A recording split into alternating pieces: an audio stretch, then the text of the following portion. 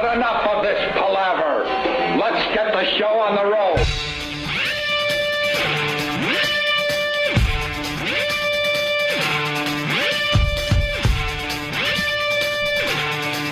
And it starts with a good morning. There it is. The wake the hell up music. Oh, my God. Wake up! Oh, my God. Alarm!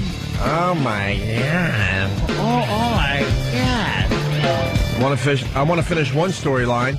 We start a lot of stories on this radio show. Yeah. And you got to give updates, and you got to finish storylines, and then you start new ones, and other ones just kind of float out there for a while. But in the end, everything gets answered, right? Yeah, if you listen long enough on this show. I hold in my hand my missing phone. There it is. I hold in my hand There it is. my missing phone. If you were listening yesterday, I went off just a little bit on the fact that someone stole my phone when I went off over to Sirius XM on Friday. It was quick. If you weren't listening for the whole show, You might have missed it.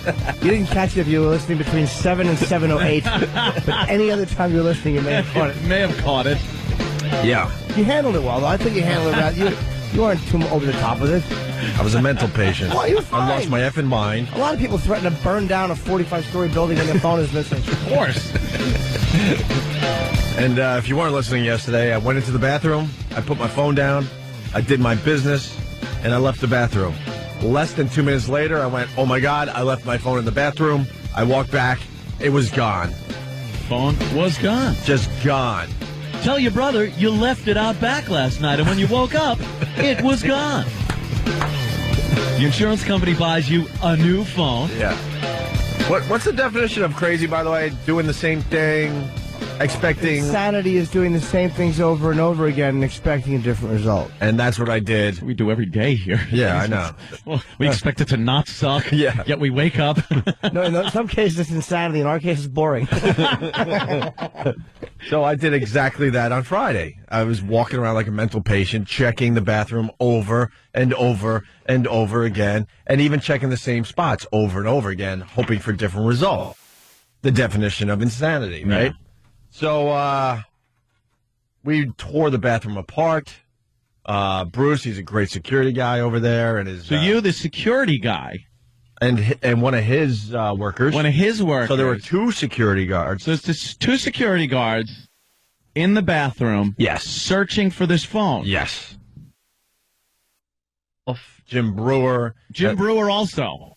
A lackey. This is like a reality show. Yeah. It's turned all looking for your phone. Oh, yeah. And Okay. And then I'm digging in the garbage. Now, Aunt really freaks out about germs, but in the end, I'm a human being, and that doesn't excite me whatsoever. But I'll dig in if I have to find a phone, especially. So I dug in. It was disgusting. It was like snot rags. Of course. It was just disgusting. But I'm like, I'll just go in, and I'll just get it done, and like, and then Was that the first place you checked? What? The garbage? No. Of course. No, of course. Why would it be? Like- Why would I throw my phone in the garbage? I'm just assuming.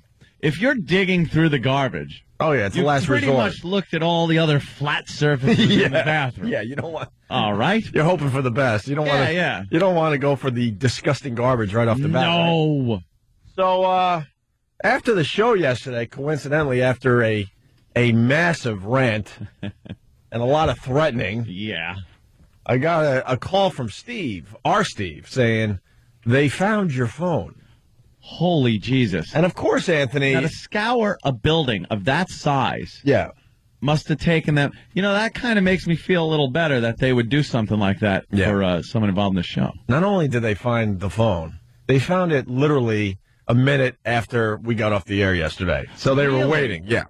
Oh, that's nice. And know what's weird, Ant? It was right where I left it, according to Sirius XM. Oh! Wait, it was in the bathroom? So you're the idiot that didn't look good enough. I got an email that says they found the phone right where you left it. See? Now, look. Obviously, you didn't look. I didn't look Close good enough, right? Yeah. Or Do you have this? Because I've been meaning to get this. It's called a Predator app. You put it on your phone, and it acts like Predator. Yeah. Where it just sinks into its surroundings. I think I have that So you app. can't see it. Sure, yeah. See, that you probably had that on, and then it automatically shut off, and they were able to find it right where you left it. Yeah. Now, let me get this straight. You, 2 security guys, Brewer. Jim Brewer. Who's not trustworthy, let's be honest. He's Well, he's a little, bit of shady. yeah, and he's a little out of it. Yeah. You know, we all know that. But we see it, 2 Jim. security guys right there. Yeah. Of course, this bathroom must have looked like the Taj Mahal. Oh, yeah. Was it a giant bathroom? Oh, my God, yeah. No, So- it's like an oversized closet. Has So- like 3 stalls, 2 urinals, and a sink. I hope you were reprimanded for not looking good enough for your phone, because if it was right where you left it, Right. it's your fault. Well- and you went off for no reason now yesterday. I figured I took it a little too far yesterday, so I actually said to somebody on the phone, I went, I'm sorry for, and I paused. And the guy jumped in and goes, for being an a-hole on the radio yesterday or this morning? Because it was yesterday. What? Yeah. No, he I didn't. swear to God. Like, way to get the radio show. Way to get it. But see, in the end, Ann, it's my fault. It was right there the Of whole course time. Look, I'm not even disputing the fact that it's your fault. Why don't you look there? Jimmy, exactly. You know, I don't feel I feel bad kind of sitting here taunting you that you didn't look good enough. Stupid me. We're all stupid. All the people that were ripping the bathroom apart. Blaming other people for taking your phone Yeah. when it was right there where you left it. The whole time. The whole time. All I had to do was click my heels. And you called it, Called it. but didn't hear it ringing. Why would I? I'm stupid.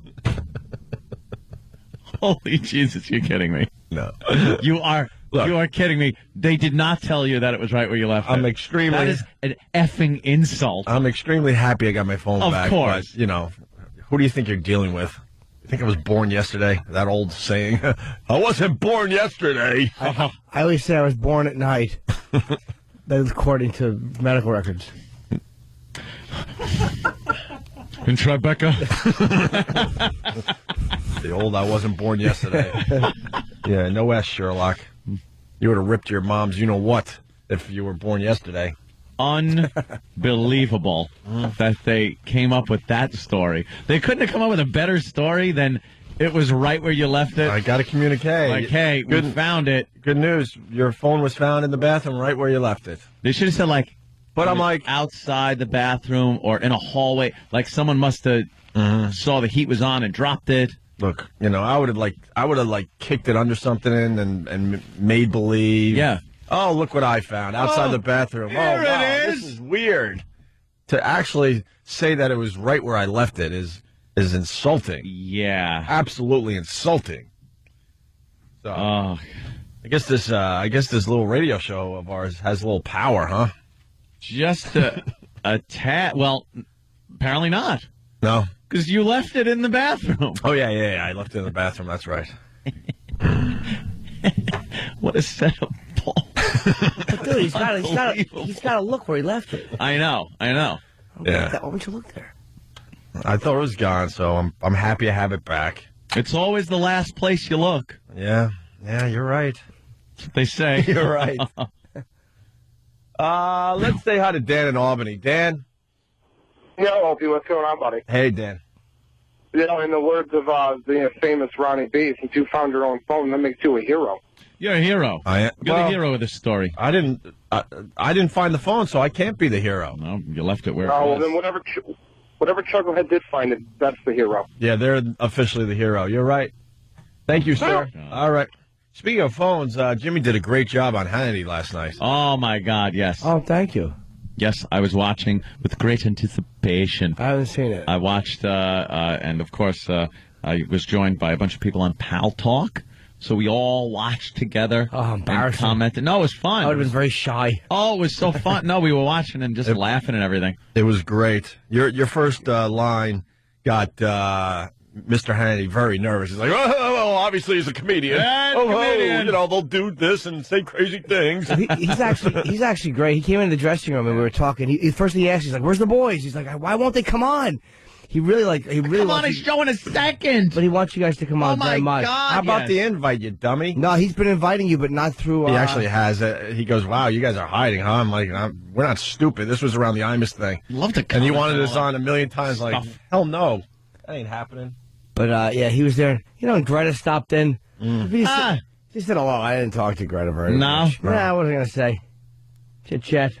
She, by the way, quickly, right after Hannity, Greta's show comes on, and she is a pit bull. She went after that friggin' what's his name? Blagojevich. Who can say his name? He was getting into his car from a hotel, it looked like. And from the hotel front door to the waiting car, she asked him about 50 questions. He couldn't get away from her, and he had people. She stood in the door of his car and would not let them shut the door. You know what? It's a really awkward thing because they can't just grab Greta Van Susteren by the hair and throw her out of the way. Throw her. And she knows this. She went in there and just asked him whatever the hell she wanted, and he wouldn't stop talking. Like, no comment. No, you don't hear that from him. He's just like, what? We were talking inside about how he's just one big distraction from the whole thing. So he says that he actually considered Oprah for the Senate seat. Meanwhile, he never did, but he knows the press. He knows the press is going to go, Oprah, let's run with that story instead of the fact that this guy was trying to sell a Senate seat. And the press, the moronic press runs with the Oprah story. I was expecting him to go, and I saw the Loch Ness Monster. Yeah. Loch Ness Monster. Send someone to Loch Ness. Send him there. We'll get a backdrop of the Loch and talk about how he saw Loch.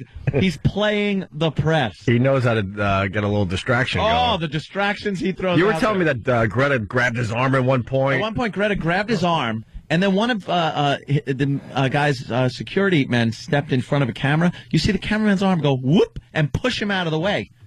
And then the camera gets down. Greta knelt down by the doorway so they couldn't shut the car door, or they would have closed their head in. It looked like a raging bull. Yeah. Salvi Van Susteren. But getting back to Jimmy on Hannity, did you have a phone on you during your No, they were appearance? asking. They came in. It was Sean's BlackBerry. It was his. It was Sean's. Oh, see, my people were like, oh, my God, Jimmy and his stupid phone is... No, if it rang, it wasn't mine. Everyone had pegged you. Yeah. That it was your phone on, like, silent Everybody. or something. Nope, everybody. And it was making that... Well, we got it. You know when you have a phone too close to electronics? They came over and said to Sean, "Is your phone on?" He goes, "Well, it's down here." Like, what's interfering with the guest mics? It's a BlackBerry, but it's not mine. I found it in a bathroom. You could hear it? My girl's like, is your BlackBerry near the TV? I'm like, how am I affecting the Hannity broadcast? I thought it was me, too. Yeah. I'm looking at my computer monitors going, wait, what's... it's this sound. Everyone knows that sound. Oh, yeah. Not too distracting. Actually, we've done it to the people out there by accident. But this is actually how it sounded on Hannity. He's guilty. Everybody knows he's unraveling. He's going to be walking naked like Peter Falk. That's a psychopath. Right over Jimmy's line was... You heard the line loud and clear, though. Let them eat static. And then, funny. And it happened another time, but let me see this real fast. Come on. Who cares what Rush Limbaugh says or any other political pundit? They're just people expressing I care what I opinions. say. Well, you were the exception. Because I'm here, I'm saying that. Of course. Obama should. And I realized as I was saying that I was on Hannity's show. Who care what a political pundit says? Yeah, I know. It's like, well, it's my job. I didn't mean it like that, though. It's just go downstairs and just be like, hey, garbage man, don't you hate people that pick up the garbage? I didn't mean that. I just figured that, President Obama's probably watching, and I wanted to throw out... right, that is true. I want to get in go with him, because I'm sure you definitely want a picture with Obama. Don't criticize these gates like, you go after easy targets, not real issues. Obama has been calling out the Hannity and Rush by name. Yeah. By name, so apparently he is watching or at least getting reports. So Jimmy Norton now on the president's radar? Perhaps. I don't know. And by the way, that's the last time you're going to hear me call him President Obama. Jimmy. Just want to let you know. You didn't hear this. Hey, could you? Well, That's a good, just good tease No, because no, what leave we'll it do off. is after the break, Anthony's new name for President Obama. Yep. And I think we could play it over here. There's an Obama rap song that someone did using Ant's rant that's really good. Well, apparently I don't know rap songs, but it had me kind of like moving a little bit this morning. Maybe we could get Malik and the rest of our brothers to maybe comment about the song because it's damn good. Well, I like the fact that we were listening to it to screen it. Yeah. And we were like, this is safe. Like, I heard there were curses in it. It's like, this is safe. We listened to it just for the explicit purpose, well, to see if it was good or not, but also to hear if there were curses in it. And I yelled at Steve, I'm like, Steve, this is perfect for this side. There's no curses It's clean. in this song. And I go, cut, print it. Here you go. I threw it to him like, we'll play it first break. It's like, well, let's give it to Jiven, who does the dump button for us, because he's got an ear for picking up on curses and stuff like that. Yeah. We give it to Jiven. He comes back, and he's like, yeah, there's 3 F's and 2 S's in it. We missed 3 F's and 2 S's. We missed them. We hired them. And only one, very good. And only one of those would get us fired, and we missed 5 of them. All right, people are starting to speculate what my new name for Obama is. Of course. And this is just I can't even say these. Yeah, of course. After the break, you'll reveal that. But I want to get An odd name. Starts with a Z. I mean, Jimmy had a great. Someone from the medical profession. Oh. Oh my God. Oh, what? Whose phone is? What the? That's going to be my new thing to get us out of trouble. That's great. What are you trying to say, Ed? What? What? Yeah, just step on it with Hold on. You got to turn off your phone before you continue. That's funny. I want to play another clip from Norton's appearance on Hannity instead of the phone interference. You know, it's not fair. The guy killed for Hannity. So we go to break with Jim commenting on Blagojevich. How do you say his name? Governor of Illinois. Does anyone have the real pronunciation? Blagojevich. Yes, stunt brain. Blagojevich. Why can't it just be Bogdanovich? Yeah. You know, just trying to say that name, more hair fell out of your head. I think so. Oh, God. Oh, no. Oh, no. Extra dose of the old Rogaine this morning. Or Rogaine foam will take care of everything, right? Yes. All right, here's Jimmy on Hannity as we go to break. Listen, the fact that they didn't let this play out, I think, helps him probably tremendously. He put a Senate sale up for sale, a Senate seat for sale on eBay. He's guilty. Everybody knows he's unraveling. He's going to be walking naked like Peter Falk. That's a psychopath. I love the fact that he's a governor. He's a megalomaniac with hair like a Lego person. How do you not love watching this guy fall apart? Well, obviously he's a comedian, Jim, in case you know, if you ever watched him on HBO. All right. It's Opie and Anthony, starring Jim Norton. 877-212-0-A. I have a big show announcement. No. I'm not making it now, though. Do you want to make it now? No, a little after It's your show. No, a little after 7. All right. A little after 7, big show announcement for Jimmy. So you saw Slumdog? Loves it, too. So, yeah. I want to say Slumdog Millionaire. I saw it last night, too. We all got our screener copies officially. Ah, yeah. It is Oscar season. You know, you get the screeners this time of year. Yep. We got to be up on all these movies. And you should have popped it in last night, man. Should have popped it in. Yeah, I should have popped it in all right.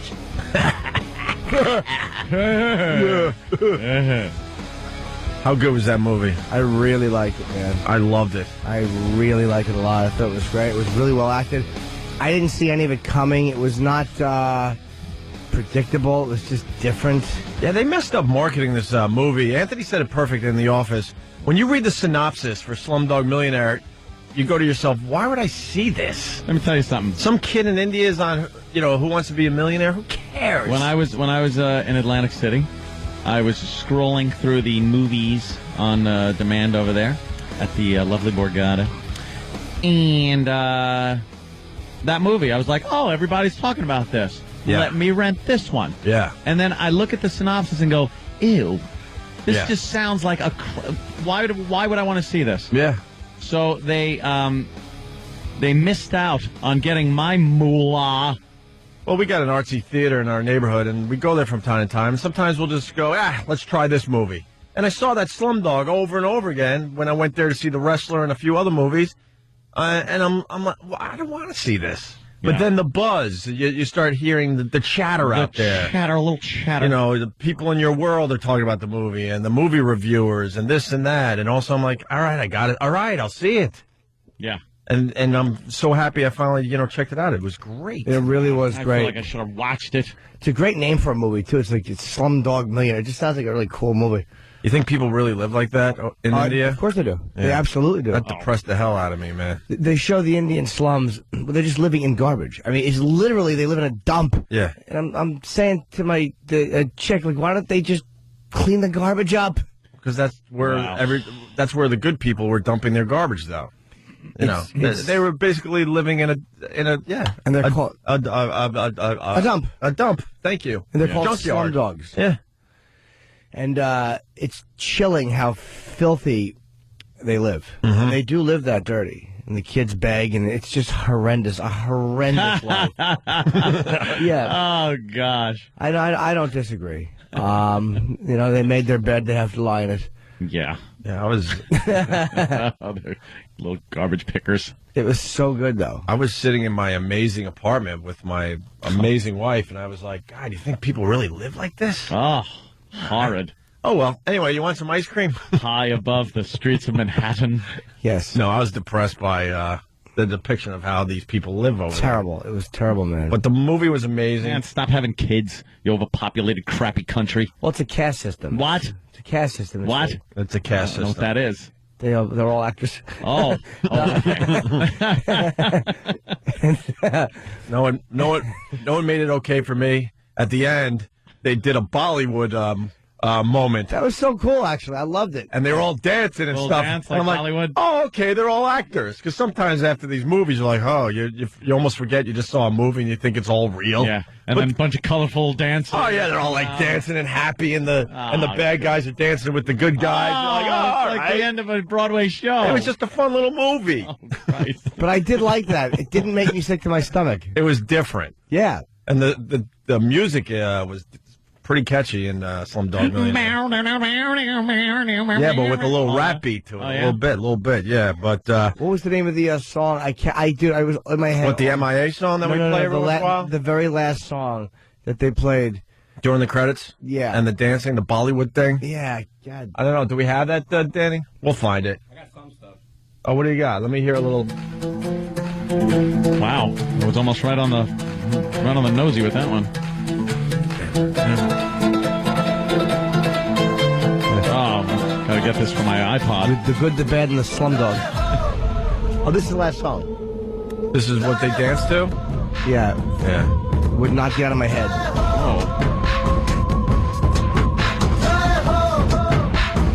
Was this P. Dottie? All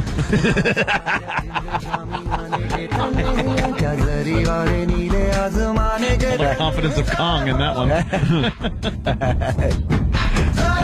This is amazing music from around the world that we just are never exposed to here in America. There's a channel on the satellite that does like world music. And you're like, wow, man, they're doing some really cool stuff around the world musically. But they'll never play it on radio here. No. Regular terrestrial radio. Very busy playing other garbage. Yeah, I jumped on my Twitter right after the movie, Opie Radio, and I said, game over. This thing wins everything. It was better than Frost next. Game over. This movie, trust me, will win every Oscar possible. I want to see Molk.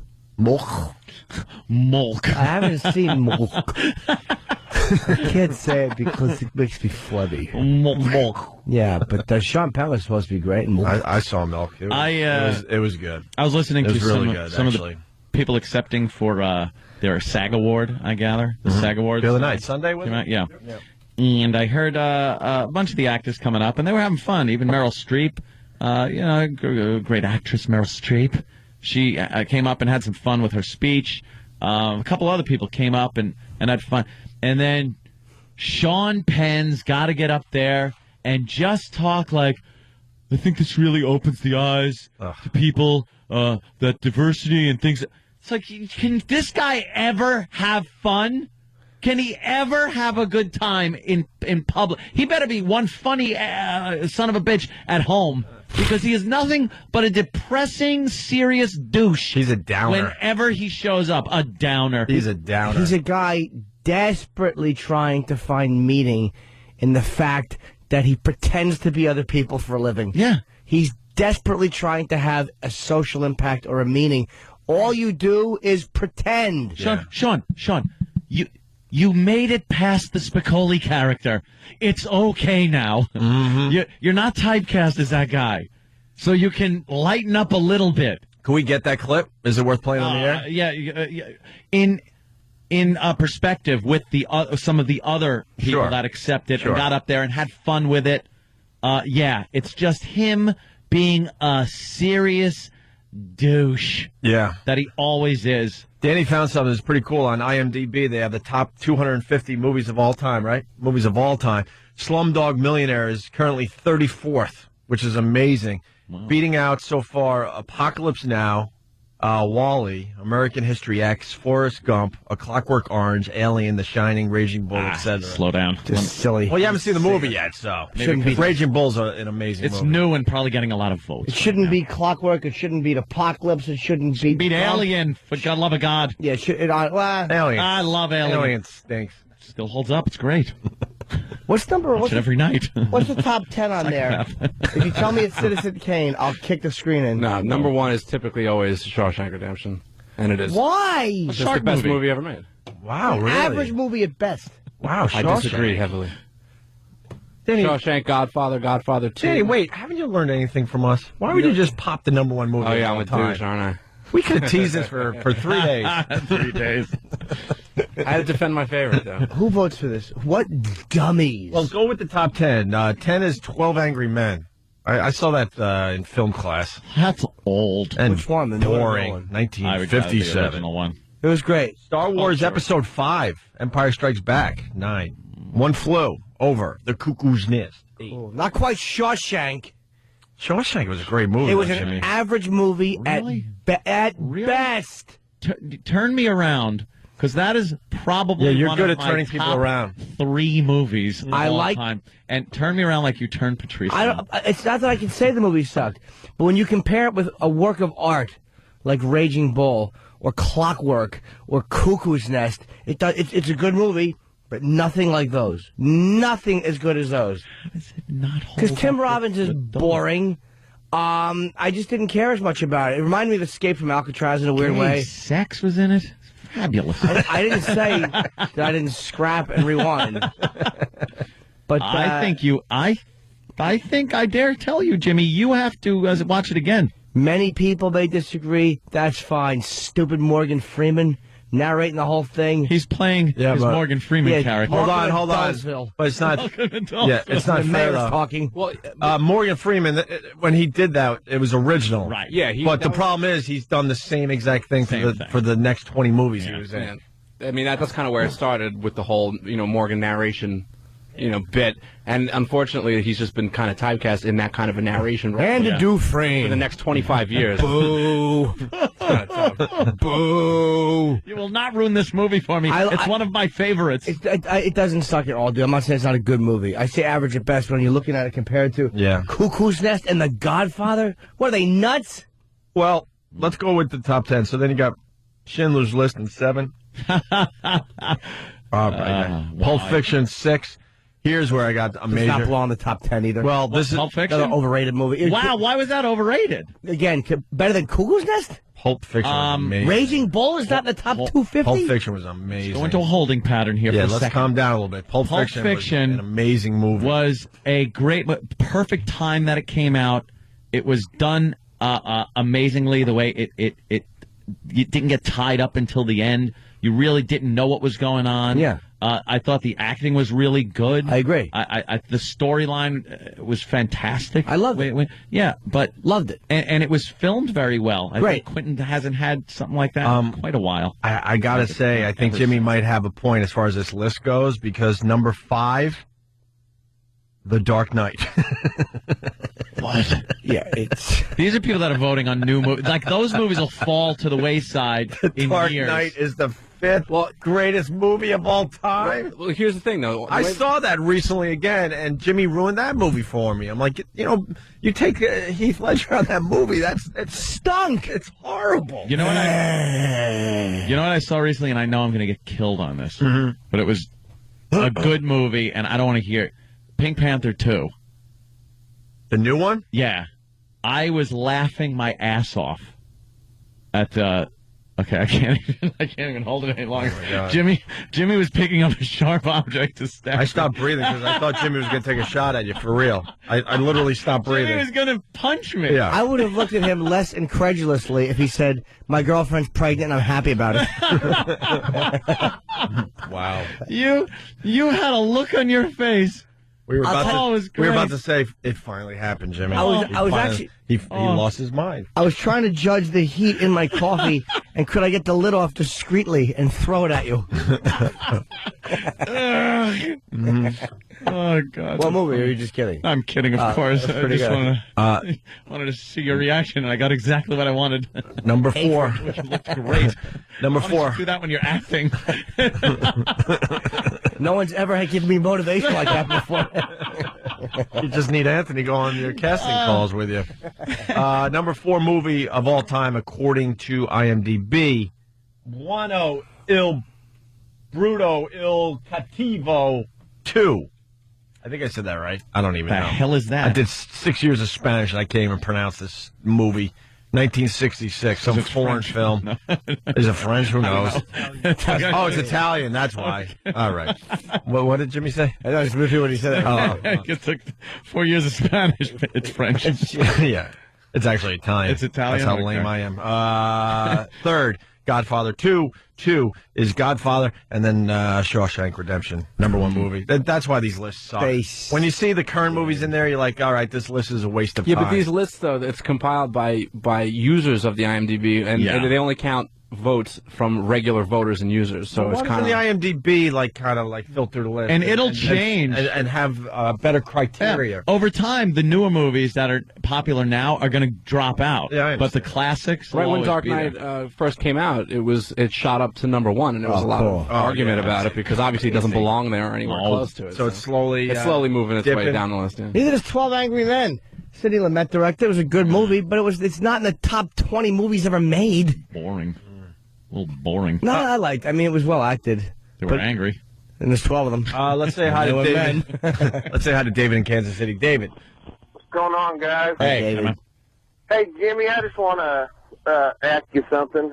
If it's not Ozzy or Black Sabbath or Clockwork Orange or Godfather, everything else in the entire world stinks. Not at all stupid. I said I love Raging Bull. I said I love Slumdog Millionaire. I just don't like to take something new and overrate it. How could you not like Taken? Oh, don't be an idiot, sir. Taken was terrible. It was a terrible movie. Everything's old terrible, Sharpie head. Jimmy. Dude, I've probably seen more films than you have, and I probably like more movies than you do. Taken was a bad movie. I'm sorry. I don't go for the big action one. Oh, God, he's got to get his daughter back. It sucked. I like that. It was a weak story. It was corny and predictable. It did nothing for me. The action was amazing, though. You know what? So it was great in Predator, Amazing. too. It was amazing. Hey. The storyline was a little weak, but It was very weak. And and the his daughter hair was a little terrible. weak. Like, it's very unrealistic. The daughter was a It's, terrible actress. You thought she was a good actress, dude? Who, the girl? No, the girl was terrible, but the action was good. Who cares? The action was good. The daughter stunk. The one he's chasing ran like a retard. It was corny. Oh, the rich father buys her a horse. How did you not want to see that horse's head come off and get thrown into Walter's bed? You boob. All right, get out of here. David from Kansas City. Well, I feel like an idiot. You know that movie I said, Buono il Bruto? Oh, no. Wait till you hear this. It's coming in from all directions. Rich, Philly. Yo, if you would have one of your guys click on that movie, it'd turn out that movie was The Good, the Bad, and the Ugly. Yeah, some piece of crap. I'm like some dumb movie, Buono il Bruto il Cattivo. I wouldn't have known that either, though. But No, of course not. Thank you, sir. What number's Clockwork? Everyone else can hang up. They're calling a lot on that one. Huh? I'm asking what number Clockwork and Raging Bull are. What's right there? No, I can't see. I'm asking what. Oh, I'm sorry. It's not right there. Yeah, it's further down on Raging the Bull list. should definitely be Raging way Bull up was there. amazing. I just recently watched it, and wow. Clockwork, You just forget how great of a movie that Yeah, is. it's amazing. Yeah. Clockwork comes in at number 52, Okay. and Raging Bull 74. 74. Behind 12 Angry Men. Well, behind L.A. Confidential, my friend. Oh, as it should. That was a really good one. And behind Eternal Sunshine of the Spotless Mind. Of course. God. And Chinatown. You know, they got a good movie. I mean, you have to love the director's lifestyle. But it was, that was also a little slow. She wants the charges dropped. Really? The girl that Roman Polanski had a little sex with. Once the charges drop, she doesn't want to file a complaint. She's done with it because she's just sick of it. She's sick of the whole friggin' years and years of this. So she'd rather just forget about the whole thing. He'd come back, do whatever he wants. But isn't it amazing how willing people are to work? And I love Woody. I love Woody Allen. But they're willing to work with Woody. They're willing to work with Roman Polanski, and yet Michael Richards is ruined because he dropped an N-bomb. Yeah. Or these other guys that have said racially insensitive things were ruined.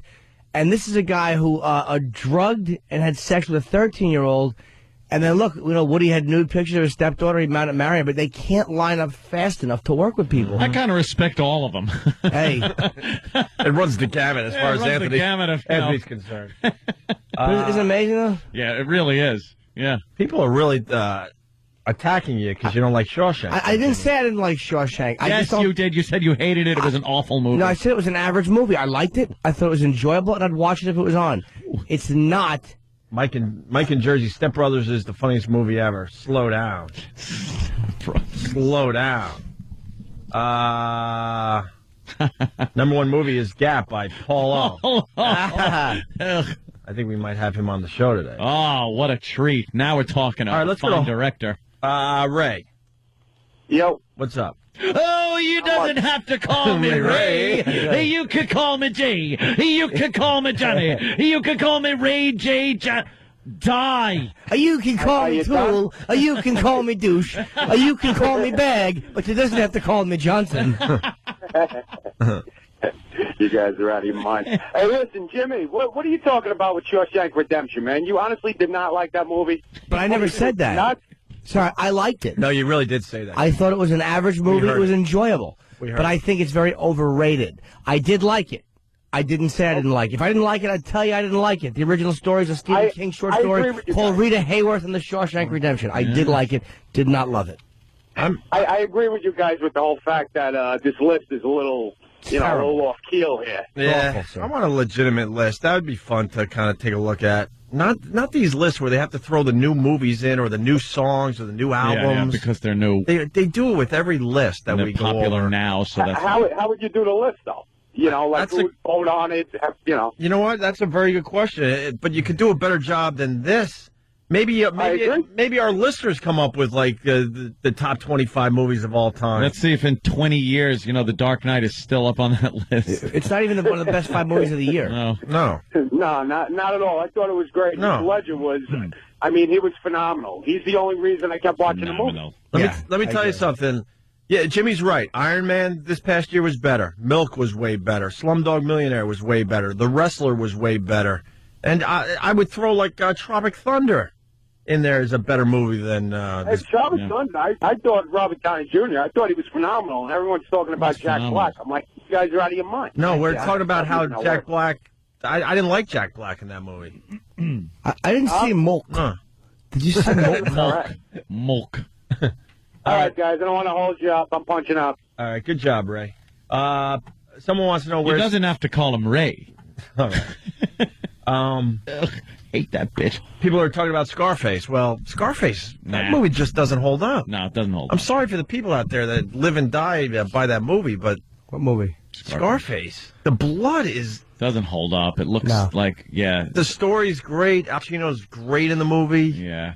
The blood looks fake. They had to remaster the sound of the gunshots to make it even tolerable. Right. If you watch the original version before they remastered the audio, every gunshot sounds the same, and it's an old-style gunshot sound. They finally added some bass to it, made some of the machine gun sounds different than the pistols, so it sounds better, and it puts you a little in the mood. That was one of my biggest complaints about Scarface was the sound was horrid. Yeah. But there's no way to fix. I guess not no way, but if they want to get in there and fix the way the blood looked. The blood was awful. Like tempera paint. You know, it's horrible. People are taking like hundreds of rounds and there's no holes in them or anything. It's just like, yeah. They need to take the sunglasses and members-only jacket off the assassin. Yeah, they do. Update that. Walking slowly with the shades. All right, we know it was 83, but He Jesus. was cool. Yeah, come on. There's no reason for that. yeah. And the phone. Starts to hung up angrily in his robe. You're not dying, Sonny. You're killing everyone around you. He was dressed like Leon Shermer. Tony, I told you, Tony. I told you a long time ago. We I could. got organized. I got to get organized. All he does is hang up the phone. Hang up the phone. Yeah. That's his idea of getting organized. As a yard full of assassins are coming to murder his awful non-Spanish sister. Oh, the old dandelion head. and he's worried about the... Hurry, he's very subtle. Don't touch me, Tony. Do you want me, Tony? You want to me, Tony? The mother was good, too. Oh. You know, you give to me 2 days ago. Go fight. All right. Putting the words all backwards. Yeah, that one just doesn't hold up. I like the what was the musical montage they call it? Oh, yeah, with the.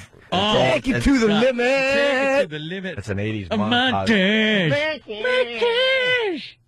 That was the unbelievable 80s montage that worked its way into every movie. Look, he's getting successful over time. Yeah. At the time it worked, but when you look back now, it's gives you the chills of the douche variety. Yeah. She's opening her own he's opening her salon. Salon. Take it to the limit. The tiger across the thing. And he's walking like, that stupid walk. Before I got my lift. Yeah, that's right. Yeah, here it is. Look, taking it to the limit by cutting a ribbon. Yeah. In front of the salon. Dun, dun, dun. Money counters. Yeah. Did they show them carrying big things of cash in the bank? Yeah, the big things, and the banker's looking like, how are we going to launder this much money? Yeah. There's a clock with no 12. That's why I couldn't fall over when they were shooting me, because my lifts were holding me up.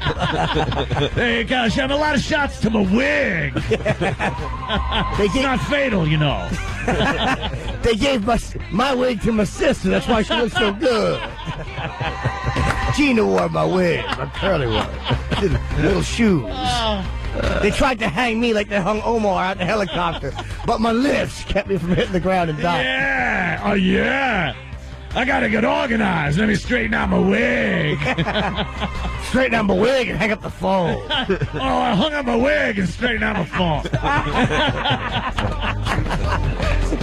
That's funny. God damn. Push it! Without my wig, I look like Joe Pantaleone. Yeah. All right, we got to take a break. Rocks. Oh, we haven't even told everybody. Louis C.K.'s coming in today in about a half hour, 40 minutes. That So. big whoop. Louis. Good. I wonder what other technology is going to find me that I have to run out and get that Every day. time, right? Every time he comes in, he's got some cool camera or He was the gadget. he was the flip camera guy, right? Yep. Flip cam guy. He came in. He goes, "Look at this." Now we all I'm like, have 'em. Must buy. Let's hope he comes in with something called the red hair changer. I'm going to throw hot coffee on Louis as soon as he walks in.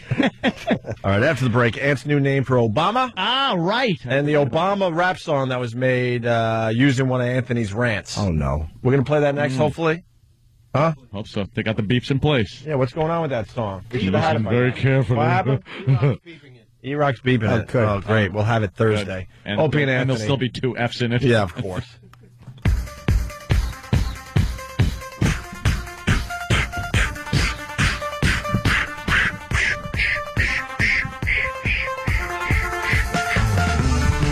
Opie and Anthony, good morning. What is this? Little dance music. I feel like getting up.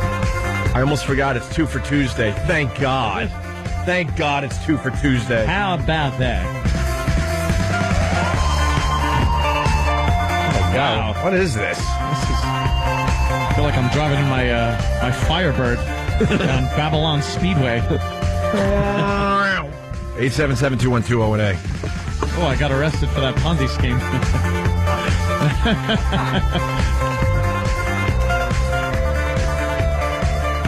It's hitting everybody. Hey, Andy Pettit. Oh, my God. Where's my laugh track? Wow. What a faux pas this is. Yeah, no kidding. Andy Pettit signed a 1-year deal with the Yankees. Yep. We don't do a lot of sports. We try to give you a few of the headlines here. We don't go deep. We let the sports talk That's right. shows do that. Who can listen to half that crap? Discussing stats for 4 straight hours. Sports. Just give me the headlines and move on. Well, this is a headline, all right. Andy Pettit signs 1-year deal with the Yankees. Ready for this, Jimmy? I don't know if you've heard this one yet. I've not heard it at all. He signed for $5.5 million for 1 all right. year. Nice, Sounds right? good. Nice. Sounds good. Nice, right? Yeah. Well, it's $4.5 million less than what he was offered 2 months ago. 2 months ago, they offered him about $10 million. For a year, and he turned it down? Someone did. What a jerk. He was waiting for a better offer, and something is going on with Major League Baseball, like the economy thing. Hey, the economy, I guess. is hitting baseball, too, because a mere 2 months later, they're like, well, look, that is now off the table, and if you want to play with us next year, it's now for 5.5, which obviously is a great living no matter how you look at it, but still, he just lost $4.5 million by waiting 2 months. What agent fired agent? I was saying inside, he should be able to just throw fastballs at his agent's face, just as hard and fast as he can whip a ball right into his face until it's caved in. What agent do you have that screws up that badly? Super agent Bob Eatman, obviously. No. His agent is Ted Boros. Ted. Agent Emporium? Yeah, I think that $10 million is not enough, Andrew. I can get you $72 million. Just sit tight, bub. Bad news, Andrew. The offer for $10 million is off the table. There's been a miscommunication. $32,000. Will you take it? Plus all travel expenses. Wow. Oh. And we got 3 major free agents that still haven't been picked up by anybody, right? Manny Ramirez. Yeah, Manny, Ben Sheets, pitcher, and Ben what? Ben Sheets. I'm on the poor He was guy. on the Brewers. We all do. But Pettit's actually taking a $10 million cut this year because he was making $16 million last year. Wow. Good. That's what you get for Oh, well, it sucks. Sucks to be you. And while we're talking about sports, Super Bowl's this Sunday, right? Mm-hmm. I think this is the first year we are barely talking about the Super Bowl. Yeah. And when I say we, I think collectively. Collectively, no one really cares. I'm sorry. Why don't we care about the Super Bowl as much this year? Well, the commercial, they say it's like the Super Bowl for advertising, too, so I ain't getting a kick out of them, you know. Is it because it's the Steelers and the Cardinals, you think? I think so, yeah. It's like, nobody expected the Cardinals to do anything, so... They're saying it's an easy ticket. You could get a ticket to the Super Bowl this year. Really? Yeah, it's a lot cheaper than it used to be. Just because of the economy and Will they everything. change the teams after you buy a ticket? No, I don't think so. They don't do that. Well, then. No. Why get a ticket? Teams are already set. I can't get up for this game, man. I don't know.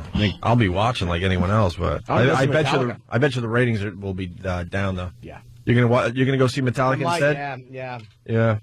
What the hey? What the hey is right. I got something that, well, I'll tease this. Then we go to Anthony. Because Anthony's got a new name for Obama. Well, I was just looking at our brand new New York senator and how the governor appointed her. Yeah. And it was his second choice. The first was a toaster. he was standing so proudly next to her. Doesn't even know what he's standing next to. No, he does not. Gotta love him. A coat rack is like the senator. Funny. He gestured to an open field. Ladies and gentlemen, I'd like to introduce you to a door. Your new senator.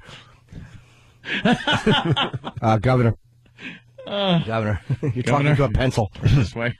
Governor, still home.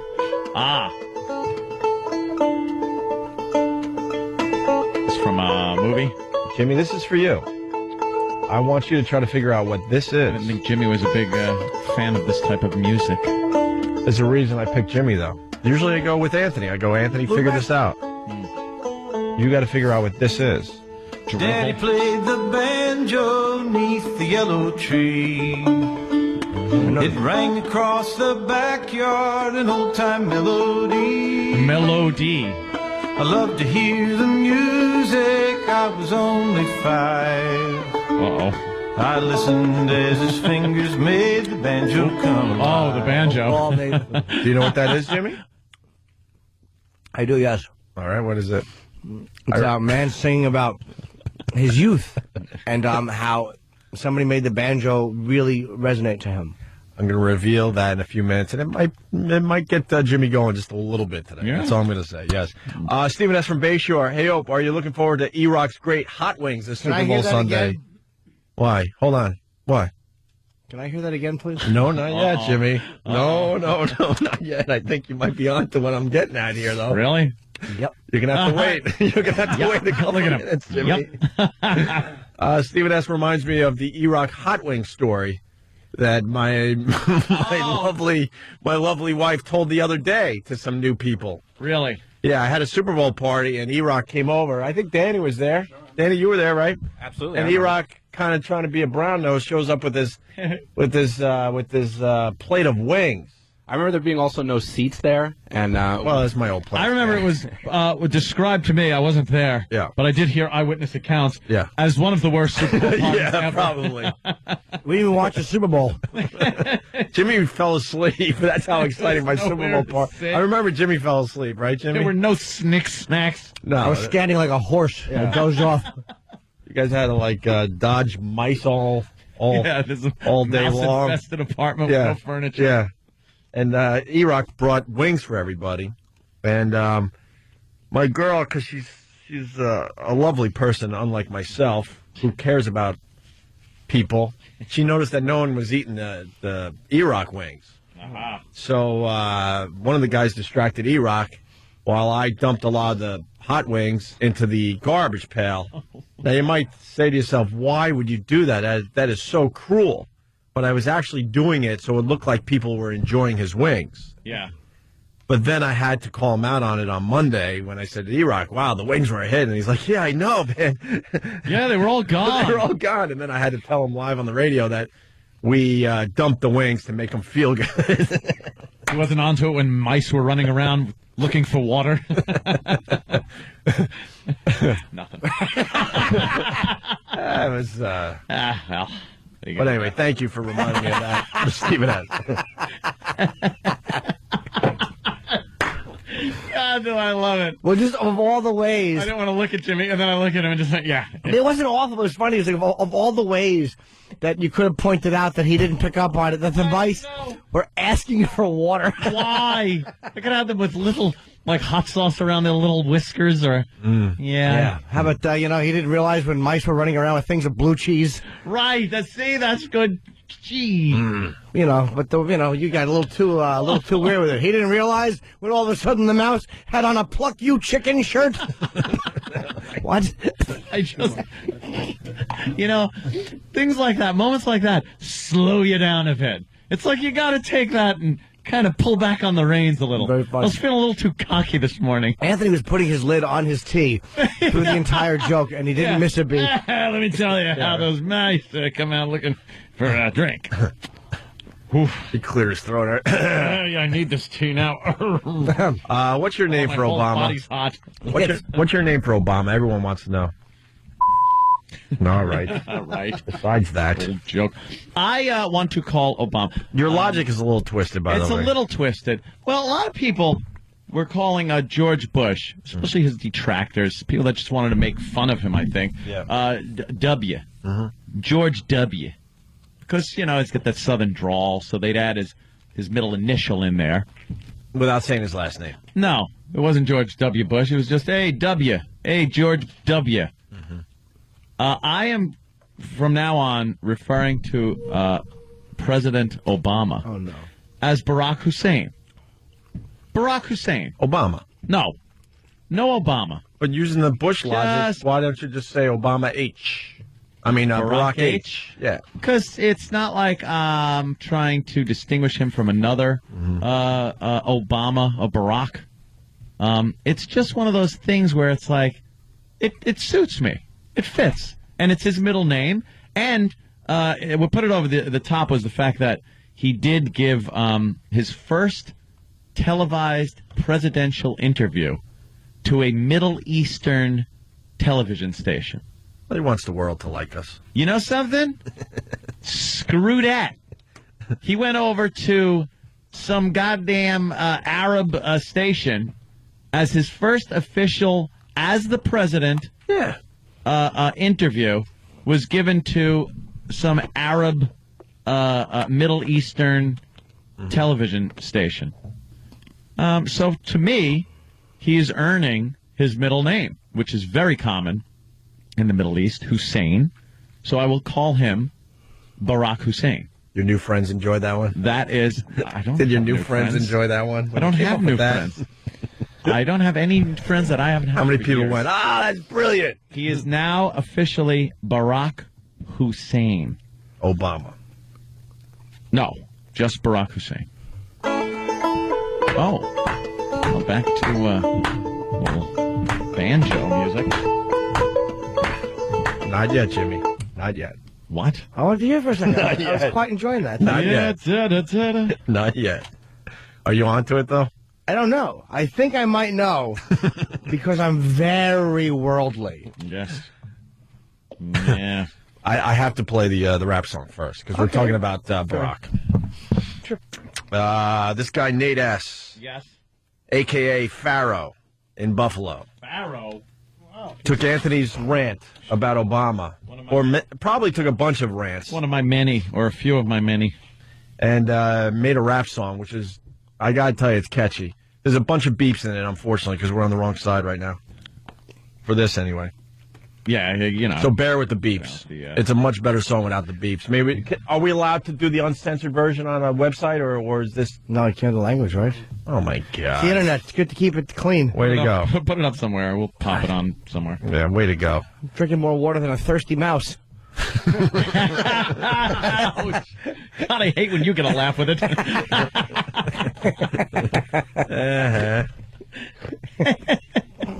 All right, here's Barack's going to take Ant's money. It's called Barack's going to take Ant's money by Nate S., a.k.a. Pharaoh in Buffalo. Check this out.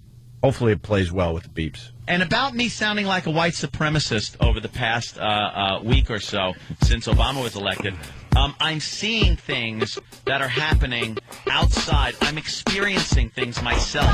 This isn't my imagination. I am being bullied.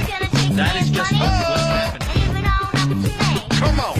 I've been listening on the radio to what's going down on the O&A show. Obama's got Anthony's thickest in a twist. Yeah. Something about the tax and the guns in his fist. Wow. Guessing the bet they're gonna take Ant's guns away. Robbing the rich for the black man's better day. That's just crazy if you think for a second. Yeah. Now why the would I want Anthony's chicken unless I'm getting the shell me? The chicken to smell me. Wow. Sweet radio show, yeah, that would sell me. Yeah. But am I getting paid? And how? Obama president now. That's right.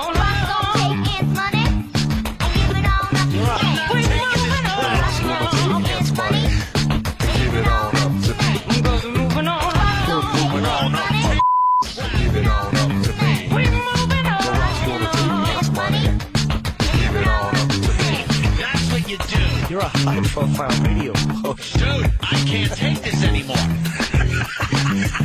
I can't take it. It's the United Negro Kumi Fund. A drinking every bad and under 21. So turning the guns for the collard greens. And the Starbucks for the great soda machine. Gonna get me if I had to in. And Anthony's gonna have to take it on the chin. I'm bumping into crackers that don't steer clear. It's the black man's time for terror and fear. Don't worry about the mortgage or paying your rent. Obama's got your back cause he's heaven sent. And when he's done improving my life, I'm gonna have more money than his ex-wife. I'm not joking.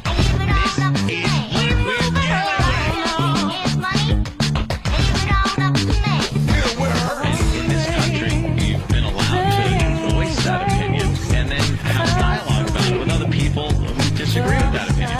That's great. It's a great thing. But we've gotten to this point where you can't do that anymore. It's no. Hey, Obama president. That's what the president's going to do for you? Now you can walk in front of white people's cars. I'm sick of it. You need a baby aspirin or something? Shut the F up. Blind, but now I see. using it now.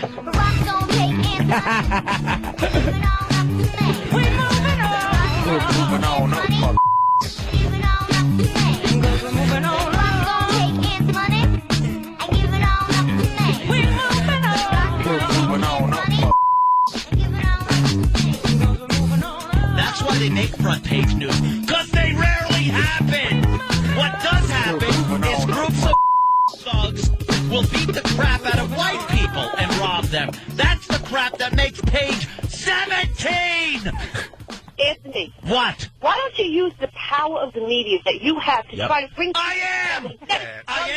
Thank God I'm here. Thank Jesus effing Christ. I am here to spread my word. You really got to listen to Marianne. She's making a very good point.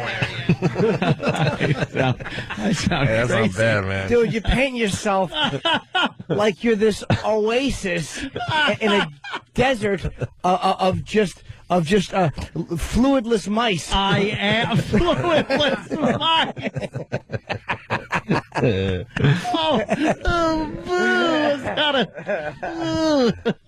What do you think, man? Farrow and Buffalo came up with that. Great. I like it. Sounds old school.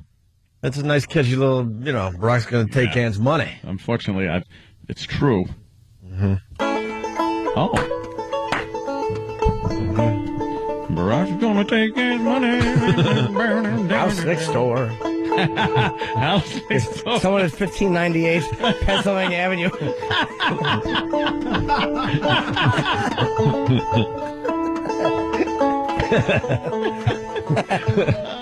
Daddy played the banjo neath the yellow tree. Neath. It rang across the backyard, an old-time melody. I loved to hear the music, I was only 5. I listened as his fingers made the banjo come alive. That's for you, Jimmy. Any ideas? Well, I was thinking it was Steve Martin, because he's a banjo player. Probably a very good one, actually. But that's a relevant instrument, by the way. You nailed it. Did I really? Yeah, Steve Martin's got a banjo CD that is coming out today that they're protecting. It was very hard to find that track. Why are they protecting? I don't know. It's called Daddy Played the Banjo. Who's singing? Not Steve It's Martin. not Steve Martin? Him. Huh? I think that's him. You think I don't know if Steve it's Martin singing. Wow, it didn't sound like I heard it's not him singing. Tim O'Brien sings lead vocals. Hey. Cool. What I ought to do then is steal those lyrics and just sing them in a French accent. And see how he likes it. That's a tribute. Yeah, it's tribute. You're biting your lip. You all right? Yeah. I don't hate Steve Martin. I just wish he'd leave the Pink Panther. Leave Peter Sellers' body alone. That's all. Peter Sellers He's raping his dead body. Yeah. was known for being the Pink Panther, and now you're making everyone forget. And you've destroyed the franchise. Yeah, you're making everyone forget about the great Peter Sellers. He's going to be on SNL, by the way, this Steve Martin. He's going to play some banjo songs for everybody. God, if there's nothing worse than listening to one goddamn banjo. I could deal with maybe one banjo song, maybe once every decade. You'll sit through if you're at a theme park or something. Like, oh, that's kind of cool. All right, let's go on to something else. You would never buy banjo music, would you? Oh. Jimmy's got a big announcement. Oh, not a big announcement. It's just a gig I'm doing. It's Saturday, February. Got a big partner. Saturday, February 21st, at the Tower Theater in Philadelphia. I'm doing a gig with Artie Lang. We might start up a tour, but we're starting with. It's Friday, January. Wait, tickets go on sale Friday, January 20th. The gig is Saturday, February 21st at the Tower Theater in Philly. It's me and Artie, and I think that Florentine may be on the show, but me and Artie are probably going to just do some gigs together, which I've been wanting to do for a long time. That's going to get some chatter going. Oh, well, yeah. I hope Already so. starting in the Philadelphia papers, like, the two shows don't get along, but Jim Norton and Artie Lang are friends. They didn't mention that, did it? Oh, yeah, that's exactly what they said in the Philly paper. I didn't even know it was in the paper. Oh, yeah. Yeah, yeah, do the... Day late, $1 short. God almighty. So it's going to get a little chatter going between the two shows. Oh, my God. But good for Jimmy. There you go. Tower Theater with Artie Lang. When was it again? It's Saturday, February 21, and tickets go on sale this Friday. Yeah. January 30th. You can go to livenation.com. And, yeah, we've only done one gig together. It was about 6 years ago as a benefit. So, those tickets those are going to sell fast. So. Yeah, Tower Theater's about 2,300 seats. I think that should sell. There you go. Well, Malik is not enjoying the banjo music. We're running it. All right. We could grab. Holy Jesus. Malik, you get a little wordy at times, so you got to kind of make it quick this time around because we got to take a break and get Louis C.K. in here. What do you got, Malik? Yeah, what's good, boy? Hey, hey, listen, I want to fight your face playing that hip-hop song, yo. Oh, I thought it was the banjo music. Nah, man, I'd rather listen to that than that song that you played from that guy from Buffalo.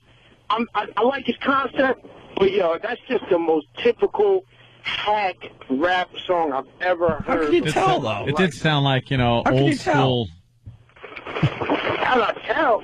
Come on, and you know what? How can you tell one good rap song from a bad rap song? Let's be honest with each other. So it's kind of like country music. What makes a country song good and what makes a country song bad? Same concept with rap music. Well, Blondie started rap. Yeah, everyone knows that. Nah, because it was just the way it was, the production. It was You didn't bad like it. all the way around. You know what? I say it was fat.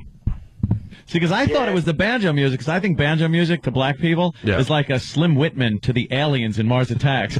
They hear it, and their heads just explode. That's right, because if we can't move to it, then it ain't no music. Yeah. Holla. I hear that. Basically.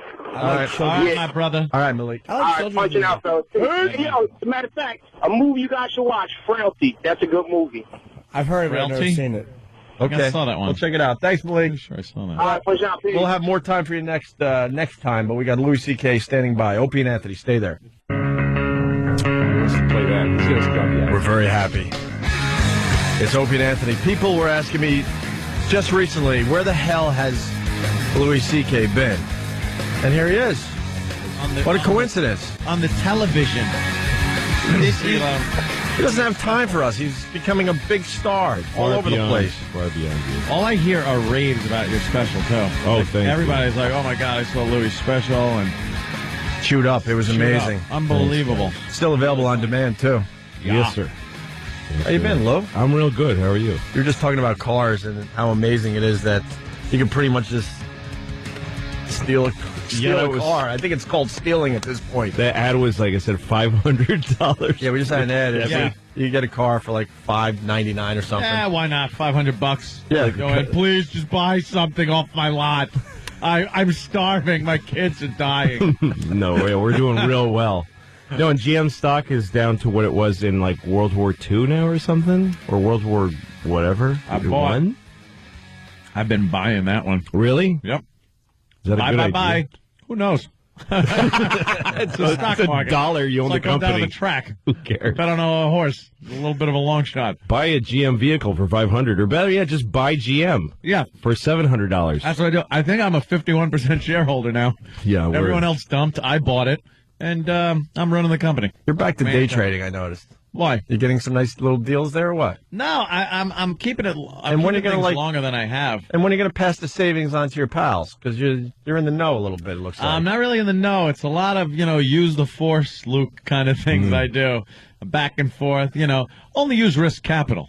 Yeah. No, you're That's like those Arabs in the beginning of the movie Patton, just looking through looking through the pockets of dead soldiers.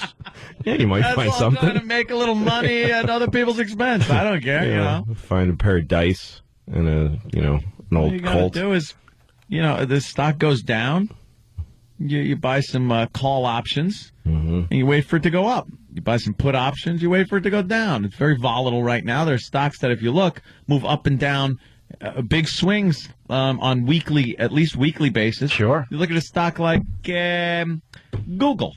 On a weekly basis, that thing is swinging sometimes $16 a day back and forth. Yeah. So if you buy puts and call options on it, you're not paying the full price for the stock, and then you wait for the thing to tank, and then you cash in. So it's that easy. We should all be doing it then. If the stock's making money, it's losing money, I'm making money. I don't care either way. It's like the guys that work in a morgue and they have a death pool. Right. Like every day. Like amongst the cancer patients. That's how many dead people they bringing in today. Yeah. But why should Or the I terminal care? ward, I guess. Why should I care? No. Yeah. Make money. It's actually smart. You're doing a benefit tomorrow at Caroline's. Caroline's, yeah. For New York. For PlayStation 3? That's crazy. My Says daughter- benefit for PS3. PS3, I it's love my- PS3. I got to go there and help them out. I need one. So Yeah. It's a kid's school. That's It's my daughter's school, public school, free. What the hell is wrong you're with giving back. What's wrong with your kid's school? All the money's going away. Really? Yeah. No, the city's cutting all the budgets. That's true. And, Wow, that's and a nice thing of you. Well, it's actually my being kid's serious. school. Jesus. I All would- right, it's a little selfish. If I had no child in the school, I would throw rocks at it. Yeah. just to be mean because it's funny.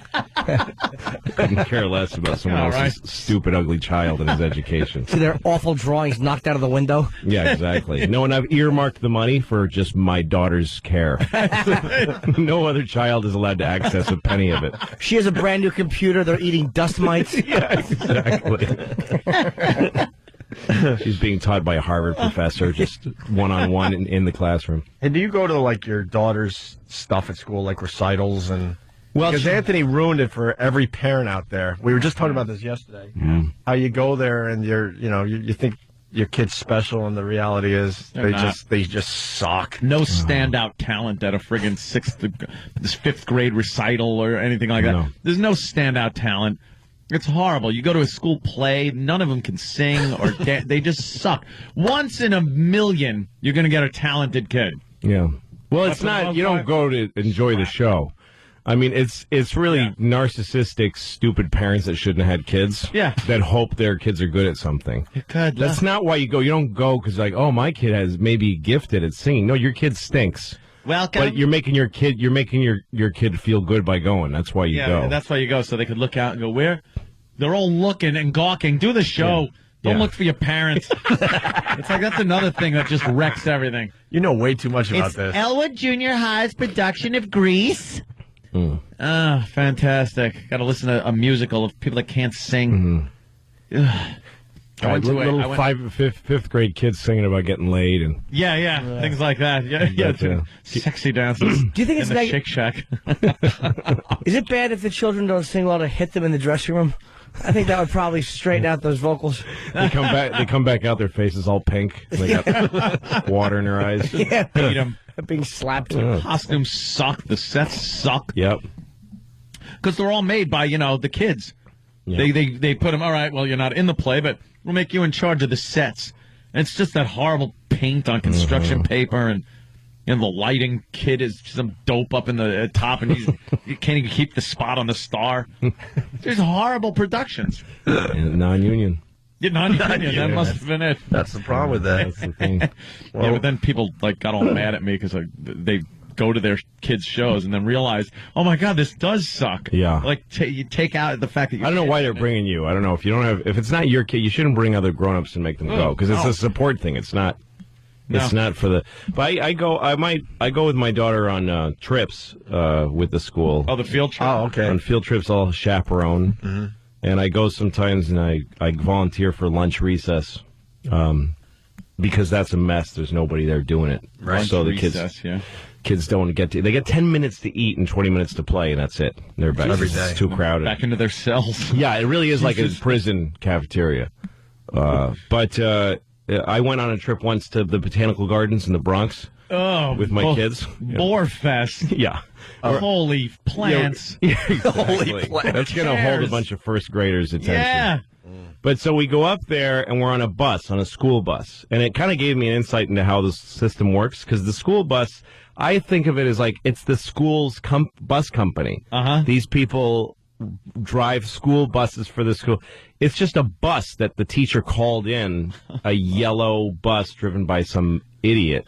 I mean, it's like, so we get on the bus and the guy turns to me. I'm the first parent behind him and he goes, do you know how to get there? I'm like, What? Yeah, he asked me, do you know how to get there? I'm like, no. And he goes, can you find out how to get there?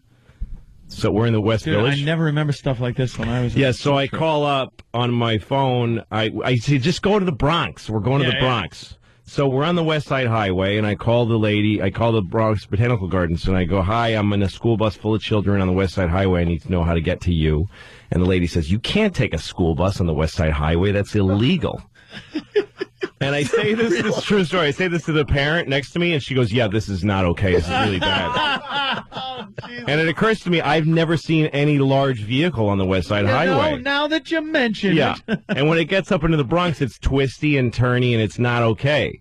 And you're forced into a high speed of traffic because it's crazy. Yeah. And so we go under an underpass, and I swear to God, we scrape the top of the bus. The whole bus goes grrrr and shakes. And I swear to God, the bus driver yells, "Oh, shh," Yeah. "Oh crap!" What you yell when that happens? Yeah. And then the rest of the underpasses, he kind of ducks his own head down, really, like he kind of crouches. Into the arch in the middle. It's a little higher. But we got up there, and nobody. I brought waters. I asked the teacher, like, should I get a bunch of bottles of water? And she's like, I guess. And I thought, well, that's because I'm like over parenting. No, it's because she just didn't care if people drank water. Unbelievable. And nobody brought sunblock. A lot of kids died. It was really, it really was like. That just sounds like abuse. Yeah, what the hell? It was a disaster. But you know what? The kids, we packed these kids, these heated, it was like summertime, these sweltering hot kids, unfed, into a little tiny classroom. They take you to these beautiful places and then pack you into a classroom and you have to listen to somebody. Oh, but God. the woman showed them how a seed becomes a plant. Yeah. Totally riveted audience. Oh, really? Totally She fascinated. was killing. Yeah, she was killing. I learned a lot. About how plants grow. Yeah, well, I didn't know that an apple is food for the seeds inside of it. I thought it. Wow. I didn't know that. I didn't either, nor do I care now that I do.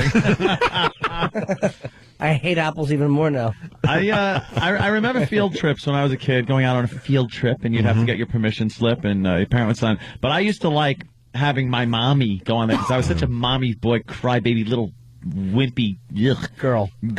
I was. And I used to like my mommy to go. Yeah.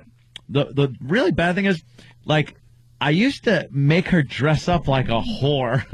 What? Like, I really used to make her dress up like a whore. What do you mean you made her dress up? Well, where are those pumps, Mom? Like you'd make her. No, worse, because it was like the early 70s and stuff. And my mother was she worked in like nightclubs. She was a go-go dancer and stuff like that. Like my mom had it going Your mother on. was a whore then. Back in those early days. Yeah. So I'd go like, could you wear those the knee-high boots and the red patent leather mini skirt? And could you put your hair in pigtails? And I swear she would do all this.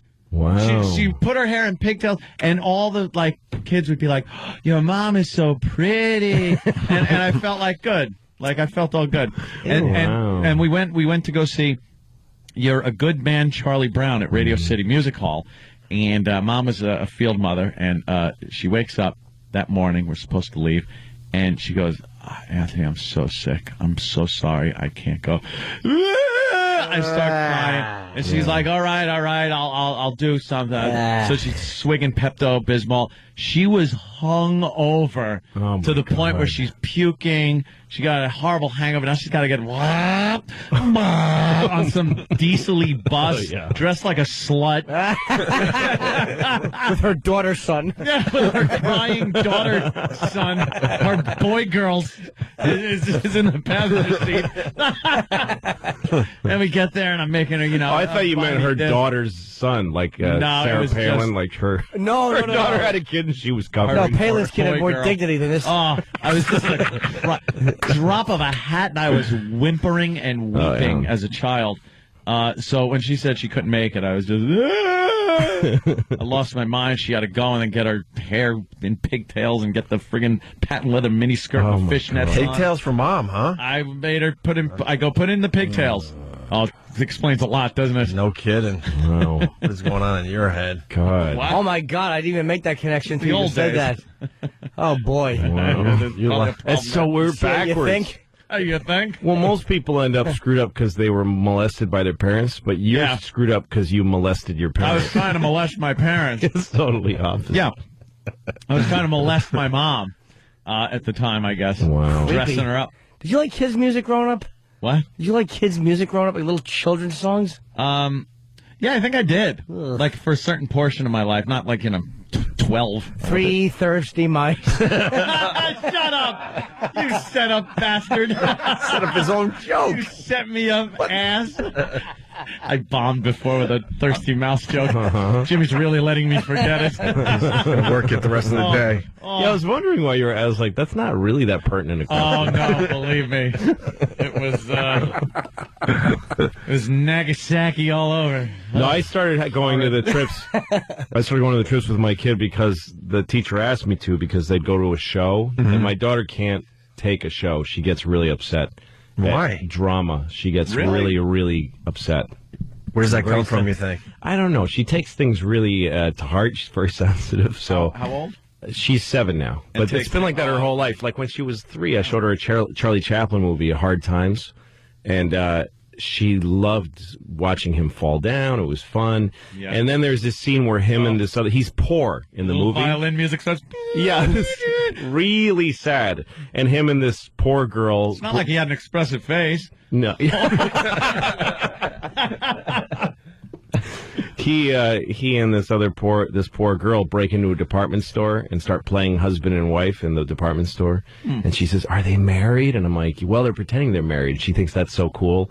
And then the cops come and they arrest him. Oh, no. And she just starts bawling. She was so sad. I find that hysterical. Kids are stupid. No, she's so sad for their lives being broken up. He's going to jail. And also, she's also sad for America in the Depression. Like, that's wow. Like, she just felt all of that. That kid's too perceptive. Yeah, she knows too many things. Maybe she said her dad didn't bring home some cartoons and instead indulging his own whimsy with a Chaplin film. That's absolutely right, Jim.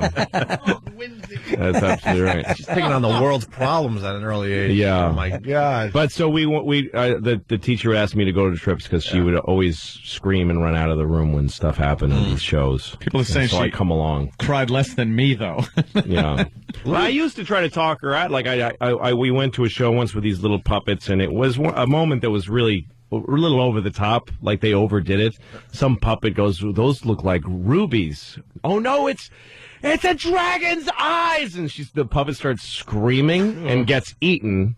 And my daughter, the scream that she let out with her hands over her ears, oh no, is something I'll never forget. I'll never forget it. It is the most frightening sound it was the sound of somebody being killed. Ugh. Really? And so I dragged her out. And we're outside. I just start hitting her. I don't know. I just wasn't thinking. I was just hitting. Who thought it was okay that a kid could see something like that? I don't know. I mean, the other kids are bored because they play, PlayStation. Yeah. So they kill hookers on their TV all day. So they can handle something like that. Dragon, right. Of course, makes Anthony cry because his mom was dressed like one. You're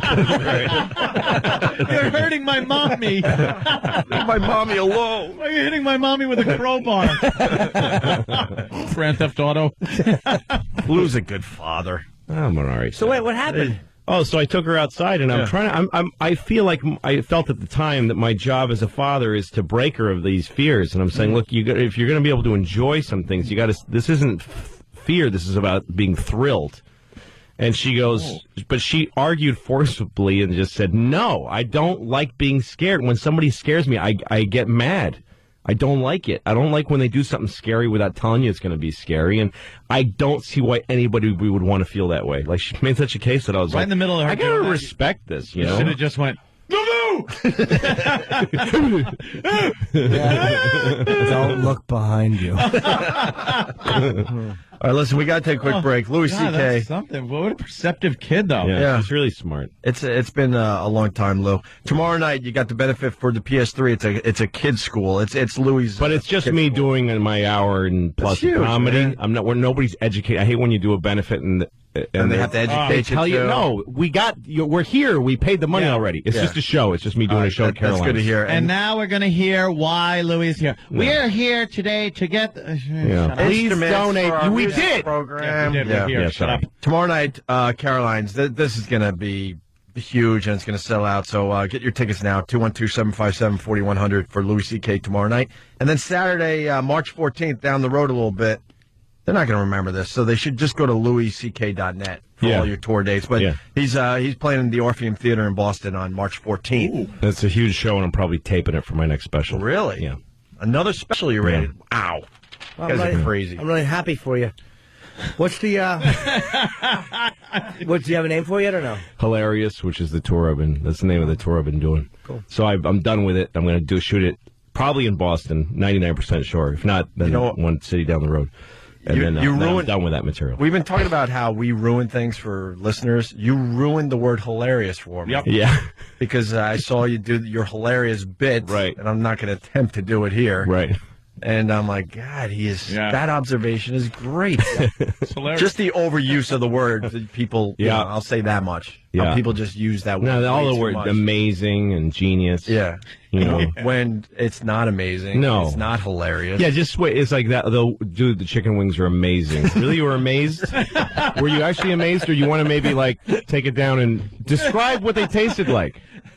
You got any descriptive words, jackass? Amazing. And if you can't remember what the chicken wings tasted like, ask the mice. What are you going to do? What are you going to do when you see a ghost? That's lifting a mountain. What are you going to say about that? That was exactly like the chicken wing I had. You jackass, piece of crap. Hateful people. Sorry, I jumped in the middle of your line. I'm so stupid. No, it's all right. The mouse thing was hilarious. Yeah. It was amazing. You're a genius. You're a genius. I'm going to cry. More with Louis C.K. in just a bit. Stay there. We got Louis C.K. in studio today. He's playing Caroline's tomorrow night, 212-757-4100. I got to be honest, Lou, no one cares that it's a benefit for your kids' school. They just want to laugh, and they're going to go there and laugh because you're great.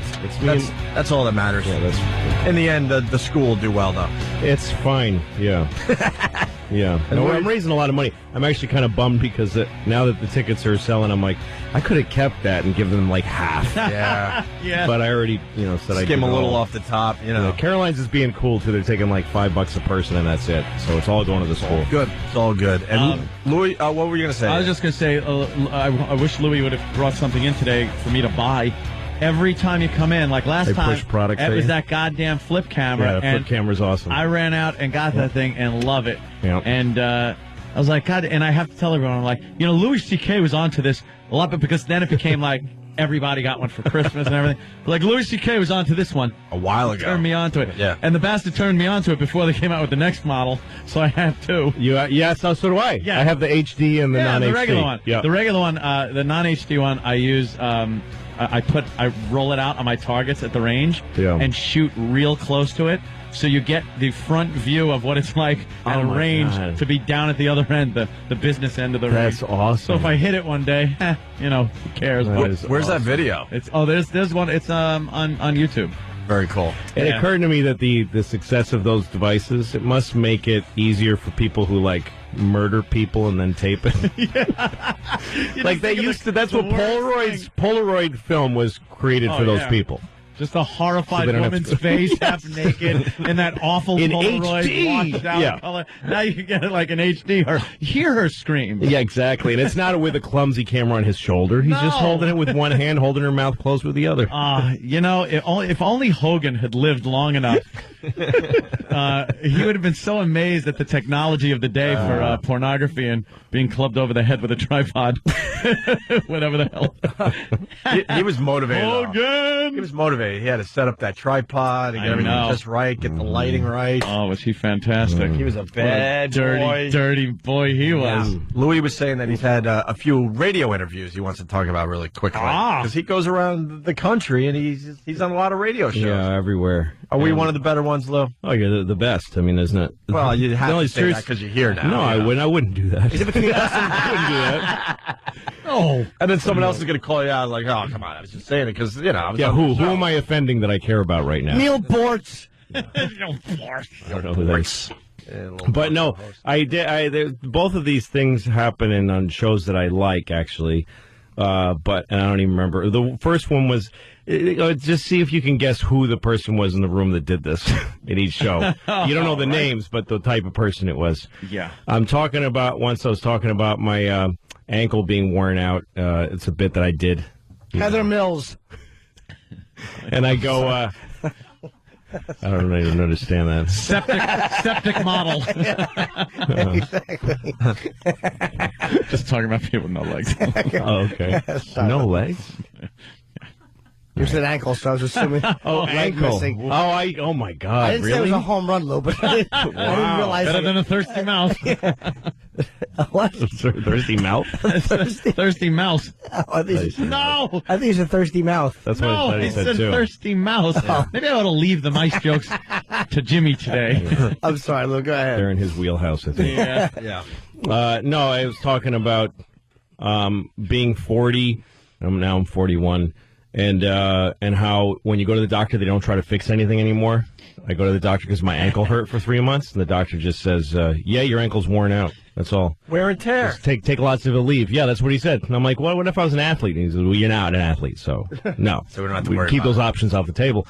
And so I'm grousing about that and getting some laughs. And so a person in that studio, this was on the radio, on the phone, goes, really? Because I would think at 40 you would still be getting some solutions from the doctor. The hole. Yeah, isn't that weird that it was... The hole. The chick. I mean... They insist just all these... shuts, and all the laughter stops. Yeah. That's... I would think that at 40 the doctor would still come up with some options for you there. Thank you. Why did... Fun And so kryptonite. there's a pause, and then I go, yeah, he didn't is what I'm saying.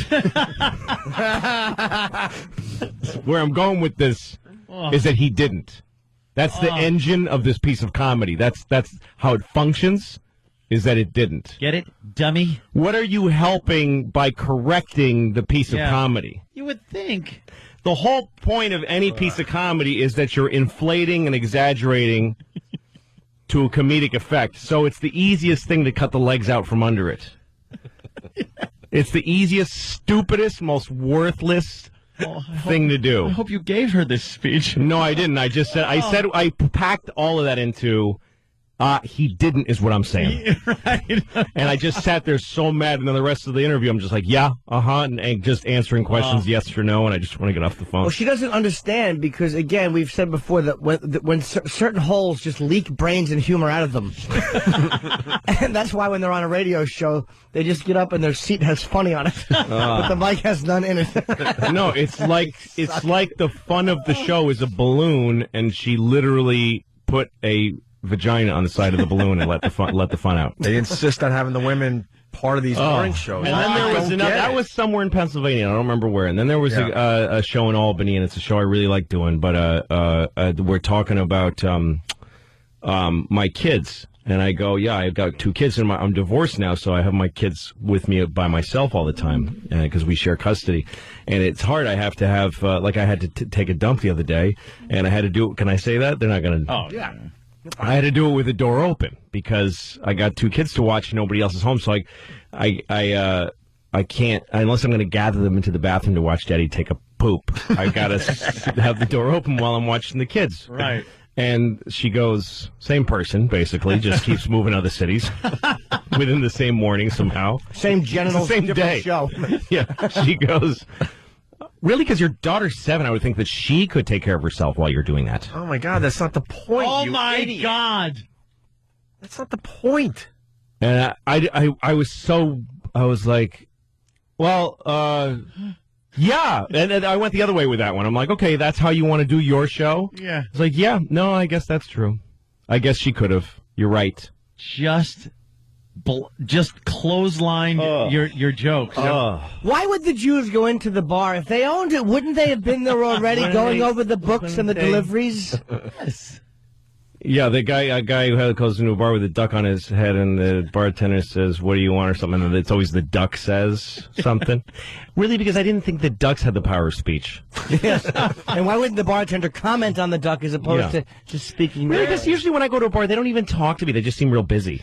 There are easier way to keep them from jumping on the bed. Yeah. Wouldn't a duck fall off? They are horrendous when it comes to radio shows. God. They're like Andy Rooney with breasts. There's No, but reason here's the for thing them. is that I know many, many funny women, and I don't think it's a female trait. No. But no man has or will ever do that. No. In the history of my life. You kind of know what's going on, and Because only a hole would be that dumb. But as a sex, I don't believe that it's a trait. No, I just make there's an improv, which is a boring art, but there's art to it, which is it's called yes and. That's the rule of improv. It means that if somebody posits a idea, you don't say nah, because you've just destroyed the whole show. You say yes and you add something. You accept their premise and you add to it and you keep building that way. You don't just go no. I did improv once, and I just because it made me look good and made them all look bad. I was the no guy, and I shut down every scene that started. They're like, "Oh, sir, isn't this the restaurant where everybody's crazy?" I'm like, "No, it's a fine restaurant. There's nothing going on here." Oh, okay. Could you please tell me where the silly restaurant is? I never heard of any place like that. Yes. Why would anyone go to a place like that? Would you want us to eat something? Yeah. And everybody just, but I got huge laughs. I'll have the steak then. That's hilarious. Oh, is that Really great? good. Screw them. You think improv's it is a little bit boring, isn't it, most times? A lot of times I've seen improv. It's very good. No. All right. Stupid holes. They just wreck. Why are they such a staple? It really is. Now, Anthony. But really, even more than that noise, it's that thing of like questioning what is the value of that? What do you think? Is this like the 60 minutes of my bits? Is this like you're exposing my bits so that they won't work and your show will be boring? We looked into Louis C.K.'s bit and found he wasn't being completely accurate. We visited this doctor that has done much work on 40-year-olds. It turns out he offered many solutions to Mr. C.K., which he did not bring up during the comedic bit. I went in with a hidden camera and said I have a problem ankle. Stop it. He offered me a lot of solutions.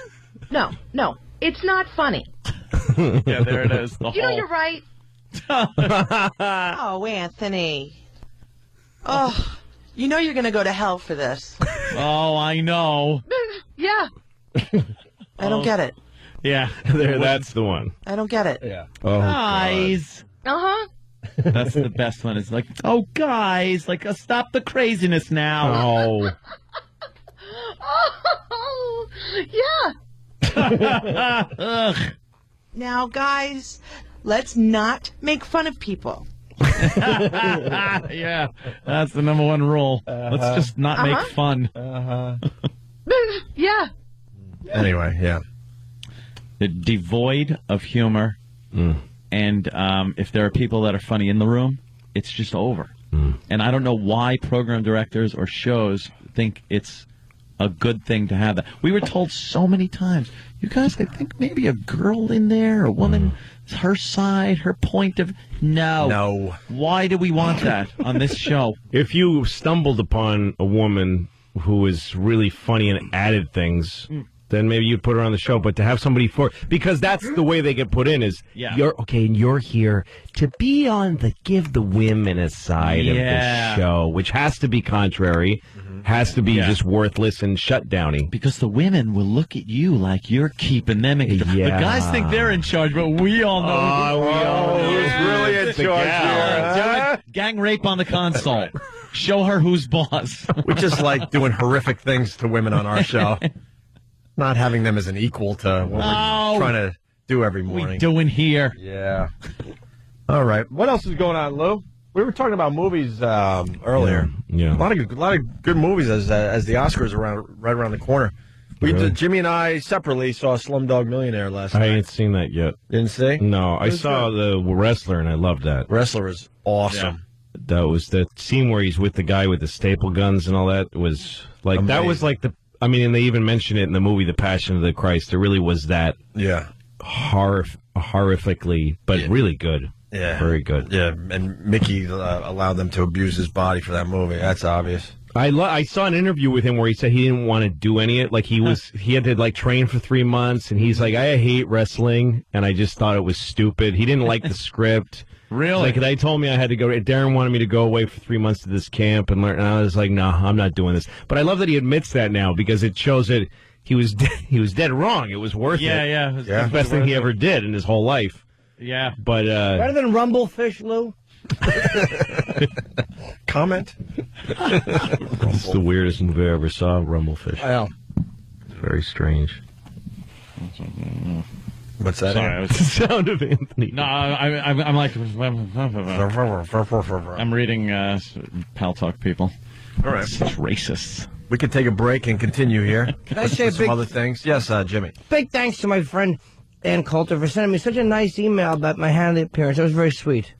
That's all. How? I don't like the friends you have. You friends with Ann Coulter? I am. Really? Like, how are you friends? You go out and you hang out together? No, we hung at the Comedy Cellar, and we emailed sometimes, and we interviewed her here, and Bugs me. Yeah. It's Ant's girlfriend. Why am I? No. It's the female version of Anthony. She's not my type. I'll tell you To what. tell you the truth, I just like I think she's mindset. old. Too old? She's just not funny. She tries to be funny. She's not funny. I'm attracted to her. Yeah. Oh, you are? Oh yeah, big time. Yeah. I am. Any chance? No. No. I'm attracted to her in the way that I'll have sex with anybody in the world, including a dead child that I found. That's how I'm attracted to her. You say you're not sure why that makes you feel. Well, Ant wants emails from Ann Coulter. Yeah, I'm not sure why I That's get so all. upset when If Ant gets an like, email from Ann Coulter, he'll be very famous happy. People know Jimmy. I'll tell you why. It's because you're awed by my humility. It's sometimes when you realize, like, oh my God, I'm sitting next to this special person. I didn't know it, and he never acts special. Is that what it is? I don't know. That's just what my guess is. I agree. It could be nothing of the kind. I agree. It could just be that Ann thinks that I'm a no-talent pile of feces and shouldn't get any accolades. Oh, Jimmy, I would never think that. You're on our show. You have been for years. Why would I think that you're not funny? Oh my God, my mouth is dry. All right, let's go to break. More with Louis C.K. As we go to break, we'll play a little clip from Hannity last night. Norton did a great job for Sean. Opie and Anthony. Why is that? Hold on. You work on Opie and Anthony's show, on their radio program. Look, there are people that did shut them down, want to shut them down. They want to go after Imus. They want to go after Rush. They want me dead. And it's like you can't tolerate an alternative viewpoint. Whatever happened to free speech liberals? Liberals have become such whinging babies about anybody who calls them out publicly. Obama has used tougher language on Rush than he has on Hamas. Who cares what Rush Limbaugh says or any other political pundit? They're just people expressing I care what opinions. I say. I care. Well, you were the exception of the rule. Yeah, no, because I'm here, I'm saying that. Of No, course. but Obama shouldn't.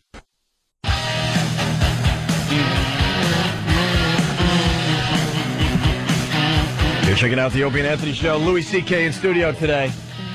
Caroline's tomorrow night. It's a benefit, but you don't have to worry about that. Who cares? Go there to laugh, and it will help Louis' kids' school, but there's going to be no preaching, just some fine comedy from Louis C.K. tomorrow night at Caroline's. 212-757-4100. What song is this?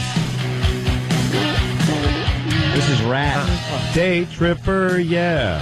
It's round and round, right? Yeah. 877-212-0-A. Day Tripper, I always felt was Date Ripper. Really? Day Ripper, yeah. You're stupid. I just made that up. Why? Because I figured I wanted to say something that had no comedic value whatsoever. And mission accomplished. Round and round. What else is going on in the world today? It's kind of a slow news day. We were going to try to talk about the Super Bowl, but I don't think... Who cares? It doesn't have the buzz this year, really. It's probably going to be one of the lowest rated ever. It's going to be one of those things. No one cares. Everyone's broke. They're more, worried about their own jobs than stupid football game. We're still having the Super Bowl. I think it's a sign we're okay. We're okay. All right. Yeah, there's a lot of fat we could trim that we haven't yet. Like, we're not doing that. People are panicking. But Like it's emotional fat? I mean, like, we still have huge mountains of stuff we could lose before we're even close to being like Canada, even. Before we're anywhere near a normal country. Before we stop being the gilded city on the hill. Right. I mean, we have hot dog eating contests and funny car races. We're fine. Yeah, We're until not. that stuff starts going away. Yeah. Don't worry about it. Yeah. No, the Super Bowl with fireworks and some idiot's going to play in the halftime, and we're going to make believe we love the commercial. Yeah, and all the girls are going to spell something out with their vaginas. We're fine. We got to start panicking when those things go away. Yeah, well, that's a lot between that and everybody having a donkey with pots clanging on the sides and a blanket. You notice the homeless out there, though, Lou?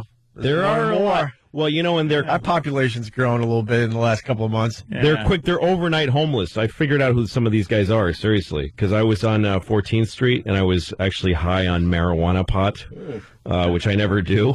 Were you really, though? I was really high. Are you back on the dope?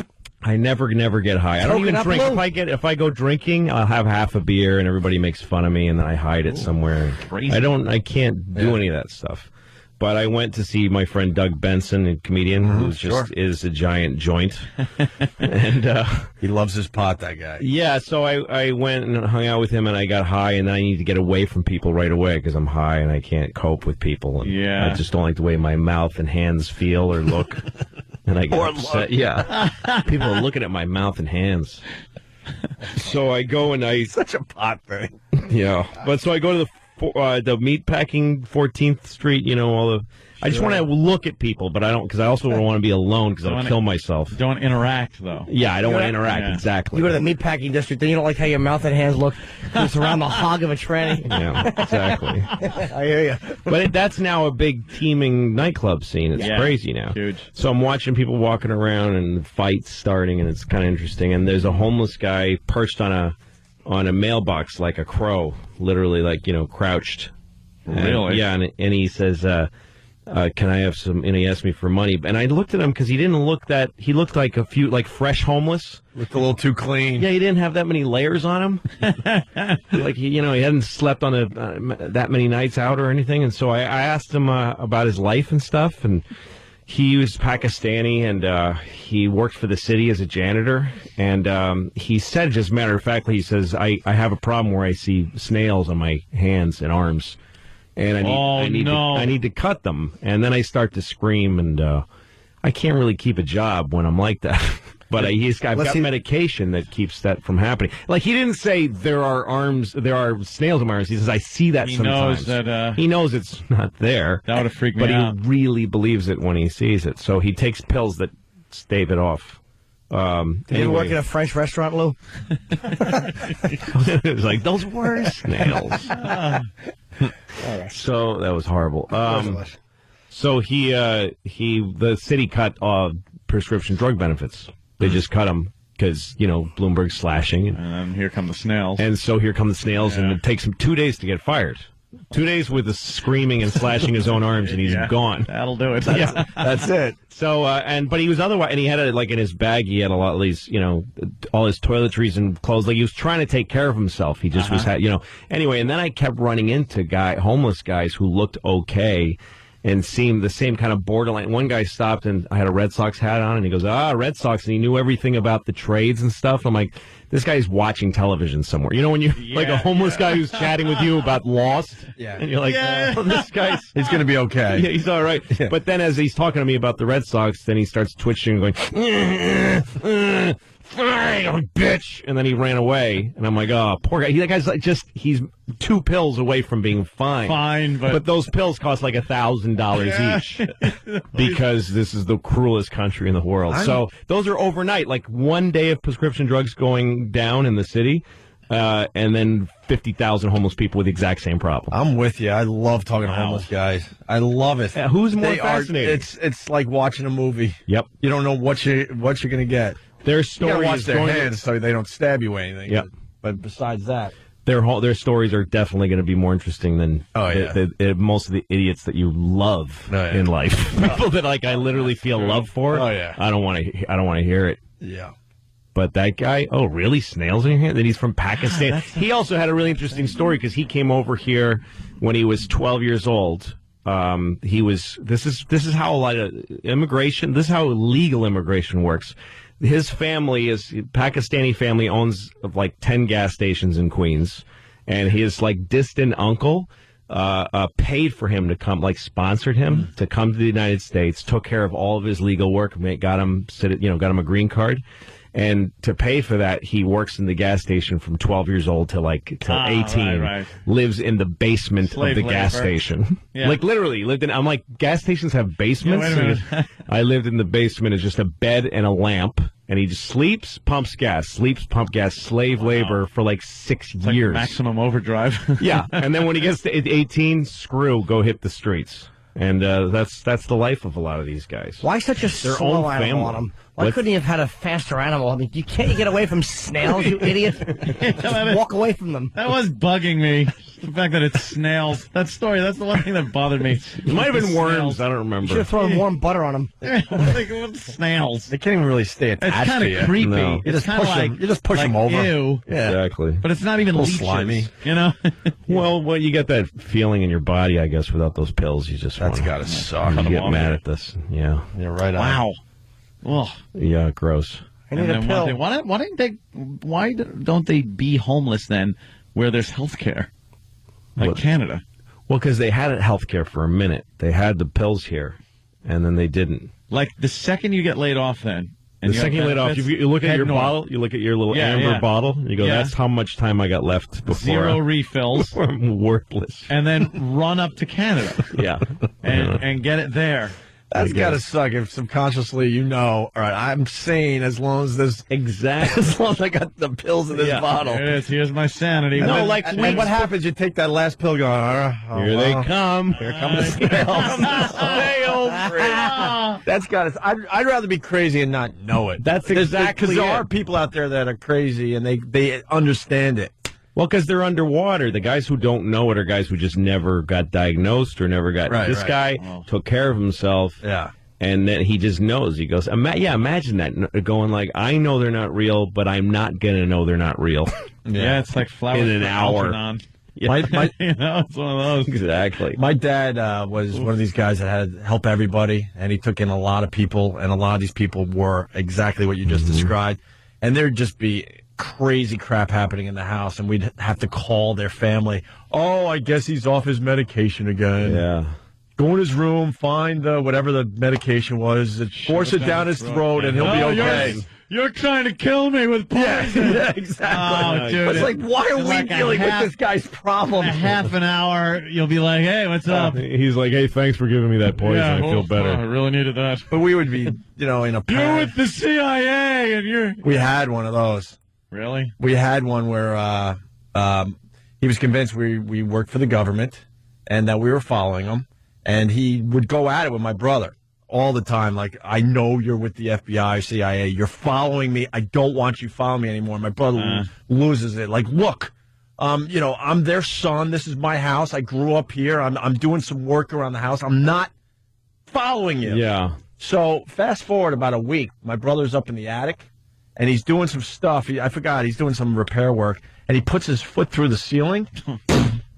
And he looks through the hole. And there's the guy looking up like, see, I told you. Oh, no. True story. Oh, no. I told you you're following me. I've always wanted to do that to those people. Like when I worked at Conan, I worked at 30 Rock, and there was my window looked out over this little plaza, and there was this crazy, wild, bearded man who would stand there with the Bible all day. He smelled like you could smell him from a long time. Yeah. And he'd just, God said, this is the day. I'm here to tell everybody. And we started fantasizing about getting, like, painting a car certain colors or something and, like, pulling up and saying, you're right, get in, let's go. We got to get going.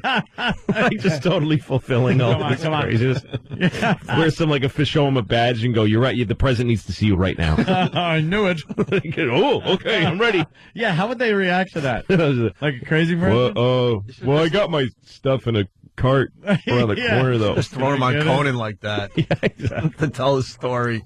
Hey, didn't you had a cool story? Did you ever tell the Martin Sheen story? I love that one.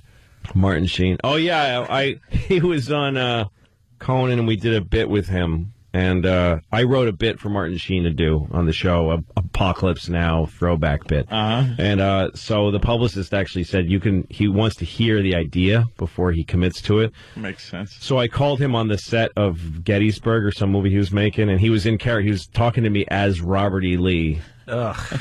In character. But I've had guys do that before. The thing is that he's talking to me as Robert E. Lee, the general, but he's discussing like what time his flight gets in, like 20th century stuff. Like, what's the... well, sir, I fly into LaGuardia, I believe.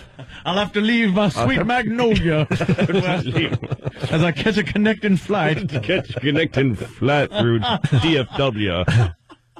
And get a town call, sir. Atlanta's burning. Why, I gotta get down there. And take the space shuttle to... That's hysterical. But so then we get it. He's in the dressing room, and I'm trying to talk him into the bit because he said he was going to think about it. I'm trying to talk him into the bit, and me and two producers are talking to him, and then this little kid walks by at the door of his dressing room, and he goes, "That was one of God's little miracles that just walked by our door, gentlemen." He's being like the president or something. I don't know what the point of that was. The West Wing kind of. Yeah, it was one of God's little miracles. Just walk by our door, gentlemen. Without any sarcasm. No. All right. And we're with like sarcasm. That's funny. Yeah, exactly. It's really funny. And I'm still just trying to talk him into doing my bits. So I'm like, oh yeah, I know. I love the children. Well, did the kid have a hanger on his head? Then maybe he's right. Little hanger hooked lip, like all jerked up. I have two children, and I still think that was a lot of crap. Yeah. I still hate him for it. That makes my head itch when I hear that story. Oh, God. Yeah. Miracle? Is it terrible. Really? Yeah. What's the miracle? Both of your drug-taking miracles. Exactly. I aimed, I hit it, she came out. Wow. Ugh. Ever did the bit? What? He did the bit. He actually nailed it. Yeah, it was great. Yeah. It was just a bit we did called a two-way mirror in the dressing room. We pretended we had two-way mirrors. Oh, okay. So we'd catch them doing weird things. And he was shaving, and he cuts himself shaving, and then he goes into the spiral, Apocalypse Now, Saigon dressing room thing. Yeah, where he's just starts going bananas. Himself against walls. Yeah, it was good. Yeah, that's pretty cool. John Grisham is on Good Morning America with a book called The Associate. And I love it. What was that one he wrote about the young lawyer conflict? I'd like to spit warm tea in his face. Shut up with lawyers. How about another concept? There's a young lawyer, and he's up against it. Something. Yeah. And he's because gotta he win was this case. because to prove his father was.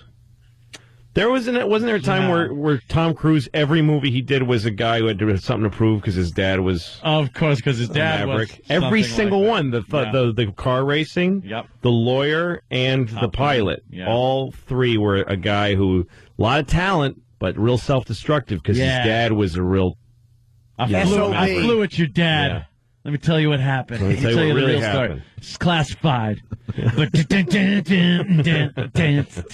Now let's go play homosexual volleyball with no shirts on. Few good men, too. What? Few good men, too. Yeah. Yeah, that's the one I said because he's a lawyer. He's an idiot. sorry, okay. Stupid idiot. I didn't catch That's the it. one I meant. I'm sorry. No, I meant Cocktail. Right. Where you Oh. played a lawyer in Cocktail, didn't he? Father was the best bartender there was. Wow, all right. Right there is one of bottles like crazy. One of God's little flubs, gentlemen. Gentlemen. Gentlemen. Oh, how did you react to that? Did you make a noise? No, yeah. Oh, yeah, totally. 'Cause Yeah. I just really wanted him to do my dumb little bit. Of course. Which I can't imagine. I can't fathom the motivation I had to do that job. Now that I'm 41 and I do as little as possible. Amazing. Just waiting to die. Talk Martin Sheen into doing your bit. Mm-hmm. You got to not only write the friggin' bit and everything, but then sell it to the guy. Mm-hmm. That's good. Oh, that's too much work. Yeah. Ugh. That's horrible. And then you got to listen to drivel like God's little miracle. There were guys who I tried to, like, what's his name? Rip Torn, is that his name? From No, there's a Rip Taylor and Rip Taylor. I don't know which one's one he legit, is. one's a queer. Yeah. Literally confetti throwing queer. Yes. Literally. With no hyperbole. No other way to look at it, right? It's literally on his business card. Oh, I see what's going on here. Confetti throwing queer. That's funny. You say that without the slightest malice. No. He would answer to it without flinching. I think it's Rip Torn that was on the Larry Sanders Show. Oh, yeah, that's Rip Torn. Who loves his drink. Yes, and he showed up to do a bit that we had, and he had funny teeth. He wanted to put in funny teeth. He wanted to. Yeah, he said, I want to just put the funny teeth in and make funny noises. I'm like, well, we have a bit written.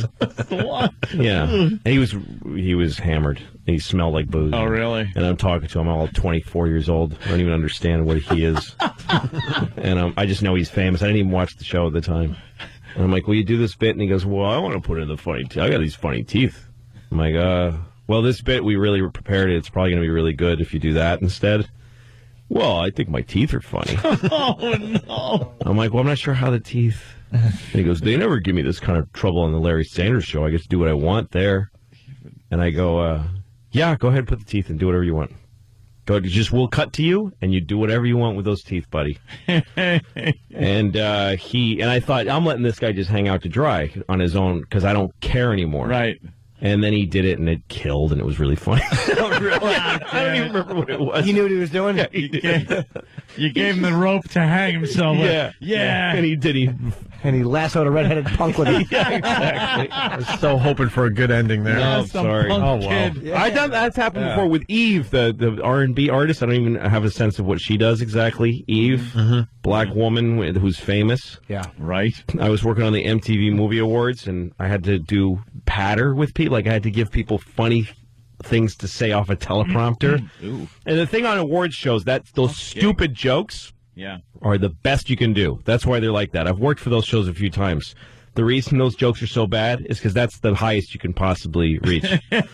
There's always good comedy writers on the show that write really clever stuff. It doesn't function on those shows, and you can't do no jokes because it's just dead. But if you've ever presented at an awards show, people are milling around. Nobody's listening to you. Like, everyone's walking around and talking at other tables, and it's a mess. Terrible.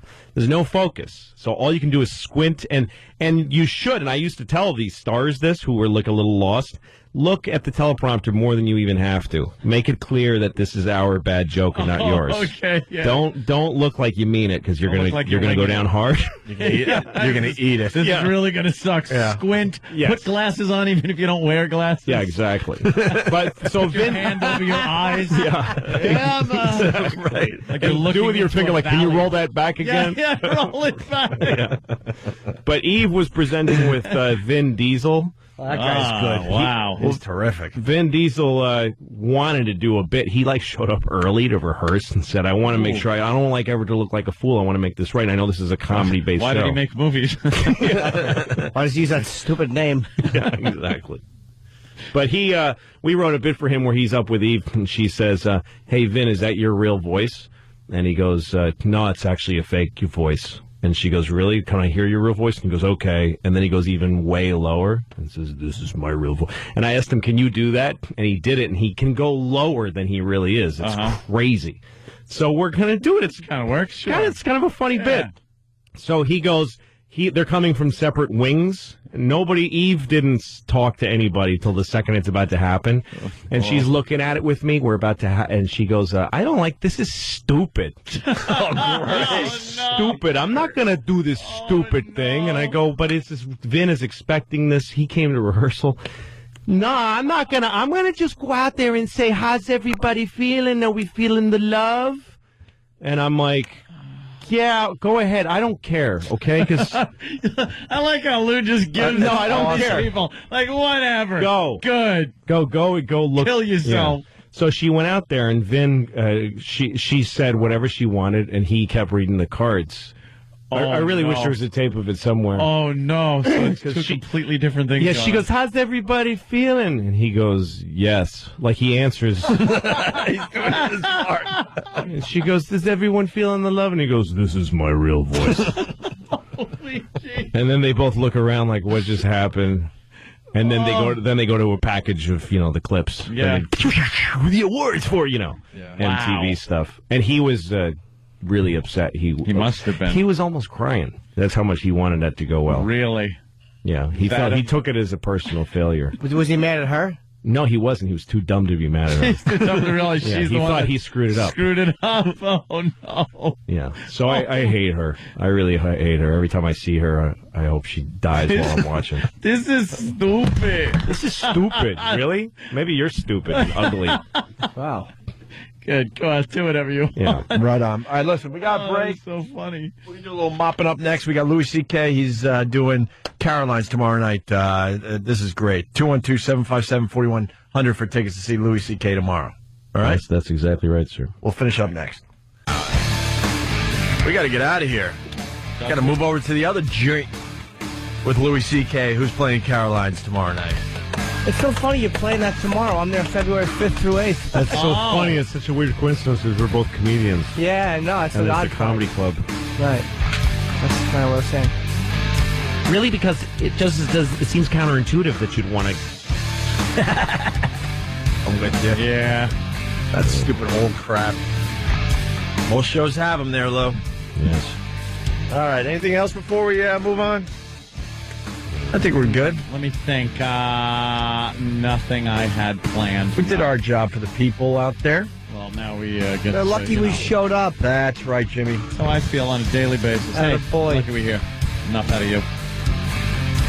Shut it. Well, guys, I mean, we didn't get to the Obama in Congress to blast the city because the jet got bought. Well, the jet thing is pretty funny. Barack Hussein. Yeah. What happened? Well, the jet thing, because Ann had a good observation how, like, Citibank, apparently, part of the bailout. Yeah.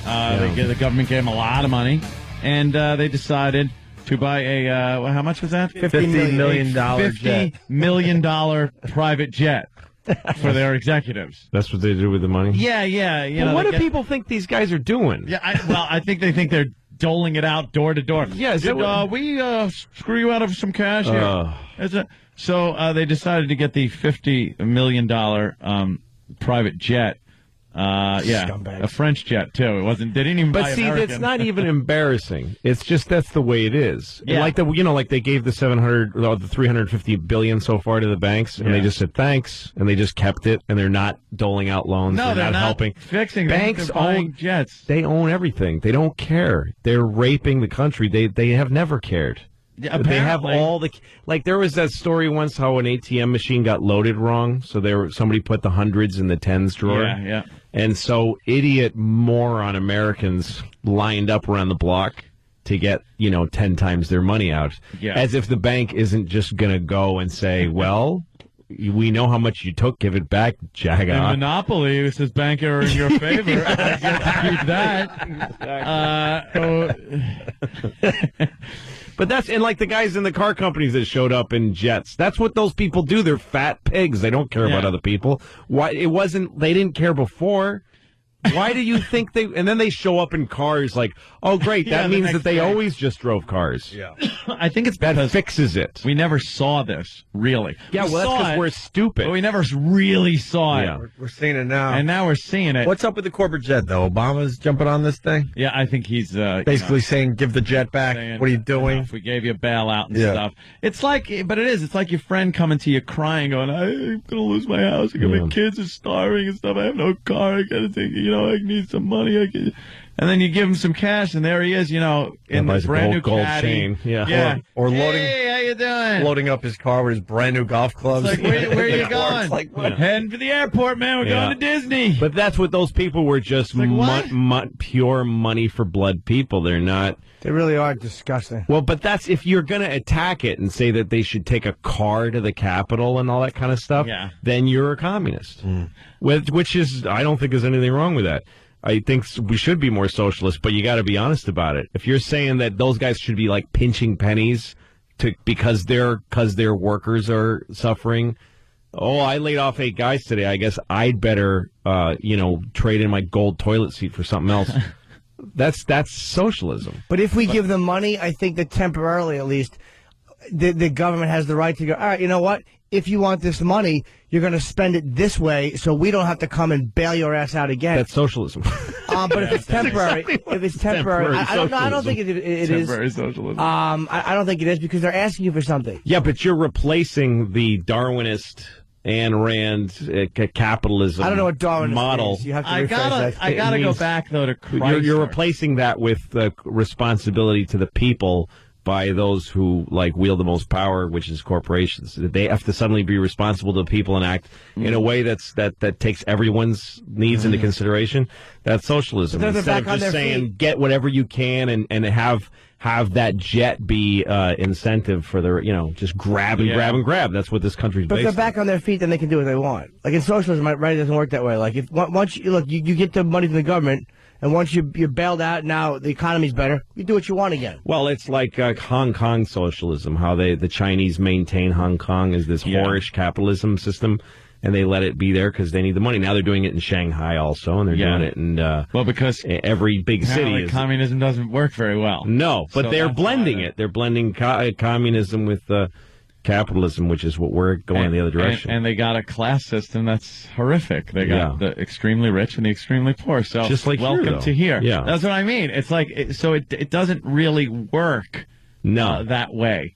I wanted to bring up Chrysler was bailed out years ago under Lee Iacocca. Right. What's the difference between then and now? They were bailed out. They actually wound up turning a profit and paying back the government with interest. Why? When was the last time you bought a Chrysler?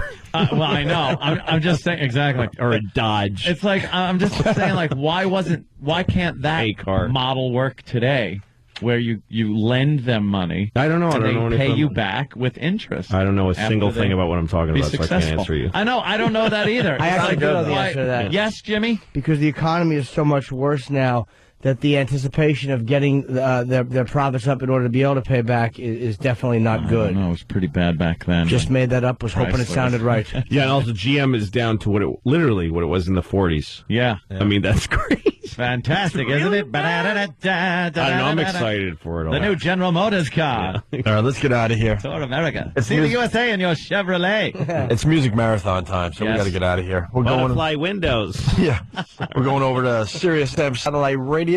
Louis is going to be joining us over there. Hydromatic transmission. And if you're not going to join us, you have yourselves a fine day. We'll see you tomorrow. Blah, blah.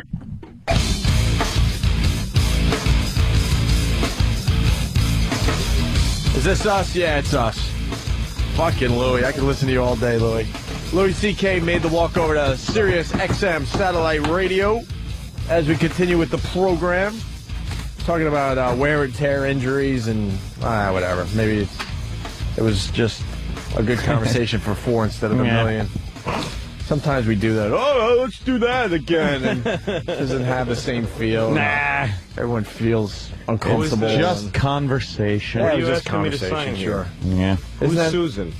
Some fan has everybody signing something for Susan on a piece of paper. Like, what is she going to do with that? Yeah, what is that? I can understand a picture or something. It looks a little Yeah. nice. Scroll nice, it up but and cram it in her just a cunt. piece of paper with a lot of paragraphs on it. Nice. When I was at Bonnaroo, Jim, you and I were in Bonnaroo. Bonnaroo. And in Bonnaroo, there's always these hippie girls. Yeah, and, like, man. Nice, right? The attire, common attire, is a bikini top and cutoff shorts. Uh-huh. And they're just laying in the middle of the grass, like 19-year-old girls, just stoned and usually passed out, with their legs spread open. Wow. And their bush showing through their shorts. How about that? But I'm a father, and I look at that and I'm like, fucking irresponsible cunt. What are you doing? Like, this country got 2 wars in an economy. Splash some water on your face. Go back to school. But every time I saw a girl like that, I wanted to write a little note that says, roll up a note and put it in her vagina. And then she pulls it out and it says, "This could have been a penis, you idiots." I could have raped you. You wouldn't have woken up, you moron. You love being a father, but does it bother you to have daughters? Not in the same way it does most guys. I mean, I feel a more heavy responsibility to raise them well. Right. You want to make sure you really do a good job. Yeah. Well, the running gag is always, that's why she's got the daddy issues. That's why she's up on the pole. You know, that's... Well, I don't look at it that way. Like, to me, that's what every guy... A lot of fathers think that failure means that she ever touched a penis. Yeah. And she's a whore, and, so they run... any child or person in the world is going to run to sex. It's just an instinct. It's how you survive.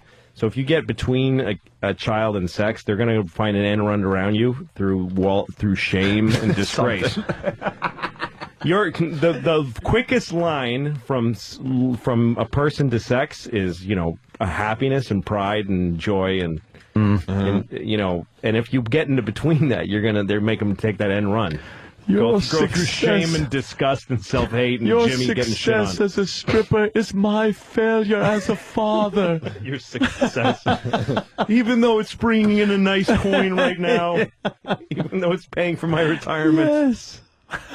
So I don't have this thing of like, a lot of fathers have that thing of like, I don't want her ever, I knew a guy who he bought his daughter a BMW because he wanted her to have a nicer car than the guys in her school. Mm. I see what he's going for. Yeah, because he just doesn't win on because he's got this I'm not getting a piece of shit.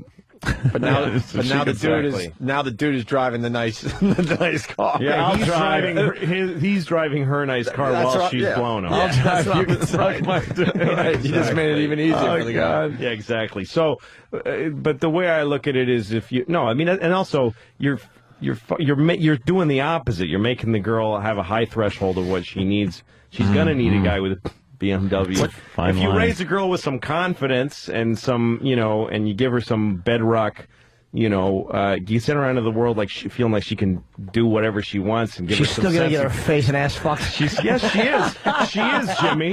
She's going to, but she's going to do it on her terms. She's going to grab that dick by the base and go, I want to suck this right now. That should be your goal as a father. That your daughter only sucks a dick that she thinks is delicious.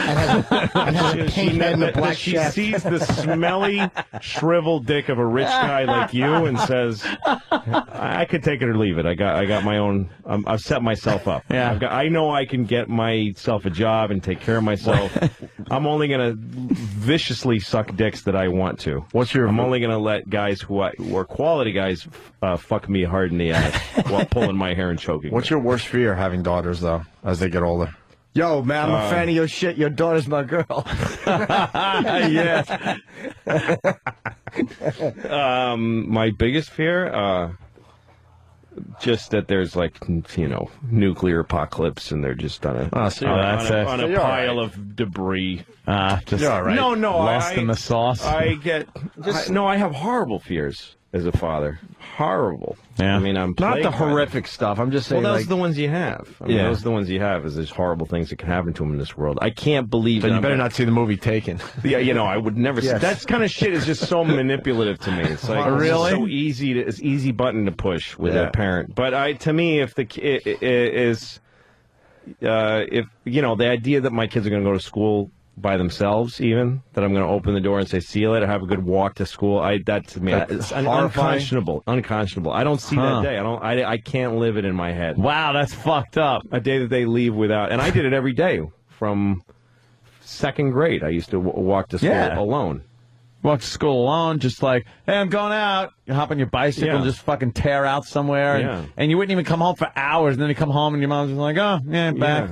You walk weren't in the even door. thinking about where you were or anything. But I think you're lucky because nowadays everyone has a cell phone. Like, when we grew up, you just were out that front door on your own until you came back. Now you could at least, check on them a little bit. I guess so. I don't know. Maybe they don't want that, though. So you got to figure out how that's kind of cool without being overbearing, I guess. Yeah, and I think the whole cell phone thing of people being always accessible, it's all just very weird. I don't know how to be a parent in that environment. I don't know how to be one without it. I wasn't a parent in the 70s. Sure. But I was a kid in the 70s, so I had the relationship that way. A lot of freedom. I don't know how this shit's going to work. I am scared of it. Tim from Columbus, what's Louis' biggest fear as his daughters grow older? One word. Anthony. No. Listen, if my daughters grow up, and again, they have a whole life that they can sustain on their own, and they meet a guy like Anthony, and they find it might be fun to roll in the hay with that pig. I hope they get what they want out of the situation. Wow. Nice. His rich guinea fingers. A little bizarre mustache up against their cooch. Yes. Whatever, Exactly. Leaving the house alone, though. Wow. That's what scares me. But then I don't think about them in the other term. They're going to be grown. They're going to be adults. It's no longer going to be any of my business what they do with that. Right. Wow. But until then, it's got to be just a nightmare. The only thing that I think about, is just them. I worry about that, and I think about it sometimes irrationally. You can't help it. About them getting hurt or something. Too much fucking turmoil. It's a dangerous Too much world. worry. Too much fucking this. I don't even know how or why you have kids. I don't know. Not you personally. I'm talking to everybody in the world, plus No, you. it's a lot of It's fear. like, why the fuck, No, and then your whole life is like, now I got to worry about. I'd rather just worry about me and make sure I fucking make it through life. It's a lot easier just to worry about You know? yourself. Now that Yeah. Well, now that I'm married, it's like, holy shit, I gotta this is weird. I don't even want actually really have fish. to worry about someone now. Not the fake worry, like, oh, that sucks, but then you move on with your life. It's like, wow, I really have more worry in my life. Well, and in a way, though, it's and then you add kids to that. That's crazy. Wow. Well, when you have kids too, that kind of does a give and take though, because I don't worry about myself anymore. Oh, really? Oh, really? I don't care about what happens to me. It's not important. Only in terms of them. Like every time I have thoughts of suicide, don't worry, I'm fine. But every time, like it happens to everybody, I go, oh, I'd like to just fucking cash out right now. I don't need this anymore. My first thought is I can't do it. I got the kids. I can't do it. So I don't think in terms of my own happiness anymore. I just think about their like there's some parents, and I think it is actually good that my only worry is the ghoulish fears of like the random things that could happen. Yeah. Because some parents are like they answer that question, what's your biggest fear? That they'll forget who I am and not love me when I'm fuck you, you know? Fuck you. Gives a shit. Most parents are very narcissistic about that they'll know that I love them. And like in The Wrestler, which I really loved, but when he says to his daughter, I just don't want you to hate me. Fuck you. Let her hate you. If that's going to make her healthy. Who gives a shit? Right. It's not about you. Stop with the guilt. Yeah, you fuck somebody and had a child. Right. Now your responsibility has shifted to them. Yeah. You don't longer have right to be selfish. Oh, wow. That was a good movie. Did you see The Wrestler? Yeah. You Yeah, I like saw it, it. right? Yeah. Yeah, it was good. Speaking of movies, we got Polo out there. Oh, that's right. He's doing a movie. He's a Ron Fez guy, though. He is a Ron Fez guy. Are we acknowledging that it's a Ron Fez guy? Yeah, obviously. How'd this come about? It's right. Well, because he has a motion picture. But wouldn't he just go on Ron Fez and promote his motion picture? I believe he is doing that, too. But I went on to Ron Fez. Yeah. And I started talking about Paulo and his film. Yeah. And I had, I guess a review of it. Did you see the film? Some of it. I've not seen it. All right. I saw some of it. Okay. I heard good. And you did. Yeah, I heard it was actually right. really good. Mm-hmm. And so it got to the point where, we had seen it. Sam has seen it, I believe, some of it. Sam, you like the Sam, movie? you saw it? Let's see what Sam thinks of this movie. Louis a filmmaker. He can appreciate a good film. Mm-hmm. Yes. Sam? I was able to see the whole film last night. It was terrifying. It's a horror movie. Oh, terrifying. Terrifying. Oh, gotcha. Terrifying. Terrifying. Gotcha, yes. It was long at parts, but... Long in parts, huh? Yeah. One part would be longer than another part. It was. The first hour was a lot longer than the second 10 minutes. I assumed that it was going to be one of those so bad that it's good movies, especially since most of the cast I know. Oh, really? You've seen them walking around these very hallways, and That must be amazing. You just know them, not as actors, but as just interns and people and fucking friends of the show and fat little English people that sell fucking T-shirts with tiny heads, little heads and no brains. Stalkers. Yeah, stalkers. Mm-hmm. So I figured, at least I'm in on that. It'll kind of be funny. It didn't catch me like that. He's right there. Listen. Yeah, I didn't get it. I didn't get the point. Oh boy, you may want to. I didn't. I thought it was horrible. Well, should we, dude? I don't know. Can we ask him questions? I don't know Paulo, about this. sure. Yeah, Come on Paulo's in, coming Paul. in. This is Paulo. Come on in there, Paulo. The writer, writer, director, star of the Orson Welles of Gap. Yes, exactly. Gap. Of Gap. The movie's called Gap. Wait, well, I want to start by saying Paulo. Now it's been obviously many I years. said they replaced the G with a CR, and you might have a movie. Paul, It's a spelling joke. Yeah, we I'm like. not kidding. Yeah, it's been many years. Doing my head. CR. Oh crap! Just to bring everyone up to speed, the last time you were on our show, what was it? Was it the Sandy Kane kissing of the? What Twatto? happened is over the years we've had encounters with the Sucky Bed event, and then of course the Enema show and Right, the the Enema. Twatto show, various things over the year. But I've always respected the fourth wall. The imaginary fourth wall between Ron and Fez and Opie and Anthony. I just figured there was one. I don't know if there is one or not. That but in they're, my head- that they're, I don't think that's a good use the of twain fourth. shall never meet. I think it's a terrible use of fourth wall. Well, Yes. it's maybe the mind thing that I'm No, thinking. that doesn't help. Is that like you mean? Fourth wall is where you're watching a thing and you imagine there's three walls to the Right, it is fair to to the use. show, and that the fourth wall is the audience. It's torn You're down. So absolutely some correct. sort of some sort of a barrier between Ron and Fez of this show would not be any kind of a fourth wall. No. That would be one wall. It would be a fourth estate. Well, unless they were the perhaps. audience. No. If Ron and Fez were the audience, Right. they would, the fourth wall would be Ron It and could be the Fez. fourth wall. In Yeah. any case, I've been. You with, saw a separate kind of thing. I so. thought I should honor something. I don't well, know what you I know would what it call was. That's what. Well, we wouldn't have you on to do let's have Paulo do movie reviews or things like that because that's your Ron and Fez guy. Right. But since you put out Yeah, and there's a fourth wall film, between the two shows. and there's a fourth wall and there's no Yes. door. That's Yeah. what I So thought. you got to go through the ductwork. Oh, Maybe it's just a God. bay window or something. That's what I'm thinking. So, but in any case, I was doing Ron and Fez since the 90s Yeah, just keep as trotting ahead with this. It's as a fine. movie reviewer. Yeah. And Yes, so yes. people expect me to know movies in and out, and then they have an expectation that this should be like Citizen Kane, Gap. Well, Why? no. Why would they expect that? That's your movie reviewer. I, Why would anyone expect a movie reviewer to make anything that is like Citizen Kane? well, I think they would expect that I would have a full knowledge of movies and a full understanding of No, what they a movie wouldn't. should be. Not Oh. really. No. Oh. Well, how long No. did it take you to make No. the movie? Okay, first of all, this was an experimental movie, and it took 3 days to make. Experimental movie. Louis a filmmaker. 3 days. Yeah. What do you think of a movie that only That took would be 3 a days? tenth of And the how- amount of time it usually takes. Yeah. And how long is the movie? It's an hour and 23 minutes. So it's So not it's like it's almost like a a 1-to-1 short, like a ratio. 5-minute short that you throw We together. cut it down from 3 hours. Yeah. So there's 3 hours. Shot an hour a day and then edited out half of it. They edited out Tuesday. Yeah. Hey, is there a director's cut going to ever be available? Well, here's the problem. There's actually, Oh. before we start promoting this movie, I have to honor the Ron and Fez, Opie and Anthony community. So, because essentially this movie should only be released with no knowledge of what this is. So we put out the director's cut collector's edition Don't worry, now, if you see it, you won't know what it is either. and then we're going to put out the basic edition. Do you want to later. market this to the movie theaters? No, I don't think we can because I have no money. But This is just something he burns you a copy on his map. we have, and he writes the name of it in Sharpie on the actual disc. All right, first Puts it thing in I'd a like sleeve. to say is please go to gapthemovie.com because my life is completely fucked up.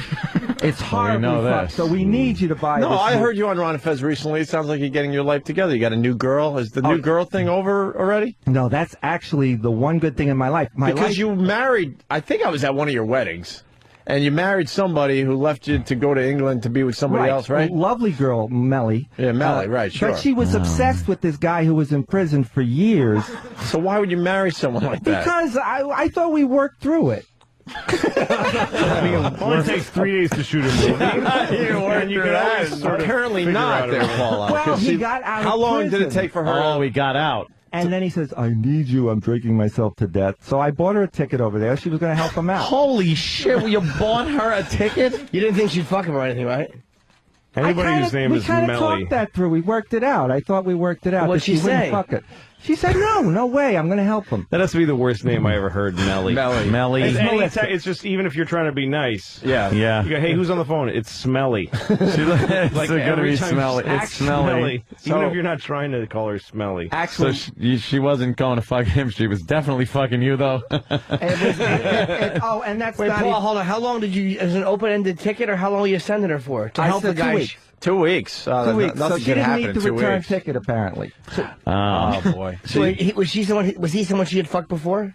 No, they had this thing. Oh, God, it's so freaking complicated. I can't even go into it. It's platonic. you should. There's this- you know, Platonic, huh? it was extremely obsessive love, and there was a lot of spooning involved. Hold on, why did Spooning. Why did she get obsessed with the prison guy to begin with? Did she know him ahead of time? Oh yeah, he was a filmmaker in England and Another in filmmaker. Wales. A filmmaker. What kind of Another films? filmmaker. Snuff films? What? No, he actually worked with kids. Filmmaker. I know why he was in prison. August Productions. No, Uncle Paul. Well, that's and whatever happened to put him in prison, I believe it was completely innocent. In all Gagan honesty, pictures. Oh no. what did they Completely say? he innocent. did? Yeah, what did they say? it was an offense of that nature. Of pedo shit? No, but it Child was not. There was no pornography. physical contact at any He point. jerked off in front of them, right? No, he was You helping. shit in but their you're- mouths while they jack No. themselves Yeah, up. what was the Wait, charge? he spent time in charge- prison. It's similar to fraternizing. He made coming on a cracker and the baby. It would ate be similar to fraternizing. He was helping. He was helping to film He was helping a person Children. who was abused.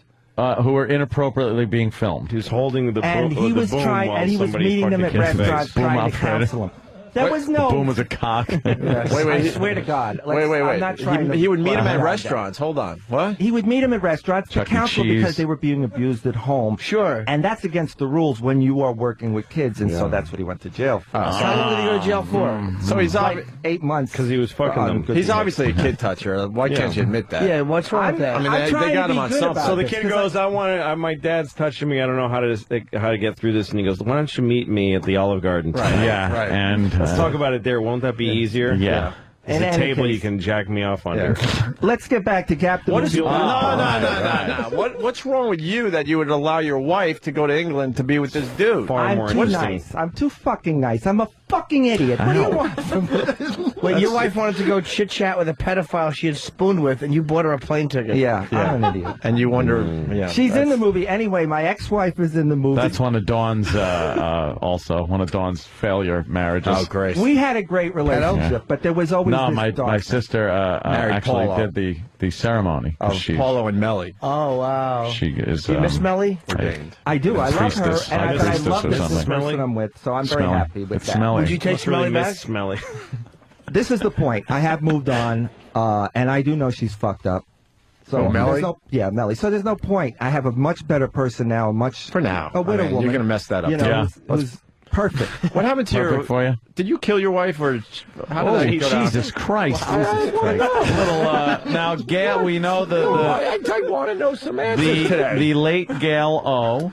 Was, She's in the movie yes, as well. she is in the movie. It was a little Oh, that, he has that a was a little wife who died, distressing. too? Yeah, Did you drive her to kill herself? she had a lot of mental problems. What? I'm crazy. She had a lot of mental problems. She was on a lot of medication. Did she kill herself, really? And Rana Fez would have her on the air every so often, and she just would be manic. Yeah. Manic. She would Screaming be and yelling and Some days stuff. she would be okay. Other days she's screaming and yelling, and Paulo's in the background, just taking all kinds of abuse.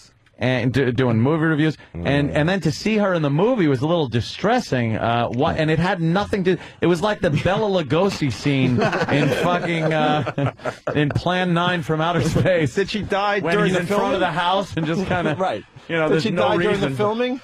Gail, The 3-day filming? I was with her. She came, and as a matter of fact, we segregated her in another hotel when we were doing the All film. right, but you're Oh, you fast did. forward, and I need answers. So No, this was how much did she, later. How did she Much kill later. herself? I've known this guy for 4 minutes. I want to kill myself. I'm going to Paul- guess he had something to do with it. But Paulo, how did she kill herself? I don't She know. had an accident where she leaped off a ladder. leaped. That's not an accident. Not fall. You leap. There's no accident involved if you're leaping. Well, I had put the drugs on the top rung of No, some. I was kidding. I swear no, to God. this guy is- I swear. No, she no, didn't no, leap. no. There's There's no no kidding Oh, here. I didn't ask for these.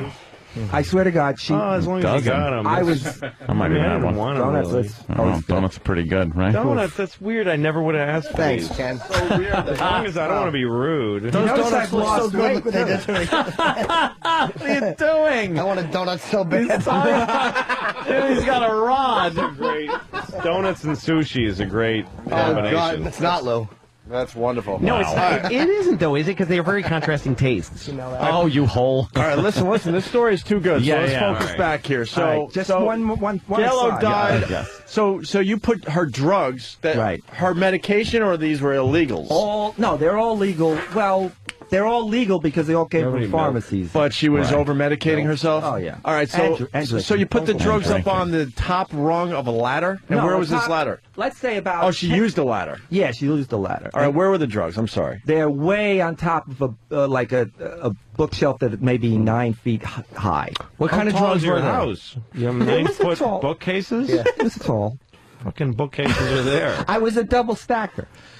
How did she know they were there? Because you told her, or she was searching until she No, found them? she's searching. She's crazed, and she needs the drugs. Yeah. And I decided at that point she doesn't need the drugs. You know, she needs to stop.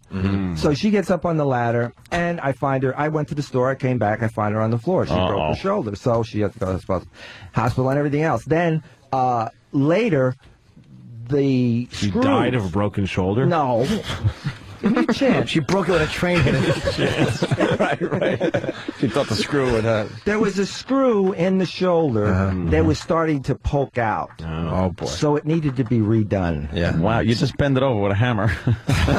That's what I told her. I used to Bend do. over the tip. So when she went in the day she came out of the hospital, you know, for the 1-day surgery for that, late they gave her more drugs, and then so it was boy. all extra drugs that night. Yeah. And then So she had too much drug. It was a drug overdose. It was drug overdose. Yeah. Jesus. I'll be entirely honest with you, is that what happened? Yeah. her crazy life. I mean, I spent 30 years with this woman. Crazy, especially the last few years because she had all these medications. The best, she really got to a point of being close to God, and then Boring. A lot closer after the OD. Yeah. all right. And anyway, she's in gapthemovie.com. But So who wants to see a dead girl in your movie? that was a little Creepy. creepy. Yeah. To I see at her least had talking. integrity after it. Exactly. And the thing is, her part made no sense. Not that I'm saying that most of the movie made sense. I'm just saying that part especially. And Dave screaming, too. Dave from the Ron and Fez show screaming. I didn't understand what that was all about. All right, let me just very briefly explain the movie. Number one, it is meant to go for the horror audience, which is, of course, is crazy, fucked up shit. The more crazy, fucked up it is, the better. Right. It's also So like a slasher movie kind of thing? It is also intended for the art house audience, which also is into crazy, fucked up. You know, if you're going to talk Jean-Luc Godard. Art house, shit house. One or the other. No, art house, okay. So it's kind of a message movie as well. So all of See, these... that's what I was missing, was the message. Yeah. Yes, and The message is this movie is horrible. So it is what it is. It is a specific thing that was done as an experiment, and it is about a video diary of a madman. And of course, part of the problem is a lot of people seem to think I'm a little bit of a fucking lunatic as well, and I don't think so. Oh, go. They do certainly, say that. So I've been listening to the Gap explanation for how many years? And a half, something like that. I still have no effing idea what this movie's about. Saw it, or most of it anyway, and I have no idea what it's about. All I see in scene after scene is Paulo with some type of a knife, some victim poorly tied up in the background. Yes, very loose. Very loosely tied up in the background. 3 days. Trying not to laugh as they're squirming and not really trying, or the fear isn't really getting there. And then a bloodless murder scene for a horror movie. Well, Anthony, maybe he didn't tie them up tightly because the fear, the intimidation of who he was, was keeping them there, and that's part of the mystique. Or maybe of him as a he killer. didn't time tightly because it made them uncomfortable. They weren't actors; they were just friends of his. Well, the fear and intimidation would have been a good thing to keep the viewer there, because it didn't work for me. All right, first of all, to defend the movie, Yes. I honestly believe that, you know, there has been it's a specific type of movie that you haven't seen before, and it kind of taps into that audience, hopefully, down the road, once I finish marketing to my core audience, which is, of course, Ron Fez, Opie, and Anthony. I want it to be four people. You don't have to put Opie and Anthony in there. Okay, no problem. Ron and Fez and pedophiles. That's your audience. Pedophile, fucking wife stealers. You know, the Blair Witch Project. You know, the Blair Witch Project is obviously a lot of shaky cam and things. Oh, right. Okay. So you kind of were going for some kind of this is not professional Exactly. Professionally shot. It's supposed to be some lunatic setting up a tripod with a camera before he kills people. Right. Why don't you just cut your losses and just not promote this movie and make another one? Well, first of all, let's give this one a day in court. This might be good. Here's the problem. As apparently people know my life, a lot of problems. Life's a movie. So I have $145,000 in debt, and then I have 2 houses I can't unload. So I'm not able to make another movie until I. And besides, I have. How much did Gap cost? Oh, not a lot. How much? How much? Technically $10,000.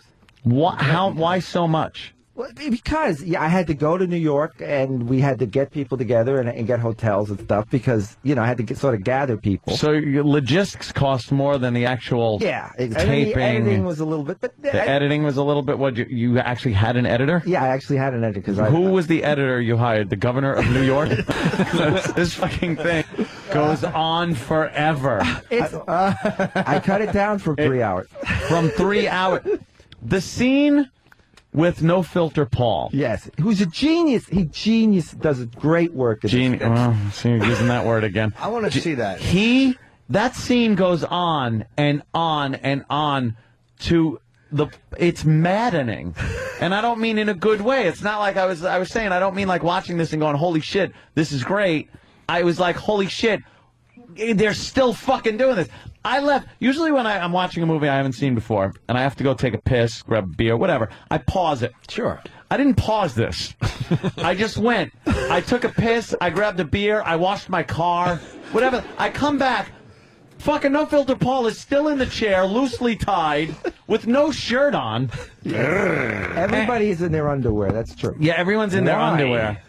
And there's some nudity as well, because, they say the foreign markets, you need the nudity. So foreign markets? What are you looking for, foreign Jersey? Over here we like clothes. It's Japanese. I need... Japanese? The Japs, please, gapthemovie.com. Get on there. I actually have a... Just change the G to a J, then. I don't think it's about them. Oh, he go over fourth wall. He went over fourth wall. I was like it. Fourth wall? No, you can never go over fourth wall. Between Roy Fizzy, Opie Anthony is a fourth wall. I love the Gap. Hey, are you familiar with a movie called Peeping Tom? Yes, of course. Oh. Well, Louis might be onto something. Louis thinks that your movie sounds very much like Peeping Tom. It is, absolutely. It's the same movie. It's a famous British director who did a lot of very fucked a wife of some guy and shipped her over. Right. Oh, he was in prison. He did a famous ballet movie called The Red Shoes, but he did the Peeping Tom. Real famous. Well. Yeah. No clue. I also just I want to touch on something. The way it was shot and edited. Yes. Do you or the editor or anybody, who was in charge of the aspect ratio of the movie? All right, there were the whole point is to be as experimental as possible. Right, I understand. So you change aspect ratios from time. I understand. So it would go from widescreen. With experimental film, the idea is that you have an idea that you're burning to do as a filmmaker. Mm-hmm. Nobody's really done it before, but you're willing to try it as an experiment to see if it'll work. The thing isn't to go, I want to make an experimental movie. So what kinds of things are experimental? Yeah. You're supposed to start with an idea of a movie that this is a movie I really want to make. I think this would be cool. And even though it hasn't been done, I'm willing to do the experiment. You're starting with, I want to do something weird. Yeah. Right. How about changing the aspect ratio that will hurt people's eyes? That will just, like, the thing is, I'm thinking if you were going to go widescreen, right, then you shoot the whole thing widescreen. And then in editing, you make it look like the regular old style TV. What ratio is that? 3:4 or something like that. Going that. That gets into fractions. Right. But what? It gets into fractions. Well, whatever it is, you could have laid the whole thing out so that my television wouldn't snap back and forth. It was stretching and snapping like your TV knows. Your TV, your DVD players these days, it knows when to do certain things to certain aspect ratios. So if you would have just kept it all widescreen and then made it look, it wouldn't have been, it was so distracting every time it switched. My TV went click, click, and then numbers came up on the side, a code, the fucking stretch, it said wide. It went, like my TV was freaking out. My TV hated your movie. The movie is actually supposed to generate hate in every possible way. It's supposed to force people, confront people, push people to the edge in lots of In ways. a different way, I think, was the intent. It forces people to turn off their every way I could do. Of course, It forces people to rent Peeping Tom, which was the one you stole it from, which is better. I didn't steal.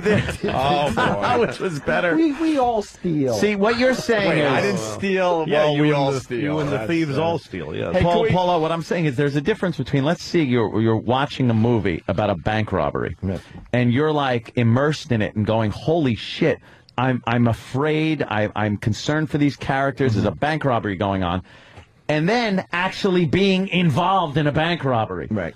You're going to feel an emotion. Right. Like you said, to bring out hatred, it's supposed to. But it's the wrong thing. In the movie version, it's great if you could bring that out.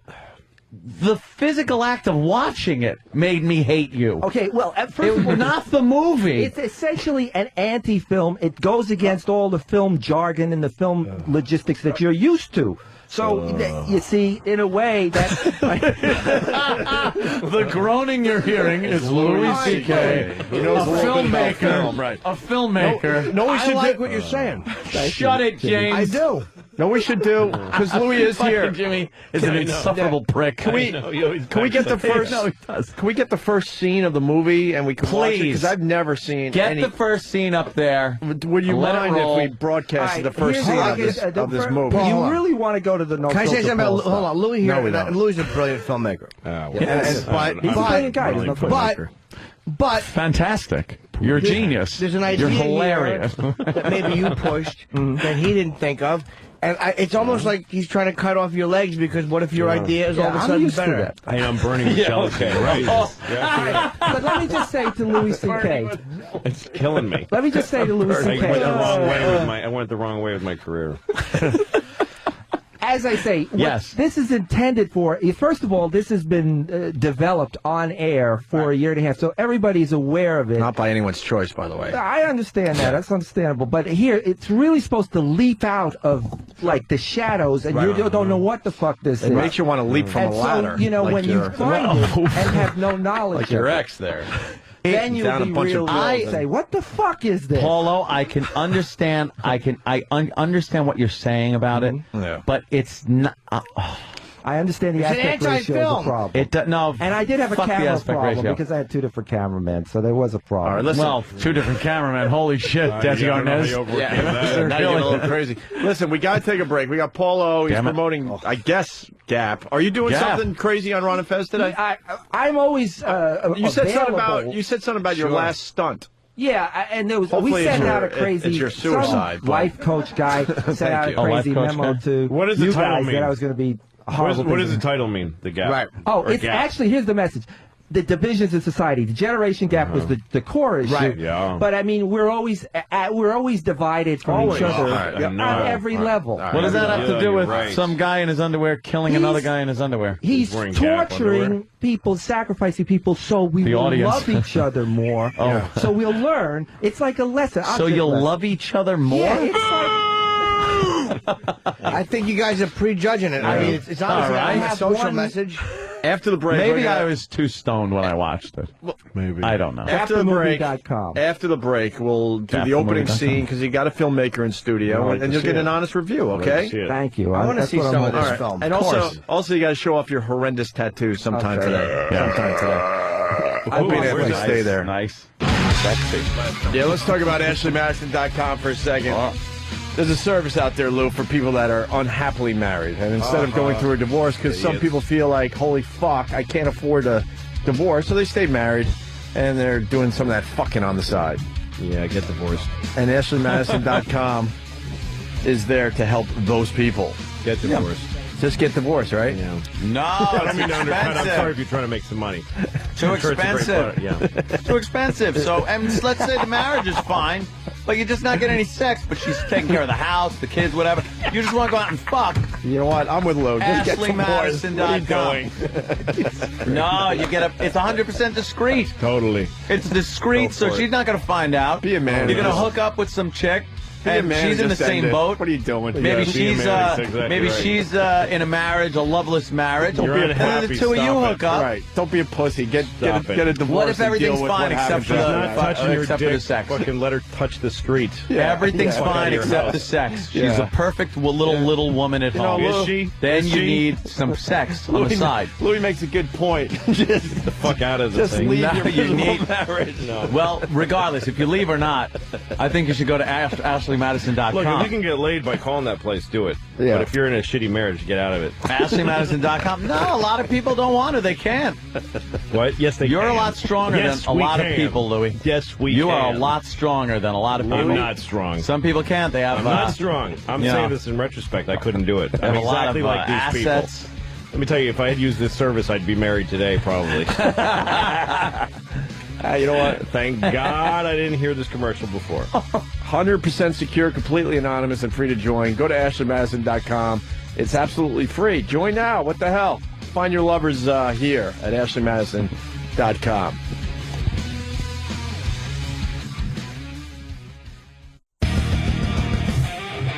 And we're back. Louis C.K. in studio today, playing Caroline's tomorrow night, 212-757-4100. Those tickets are going to go real fast.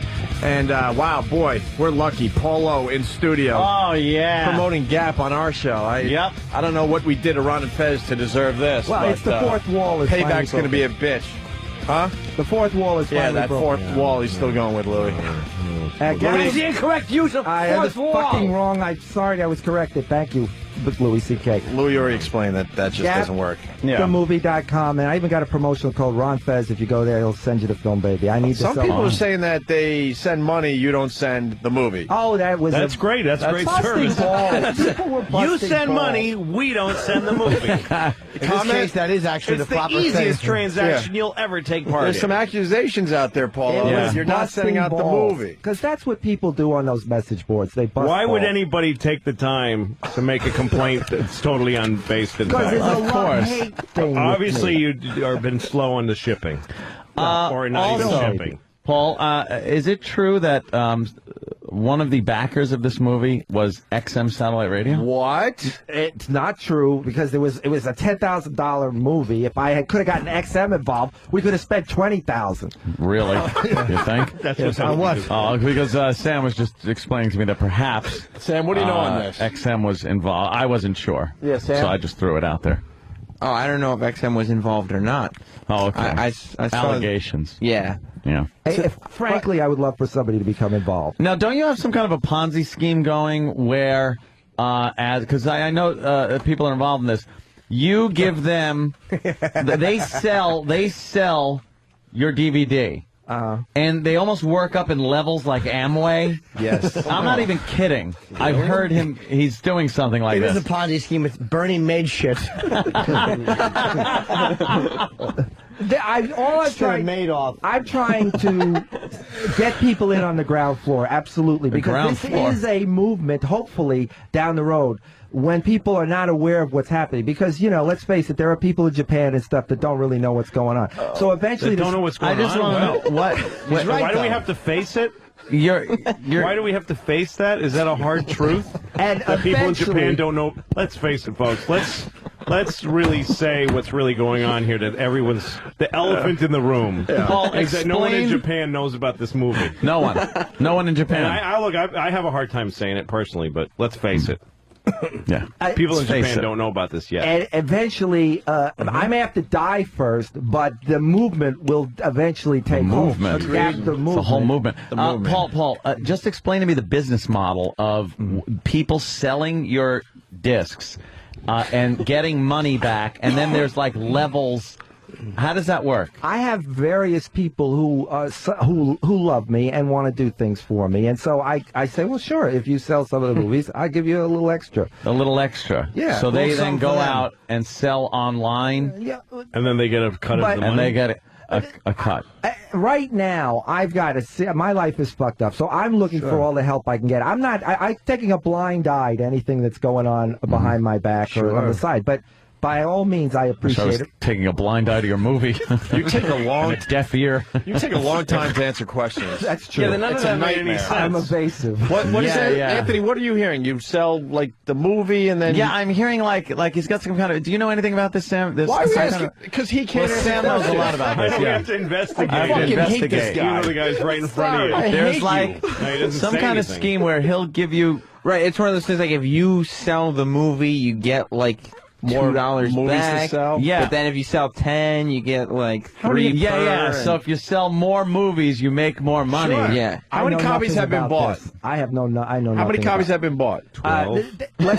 I need. That's a quick answer, Paul. How many sold? Okay, at this point, since we really haven't properly promoted, that's why I'm here today.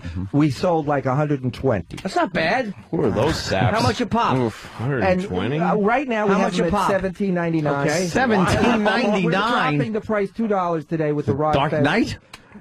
Look, I'm a sole proprietor here. I have big bills that I have to pay, and I'm just saying I'm willing. And we can probably even work out a deal with Photoshop Mike where people in the New York area can get a real deal. Have you made your money back yet? No. Of course not. Let's look at the Do opening the scene. math. 120 Yeah, no. times 18. Louis, this is Fuck for is you. that? I'm gonna click on one of these. This is for you, Lou. It ain't 10,000. Yeah. No, it ain't. We're gonna look at the first scene 2160. of Gap. That word is there? It's the first word was there. The second word is. This is the playful Is. font choice. Playful font. There's rock music going on. Play school font. Yeah, Wait, why play can't- school. Yeah, it is the. Wait, where's our audio? And then he changes. There is to- rock music. That's actually Wait, the. we need the rock music.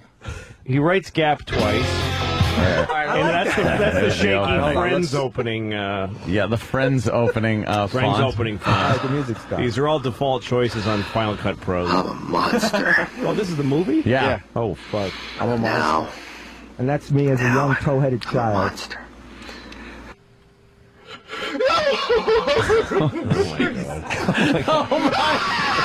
War. Life is a war. We hate each other. It's hopeless. It'll never get any better. I wish I could do something about it, so I am. This is an art film. People I want to do something that matters. I'm watching make your a difference, have an impact. Fuck's teach. sake. Okay, Stop. we're in a theater, I agree. Duh. Dave. Did somebody change the channel, or is this still the movie? Still the movie. That's my late life. That's the dead life. That doesn't make me necessarily a nice person, but it just means you don't have to give back what they did to you. Unfortunately, the life they chose. And it does lead to that. It's And time to make a choice. make a choice about what? Well, she made hers. Hit stop. You couldn't wait for the truck to fucking pass I wish by? there was a way. Fucking just cut. There's a truck in the fucking. Let's take that again. This is a video. No, that's not an anti-word choice. No. Have you examined it? Yes, I have, and I don't find any true evil in myself. I find a lot of horrible mistakes. I think you need to take a closer look.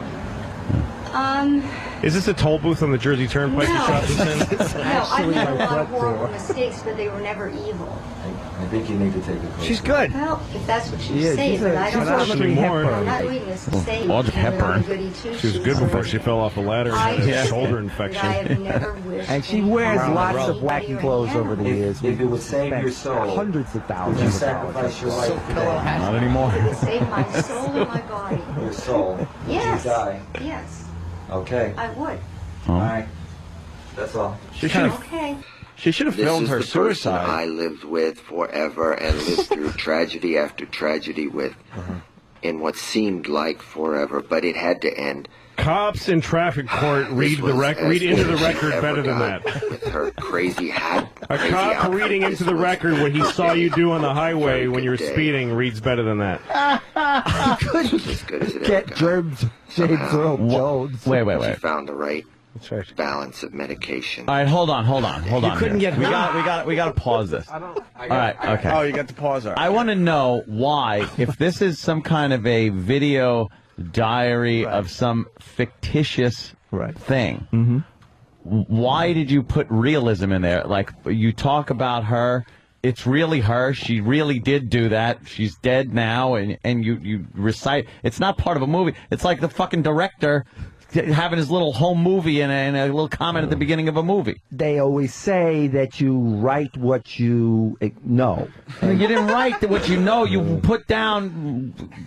It's a whole movie. That was a whole movie. Well, also, she talks like he does. Everybody in the movie is just this rambling, never sentences that literally don't begin.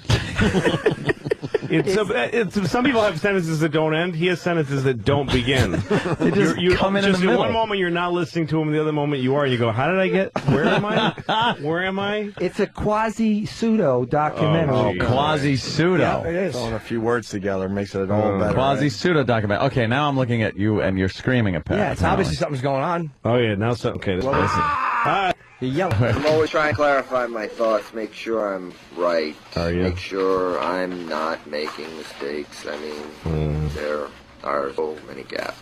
Gaps. I see. Now look at this in the context. I want to start using music in this presentation. We're not going to music is so dead, so arrogant, distasteful, contemptuous, with no heart. No wonder the record industry is being destroyed. If they even call it the record industry anymore. It's not something like that would make me mad. Commentary. 10 years of Shania. Can you stop for a second? Yes. So what's happening there is he's going to start putting some music in. So he tells the audience, I'm going to play some music now during this movie. It'll be like you're watching Jaws and you hear, hey, here comes a shark. Listen to this piece of music. Do these go together well to you, folks? Write me a letter and let me know. Why did you do that? Because exactly, he is commenting on the fact that he's putting in music that he hates. This modern, record industry. Give me a break. So he's commenting on the destruction of society. Record industry. Why do they call it that anymore? They don't. You're the only one calling it that. It's called the music industry. He's a guy who's obsessed with the generation. Is he? Oh, it's a character. I'm sorry. It's a character. It's a character. So exactly. And he's obsessed with the records. Records don't exist anymore. I know. It's crazy. It's just insane, right? It's just, Wow. All right, keep playing it. All right. Let's look. Sales to 2 million as being a high point. That's because civilization is dying. It's killing music, movies, civilization, civility, things can't go on like this. So I'm just going to play some music that everybody's coming. Can't hear you. Can't hear you. Can't understand what you're saying. That requires repeated viewings. You see, this is the film that does requires repeated throwing into the garbage and never watching even once. And the deeper you get it requires repeated attention to the sound mix. Let's hear that again. Make sure we can hear what he's saying. Because otherwise, why say anything if you're not going to turn it up? Oh my God! Go, Paul. Perhaps the first time you listen to, you say, "I got to see. I didn't hear. I got to hear." No, you're just saying, "Why the fuck can't I hear what he's saying?" No, but you're saying that it makes people intrigued and they want to come back and hear what they missed. I don't even disagree. I agree with you. I don't disagree at all. Should we go a little more? All right. A little more. Let her run. The camera's really rocking back and on forth. purpose. It's doing it on purpose. There was some leaves and the tree branch was pushing the guy. Well, the music getting louder is better. That's good. Now I can't hear me. Why did the music get really loud? And why is there a branch? What are you doing? Is this supposed to be your view? Yeah, but it wasn't there before. I know. It's got a different angle. Are you hiding from these people? Yes, he is. Kids are on your lust-filled assignation. The idea with handheld camera, it's supposed to be that it's kind of rough shot. It's a chaotic feeling. Yeah. You have the feeling that the camera's not in a stable ground. It's not sitting there. But if you actually shake the camera back and forth on purpose, it's just fucking retarded. It wasn't shaking. It was a gentle rock. No, there's no gentle anything. No.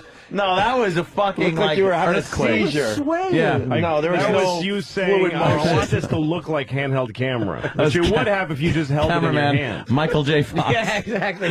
It was rockabye. It was kind of a rockabye. No. Family Spills Avenue show. You just shook a baby to death. That's the type of shaking you were doing with that camera. Guest cameraman Ted Kennedy on Inauguration Day.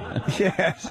Yeah. Oh, So you're saying that basically you were kind of shaking to give the feeling of realism, like the person's actually there. Exactly. It does work. exactly. I mean, Didn't have a tripod, so I used a paint shaker to put the camera on. Yeah. I didn't have a tripod, so I used Katharine Hepburn. I mounted it in her cunt. Paul, I think so far you're doing well with the review with Louis C.K. That's good. So far, it's really good. I think after I'm dead, this will become a huge thing. Yeah, you think like Hopefully tomorrow like it takes off. artists. Because I'm going to murder you, and they're going to find out it's because of this piece of shit. All right, let's go back. We're almost done with our review. It's going to be Exhibit A in court. All right, let's see what happens. And that's And neither can I. if you're not blind. Now we will be I wish I getting was blind right now. some of the nudity coming right up. Okay, Oh, wow. forced abduction of people. Hope it's not you. A couple who appeared to meet up.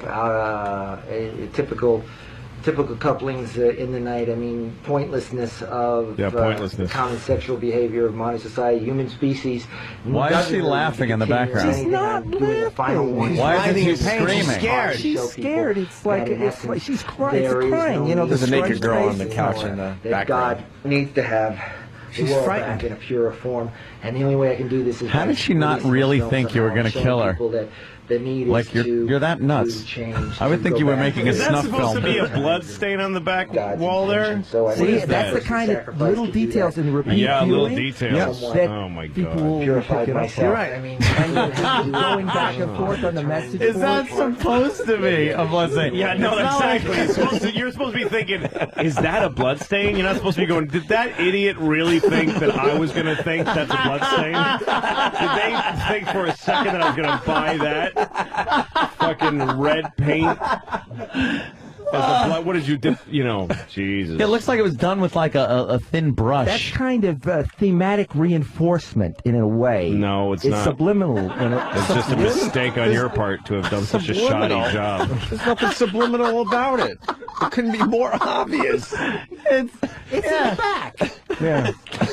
Oh my god! You didn't want to be very obvious with it. You just wanted to kind of put it there and let people think about it, and they would It's get like it. subliminal. Right, Yeah, Jim. please. Something not Do we- subliminal, but like. Do we at Yeah, least I got it. do we at least get to see this girl's tits? Yes, see it what will happens. be All right, a- we got Who is the to keep girl? going. Who is the girl? She's actually very good. I don't care. You can tell she's naked. Far We more can't see Actually, interesting. very good. It's my brother-in-law's ex-wife. Okay, good. All right, let's go. My ex. My son, we got it. Hey, your brother-in-law's And so on, ex-wife. and making it as You mean your horrifying sister? experience. Doesn't make any sense.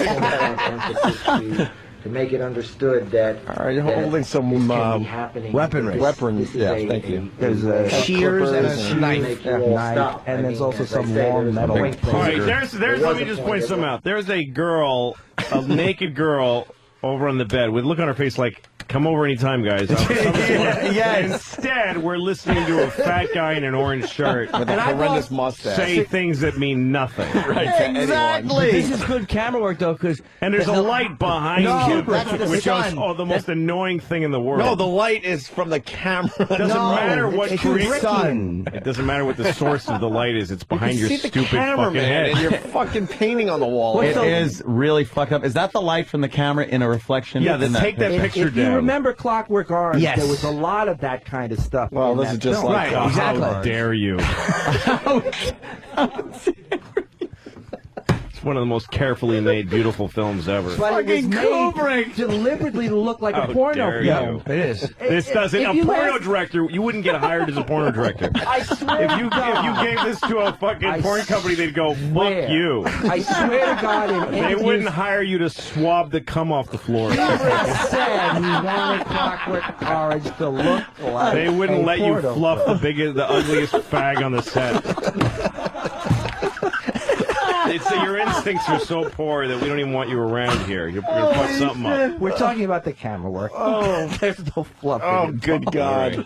Louis. Go ahead. All right. So wait, that was intentional, though. It was absolutely. Yeah. We want to see the naked chick It's at going to least. be a Zoom, so. All right, she's really trying to get out of those ties. She's frightened. Barely moving. I'm a big guy. She kind of looks hot, though. Yeah, she looks very hot. She reminded me of Angel Tompkins from She the doesn't remind me of 70s. anybody because I can't see her because I'm looking at you. And your beer If belly. you remember, Angel Tompkins was a gorgeous actress in the 70s. Right. Good reference. That's why we're more evil than anything else. And the importance of- But soon my rambling will be over and we'll do the Zoom.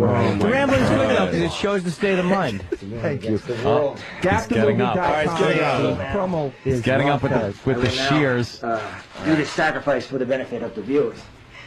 For the benefit of the viewers. Who's? Oh, your I'm turn on the camera. telling them that I'm doing this. Yes. This is Oh like, man. she's scared. No, Wow, she's she's acting. hot. Dude, what the fuck is she doing How'd you there? get a hot girl in your Oh movie? no, she's acting.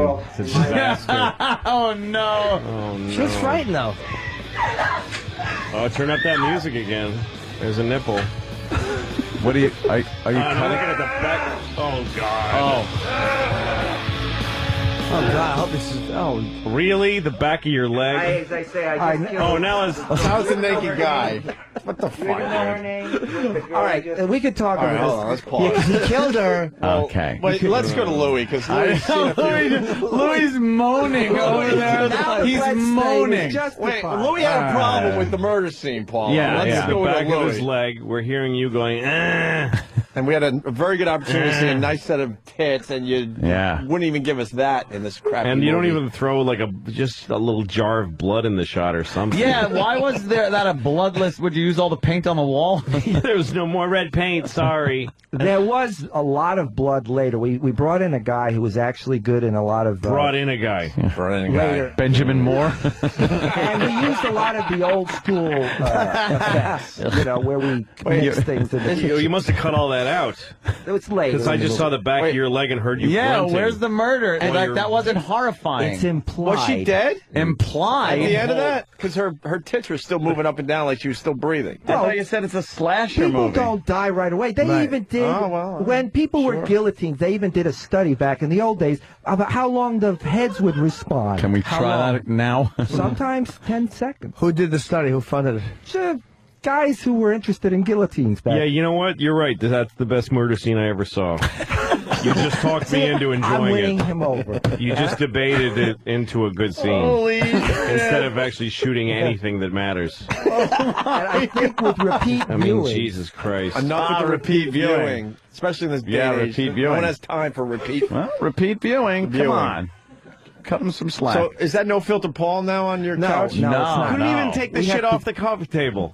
The shit on the coffee table, it's just somebody had to walk over there and just take that off the coffee table, and you can see Our production- 90% more of the first person's you, face. you didn't have a set dresser our there? production designer decided that this was good because the obscuring of the Oh face. yeah, blame Why- your production designer. And why is your couch covered that with one, but- with a blanket or something? You didn't want to get the fake blood on your. There's no fake blood. There wasn't any. No.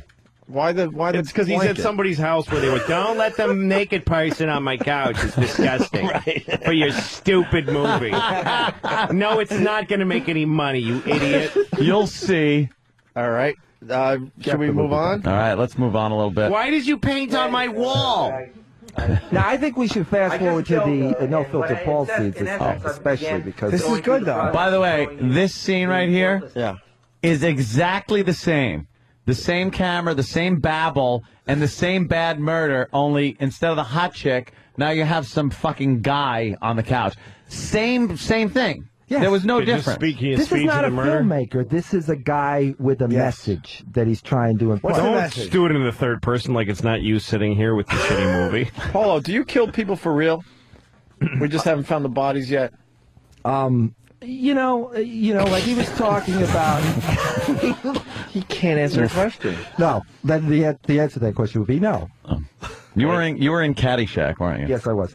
Who'd you play in Caddyshack? I was the main scenes I'm in are in the swimming pool scene. I'm the waiter who gets knocked into the pool, and in the dining room scene, I'm the waiter acting up a storm right behind the main actors.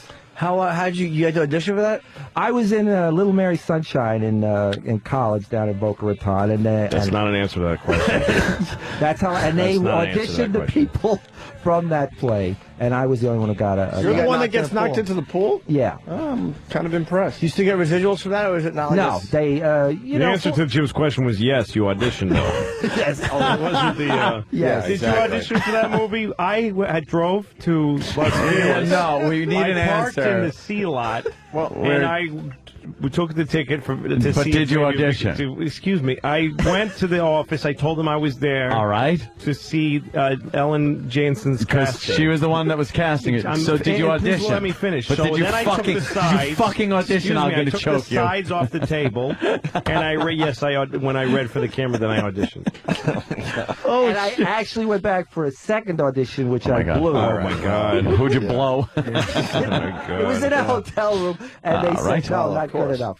Why don't we continue All with this right, murder? Because I got to see this murder now because it's just like It's a also moment like of low we didn't even get into the whole resolution. Yeah, why It's is like hard to look at. It's low contrast, low resolution. I know It's damn all well digi. It's like you weren't trying for this look. You wanted something cleaner. Did you want a grainy look? You wanted a grainy I look, right? wanted a grainy look. no, you didn't. Why? Not I this swear to grainy God, I look. love the Lisa. grainy look.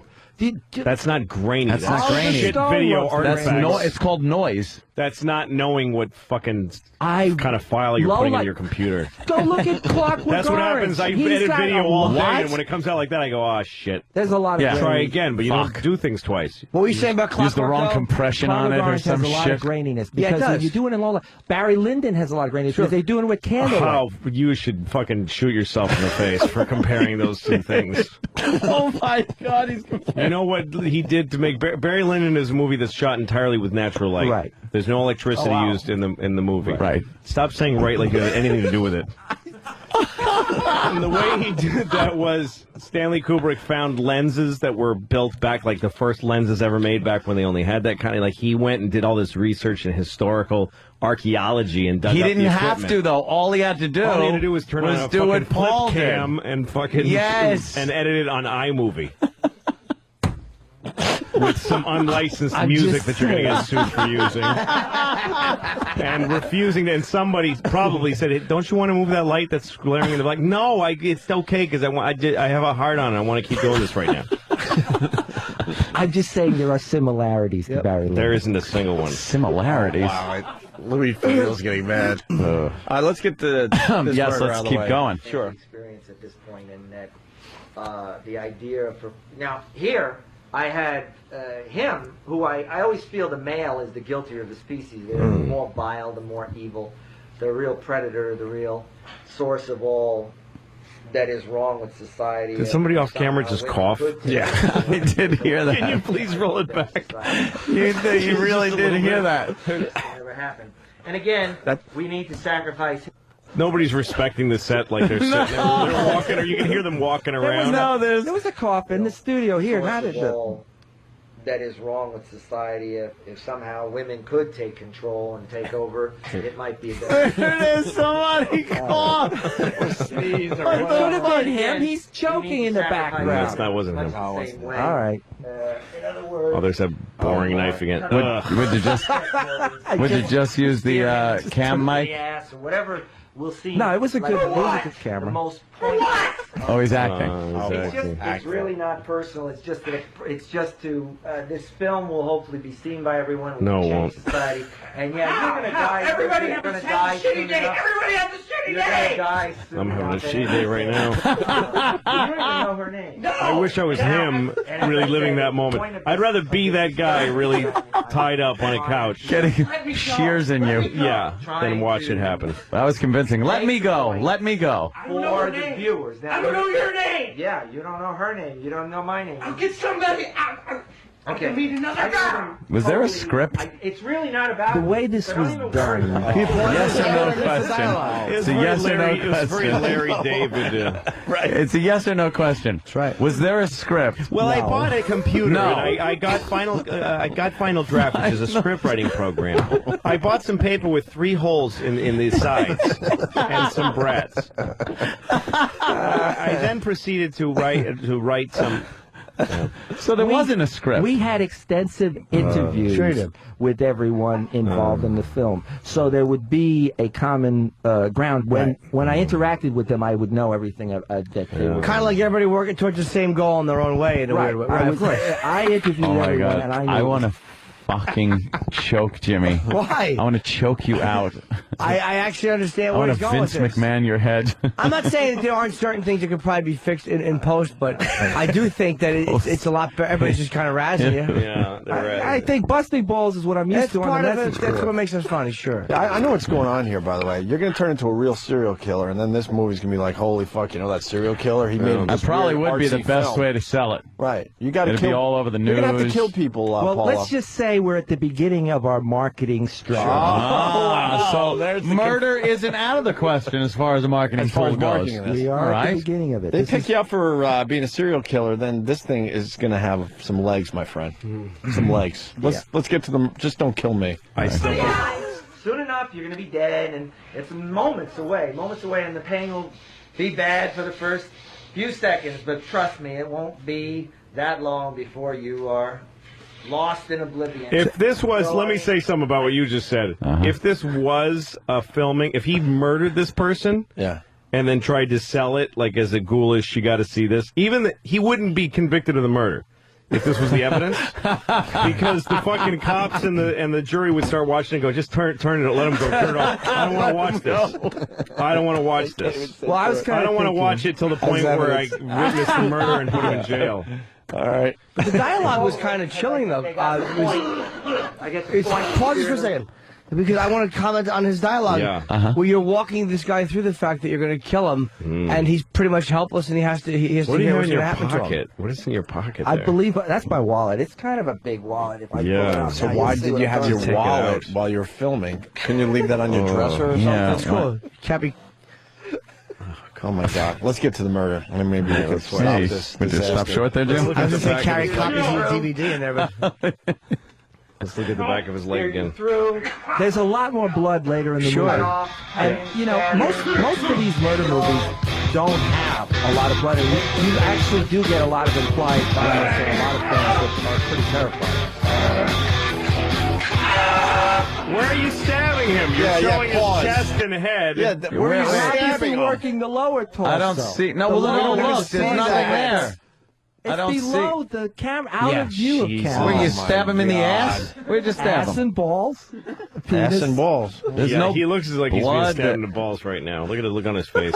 Look how bored that guy He is. just laid there. You could roll Take a onto the first. floor. He's You like, could. oh, let me out You of didn't have here. much of a budget, so why wouldn't you use all your blood early in the movie to really get people hooked? Yeah.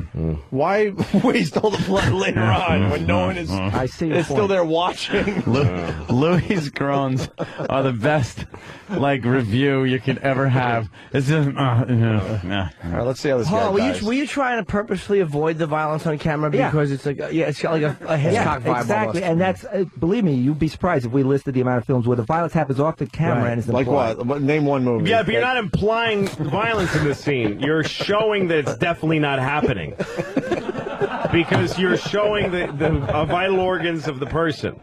And So there's you are nothing wrong. proving that that's definitely... You're making it very clear that the person is yelling for no reason. We're not seeing his penis. Well, we don't see his If you penis. cut off somebody's dick and ate it, they wouldn't die for 3 days.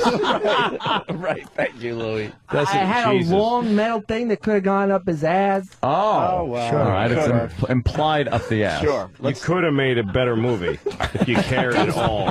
There was $5,000. It's not even lack in of this skill. shit. It's just not giving a shit. 3 days. Remember that all was experimental, and of course, Experimental, 3 days, right? That's not how you get reviews. Well, we got to give him a break. 'Cause Did it you- only took, a month instead of 2 months to film the movie. you look at what was the Desperado that Robert Rodriguez did. That was the big way you that go. they Now pushed he's that thing. where it made Rodriguez. No, no moment. Are you comparing and you look yourself at that, to it's Robert? very shoddy. You look at Evil Dead 1, very shoddy looking. But this is supposed to Dead. look shoddy looking. And this is what's not being acknowledged. The original Evil Dead did kind of have like a very low grade quality to it, but the horror was there. Right, exactly. All right, let's get to the murder. What's happening here? Oh, that's it. That's it for the murder? Yeah, that's it. We have a lot of murders in this film, so we need to. Then because now we're down some little lane, the trees on each photography side this time, you with would say, huh? some chick Look at that. In and out of focus. from the back. She's Now she's tied up. Look at the ropes. You're right. They're loose. Oh, the bad loose rope. She's already tied the ropes right. Don't move, honey, because it'll be so clear how loosely you're tied up. Yeah, that's what's happening here. She's clearly drugged. That's like how they used to tie up the people on Gilligan's Island. Like when some bad guy would get on the island and tie him up. There's just no realism to that. And they have lots of money on Gilligan's Island. Yep. Oh, yes. Like me, the great Sherwood Schwartz. Yeah, he really... if you looked at some of his works, his budgets The Brady were so Bunch, high. Gilligan's Island. How'd you get the hot girl in your film, though? That's who actually is that? No Filter Paul's daughter. Is that? Oh, fuck yeah. She is hot as shit. That's his daughter? Yeah. He's got hot daughters. I want to date No Filter Paul's daughter. If you look at the side of her face, you can also see the duct tape clearly coming up and off the face. Yeah, I would have that duct tape off my cock in there in a second. Just plow No Filter Paul's daughter's mouth. I have to get back to the fact that, all things aside, this was an experiment. Sure, I All things aside, tried to do something. It is what it is, and my life is fucked up. So I need people to buy this movie so we can start the movement. And I can move on to the second phase. Movement. So get the movie. Wait, what's the second phase? Well, the second phase would be to go out and start promoting harmony and love through fear and death. Yep. That is actually. He's going to start killing people. I don't know. No, but he's making a social statement, though. Play this tape back someday. Polo's going to start killing people. 5,000. Wait, how much did you spend on this? 5,000. That's 10,000. What did you do with the money? I know, where did the I money didn't see go? a penny of it on the screen. Where the fuck did the money go? You must have ate well in those 3 days. Where's this film? The St. Regis? Where the fuck are you staying? This was up near Woodstock. $1,000 for Woodstock? Woodstock. How much is a hotel up in fucking Woodstock? It's like $10. What? Well, we had a somebody you got. Where'd you get the money? Where'd you get the $5,000? There was a couple of people, and then and then I had to wind up buying out one guy because there was the conflicts. Oh God. Sure. So you went to somebody. He went to somebody. Said, "Hey, if you give me $5,000, I'll make a movie." And they said, "You know what? You're a pain in the ass, but I want to give you this." All right. So they gave you the money. Listen, I know what happened. Let me tell you. And you took the money. I don't know what your vice is, but you blew all of it. And then you made this piece of shit with nothing. We know that the worst piece of crap movie out there costs $200,000, $500,000. You could have made a lovely movie for $5,000. That's plenty of money. No, who makes a movie for $5,000? Exactly. You can make a much better movie. Well, you didn't. You spent the money on whatever it is you do. I don't know what it is. I need $145,000 right now to pay off my credit card. Sure. Well, yeah. So I'm glad that's where the $5,000 then went. There's 2 houses I can't unload. I've got a horrible life. I've got one good woman. I'm sorry, but I still hate the movie. So, Paul, who's the girl in the scene? What's her thing? She was, again, an example of a young member of society who doesn't care, and so it needs to be sacrificed for the greater good. Yeah. Sure. Greater good. Okay. Of what? I don't know. All right, let's push play. It won't matter. So in a minute, I'll slice your wrist. We'll empty your blood into a bucket in a matter of... Now, I'm putting that shirt on eBay because you can tell that that's from the... But it's the ramblings of a madman. You're putting the shirt... You were serious right there. Yeah, I was. But I haven't done it yet. I don't know. Couldn't even commit with the duct tape. You're right. When you believe in that stuff, She's on drugs. I really don't even know. She's obviously drugged. He just feels your body rots. You just that the duct tape was necessary because you just to reinforce in her mind that it was coming soon. And then at one point, when it could be 1,000,000 years, which is nothing. I mean, look at her. She's like breathing through her mouth with duct tape over it. She's like, hurry up and... Yeah, it's like, oh my God, is this scene over yet? How long am I supposed to heave my breasts like this? Right now, you're going to cease to exist. And there is no consciousness. I wish I had no consciousness right now. So I do. They cut in for a second. Go back to that. Yeah, I know. Isn't that amazing? There was another shot. There was a different shot. You actually decided to do a cut-in. I agree. That is. There was a little insert cut in there. You actually called me on a good point that there really should not be any visible editing in this movie. What did you do that for? Did you do that to put together 2 shitty takes of you talking? Yes. My editor loved Or the shot. did you want really to be really clear to everyone that duct tape is not doing anything to restrain her mouth? My editor loved loved the shot, so he stuck it in. Love there. the shot, but if it's one, my editor, if it's one guy that's working the camera, what did you're a psychopath that fucking uses Final Cut Pro? Yeah, so you had other shots. You went in, you got other shots. Right, but the point was that was an abnormality in the film. It shouldn't have happened, but it did, and it's a nice shot. Look at the tape. The tape is up on both sides. Oh, God. The tape is. If she licks her lips, the tape falls off. Yes. You can see she's practically sleeping now. She's because she's bored of this shitty movie that she's in. She's drugged. She's drugged. You're putting her to sleep with it. Literally, a person who's about to get murdered is falling asleep because the murderer is so boring. It'll be like when you see those beheading videos, and the guy with the hood is reading the Arabic, and the guy, the fucking tied up guy turns back and goes, "Could you fucking just cut my head off?" All right. This is boring. Towards one of the final scenes is when I'm carrying a drugged person physically into the scene and then undressing them. Yeah. All right, push play. Consciousness. So I'm going to cut you now. And you're going to be scared. It's going to be painful. It's going to hurt. Okay, so don't move. Because I don't want to cut myself. Okay. See. Oh, you're missing the fake blood. I'm sorry. Is this still movie? We will be cutting to a dripping scene, actually. Wait, can you go back? Wait, was that he was supposed to be stabbing her just I then? think he's cutting with the wrong Thank side of the you. knife. Dude, you're cutting with the... Go back. Were you cutting with the back end This of the is knife? actually a He's prop supposed to. He's supposed to cut her wrist. All right. Watch prop this. knife. Which has, where it's cut out. Watch this. So don't move. Because I don't want to cut myself. Yeah, careful. Yeah. Watch. Look at this. If it's, you're using a prop knife when you're using the wrong end of it? No, I couldn't possibly use because The there's point a of a hole. prop knife is you can cut with the blade and it won't hurt anybody. There's Because it's a made of plastic. hole. Then how come it looks like it's on the back of the knife? It looks like it's on the back of the I knife. couldn't have. It was like fucked up. it's like paint by numbers. There's a hole in the knife Is that where where the you stick budget the went? wrist That in. fucking You knife was a can't make a mistake $5,000 in knife. this That was Right there. It was a $5,000 prop knife. That was also the most clumsy, hey, let's lift this up into the shot. Yeah, look, see everybody. Yeah. Look, everybody. Oh. Don't be fooled just by her amazing acting and mine. I'm really this doing thing this. Look at see? this thing I bought at the funny costume store. Look at my niece's Halloween costume that we're using in this movie. This is It's nice rope too. It's nice thick rope. I thought it Yeah, looked. why don't you make it tight so it's more believable? All right, let's go. This is worse than like an Ed Wood movie. It is not worse than an Ed Wood. Oh, no, Not it at is. all. It is much These are worse. real So much locations. worse. Yeah. It is much worse. Ed Wood movies had like Bullshit. no, they Like had what? sets where the walls were shaking. Yeah, and it's things crazy, Yeah, and you right? have Oh, yeah, where people it's here. coughing in the background. And the fucking- Somebody may cough in the middle of a knows? murder, Could serial happen. killing. Cut, print, perfect. It was 3 days. Yeah, into a bucket. The blood. Take as the a blood fourth. empties out, you're going to feel less and less. So, Defending it like, we only had 3 days. Take another day. Experiments in terror. Scary. You must be feeling pretty bad about. I'm feeling pretty yeah, bad right well. now. This is like your last minute on Earth. I wish it was my last minute on Earth. I wish it was the last minute of the movie. And you're gone. I mean, in the context of eternity. it's How no did big fucking deal. No Filter Paul You know, conjure up that 11 chick? Years, this is just The one minute, fuck is you're that? over, but Probably a stepdaughter. Huh?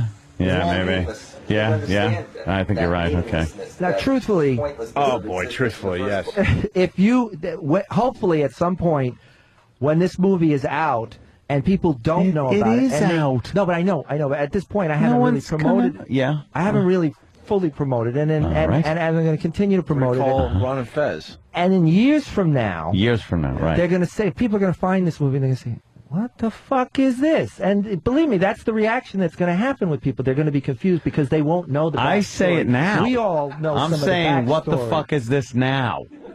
But it's because you know the backstory. But Yes. those that don't know the backstory will be more. No, they'll just say some guy grabbed a camera and some friends and made a shitty movie. I think. You see, you think, but you're looking at I don't it know. from You're your right. You know perspective. something? You're absolutely right. fucking Mall Cop was the #1 movie for 2 weeks in a row. He Who looks am like I him to in this say? movie. He looks like Mall Cop. And you notice I lost a lot of weight. You look too. good. I What? lost 60 pounds in 6 months, mostly Wow. from stress from the divorce. That's good. It's a healthy way to lose weight. On the Magic Johnson diet. Can only hope. Yeah. Oh, alrighty. Here we go. Just savor this moment. Just be calm. Mm-hmm. Enjoy it. Just breathe in, breathe out, let the air fill your lungs. That's what breathing is. Times. Now, truthfully, blood empties out. Oh, let's just go ahead and cue that right there. As good as any place. Just drop that right in there. It's as good as any. It's fine. Holy fuck! Just fucking drop some unestablished music right in there. Fucking killing me. Just put that anywhere. Oh yeah, just drop that anywhere. Wherever. Subliminally, you have to use some standard horror effects. Yeah, but you put him in a fucking place where you had a thought. You don't just drop it When randomly. you least expected it. No, I Dropped in there. Fully expected it. Had nothing to do with expectations. Fucking. Really? You weren't expecting that. Oh, God. Honestly, you weren't expecting that. No. Mm-hmm. No, I wasn't expecting to have my day ruined.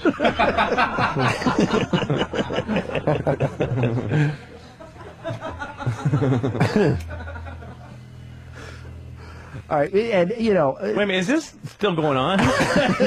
When you can't tell if it's. Hold on a second. This is a freeze frame on a moment that doesn't matter, and we're listening to the music. I thought we paused so we could talk about it. Right, but the And then music- it just dawned on me. Wait a minute, I'm still hearing that shit music, but it's paused.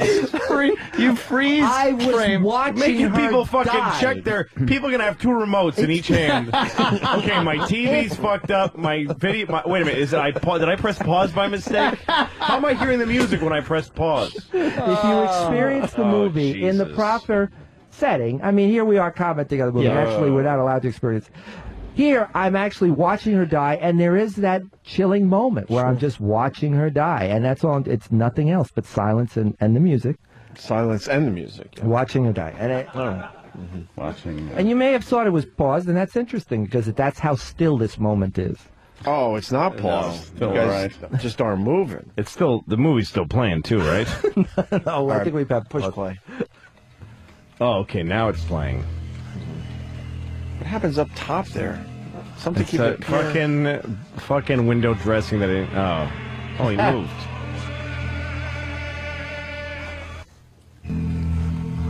Oh, some of the blood. Oh, no, she's bleeding down her Oh, you hand. decided No, to use she's some of not. your blood, huh? No, she certainly isn't. No. Now we get to go through the movie. Oh, just a wow sticker. Great. All I need to say is, Great. We got our thanks. fucking wow sticker in Thanks for there. putting a wow sticker in Can we this sue? shitty film. Can we sue Great, that he thanks. now has to digitize that out on every copy? That would rule. Please. Let's do that. GabTheMovie.com. You can use the promo code RonFez. I need you to buy this movie. Trust me, it will. And I would be happy to autograph them down the road. Oh. All right. Well, That no, way, that's all when right. I do start killing people, it will be something At least worth it'll. Yeah, you'll have a signature on there. That's. Can you do some kind of stunt for us today? Well, I had sent a memo out about all kinds of horrible things. So the first thing you could do is have all your interns come in and punch me in the stomach as hard as they want to. That'd be fun. I hope it ends like Houdini. You can get 17 people. Didn't he die from that? Danny's got an email, Anthony, from Paul O. An email from Paul O. Well, it's not actually from Paul O. Ah, okay. It's from, according to this, it's from his manager and life coach. Let me get his name here for you guys. Dr. Machine Gun. Do you know a Dr. Machine Gun? Yeah, he's sort of a manifesto. What that he medical put out. school do you Dr. Machine Gun go to? And if you read this thing, which is fairly long, it details what could happen to me today under these circumstances. And I was trying to avoid it, but I mean, I'm not going to argue with my life coach. And so, you know, What? Who is Dr. Machine Gun? That doesn't sound like a reputable doctor. I hope an actual machine gun is your life coach. That's good. So he suggested I do all these things that are Like detailed what? in this. Oh, Danny, it's like horrible. what? It's horrible, like piercings and stabbings and all kinds of things. As we get up to a certain sales level, I would have more and more horrible things happen to me. But obviously, I was telling him that was crazy stuff. That sounds crazy. Well, I have a list here, so let's see. It says here that if Paul sold 10 DVDs, he would get 3 needle piercings through his arm skin. Another 10 is another 3. Another 10, he goes for the legs. And then, so that's one level. And then up to 50, then we could shave his body and slap him with rubbing alcohol. 75 copies of Gap sold will pierce his bottom lip. And then, then the levels get kind of retarded because then there's 100, 400. Like he really thinks he's going to sell 400. 400. What's 400? What do you do for 400? There will be this is not me. These are not my ideas. This is courtesy Dr. Machine Gun. Yes. There will be a staff challenge where an intern can poop on his head. I didn't come Did up you with pay? this. Did you pay this guy? I didn't come up with Paul, that. did you pay this guy? He said I paid him. But he's a very cool guy who wants to make horror movies, and I like him a lot. And we have long conversations at night. And he said, yeah, I'm going to... Hang on, I wasn't finished. Let's see. At 425 copies, he'll drink fresh, hot intern piss with a blob of Big A cum in it. Wait, How really? many copies? 425. All right, let's pool But our you might, resources. you might want to hang around for 450 because People are raising their hands out there. at 450 they'll pierce Paul's nutsack in 4 places with a hammer and small nails. And I never really... He said he researched all this, but I never got the feeling that I was sure that I was safe under these... Are we done with this? No, the similarities to Kubrick just keep piling up. Yeah. Now I really That's what see it. Kubrick did. All right. And just so you know that this very long email Yes, it's like a manifesto. It's like Jerry Maguire. It's ends. Yeah, just like it. It ends with Dr. Machine Gun saying, Paul is a complete lunatic and cannot handle the pressure of even the most simple of tasks. Yours truly, Dr. Machine Gun. I mean, he's a doctor, so he does know Well, best. yeah, he's got doctor in his name and machine gun. All right, Louis, obviously you're my biggest critic right now. Because I'm one of 3 people that have seen the movie. Give me an honest benefit of the doubt. As if we're not sitting here, busting balls, it's truthfully. And we haven't even seen the No Filter Pause. We've seen a few minutes of the movie. Clearly, if you're sitting down to see a movie, we haven't looked is at the whole just movie. in You hysterics haven't seen laughing the right now, arc by the way. or the Yeah, trajectory of what's right, happening. right. The fact that it's an anti-film and all these things. Give me the benefit of the doubt. There's some All right, people... he'll give you the benefit of the doubt. You earn the benefit of the doubt. All right, this is with a Louis. movie. When you make a movie, you earn the benefit of the doubt by people are watching and they go, okay, I'll give this the benefit of the doubt. But whatever the opposite of the benefit of the doubt is, instead is what you establish. Which is, in a way... Is that you don't give a shit what this movie looks like. That's the main thing. But again, if somebody here, I've sat through a lot of fucked up movies. I've made some fucked up movies. I've taken part in some fucked up production before I was in film. Even I was trying to get him to look it up, but he couldn't find it. There was this guy when I was a kid. His name was David Van Vactor, and I worked for Cablevision in Marblehead, Massachusetts, like covering hockey games and stuff. And I met this guy through my friend who said, I want to make an avant-garde film. So we brought home some of the video packages from work and shot this guy's movie, which was just him blathering like that. And he would make a long speech and read a poem, and then he holds up this jar and he says, look, it's my piss. And he had his piss in a jar. And then he'd go back to reading poems. That's what the movie was. So I've been down this road, okay? Yeah, it's a fucking epic compared to this dog shit. I'd like to see this film. But it's everybody... Hold on, let him finish, Paul. Jesus. And I was once in San Francisco at the Castro movie theater, and I saw a movie that was it was called Father and Mother. It was a Russian film, and I'm going to describe to you 15 minutes of the film. There's a woman dying, and her young son, who's like in his 20s, is sitting next to her, and she's wheezing, and he's watching her wheeze. And then he says, do you want anything? And she says, yeah, I want you to take me out to sit in the garden. So he carries her out, puts her on a bench, and then watches her there. That's 40 minutes of the movie. I'm not kidding. Like, nothing happens. I sat through the whole thing because I gave it the benefit of the doubt. I'm like, this is at least interesting. I've never seen anything like this. Don't mind Jimmy. He'll snap up and say something every so often. There you go. Jimmy got all scared. I actually did those. You were frightened.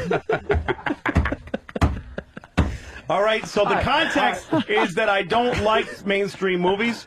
I am the fucking target audience for this kind of film. This is shit. You am not I am the closest you're ever going to get to someone who would give a shit. It's And literally. the reason is because crazy David Van Vactor with his piss poems and the fucking retarded Russian who I am one of 8 people who saw that movie. They really cared about how they made it. It didn't mean that they shot it like professionally or slickly. It means that they gave a shit. They didn't just fuck up and not try again. They put some thought. They fucking mixed it so you could hear what the guy was saying.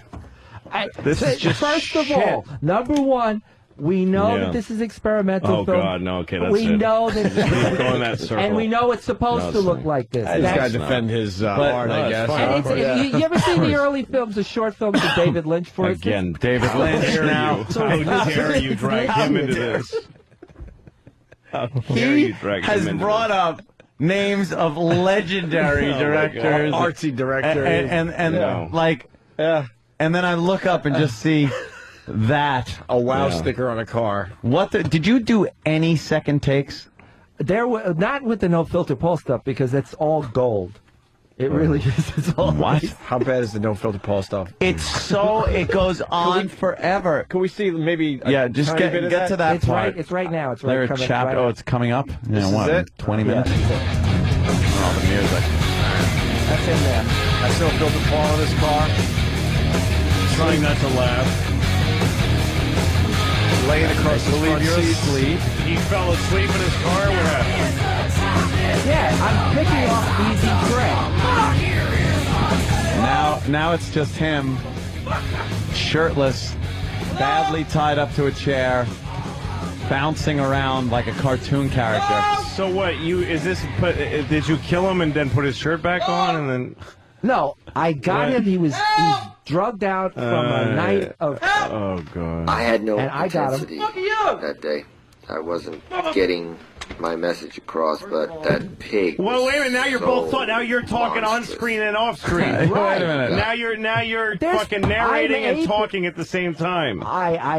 As a Not on purpose. No, it's because you just fucked it. You're as like, a oh, psycho, I did edit and I did look at this and prepare it. And he rips for off an like Clerks or I was something. about to say, why are you ripping off Kevin Smith with the Yeah. dramatic title cards with the Putting, wording like on them? words on there and then going to different Well, he scenes ripped like off Kevin people Smith. way before that. I mean, like, Well, Yeah, Kevin but Smith. we're not arguing Kevin Smith's filmatic integrity. We're talking about your piece of garbage. I'm saying that these are things that are not used that often, and they need to be brought back from time to time. right? Yeah.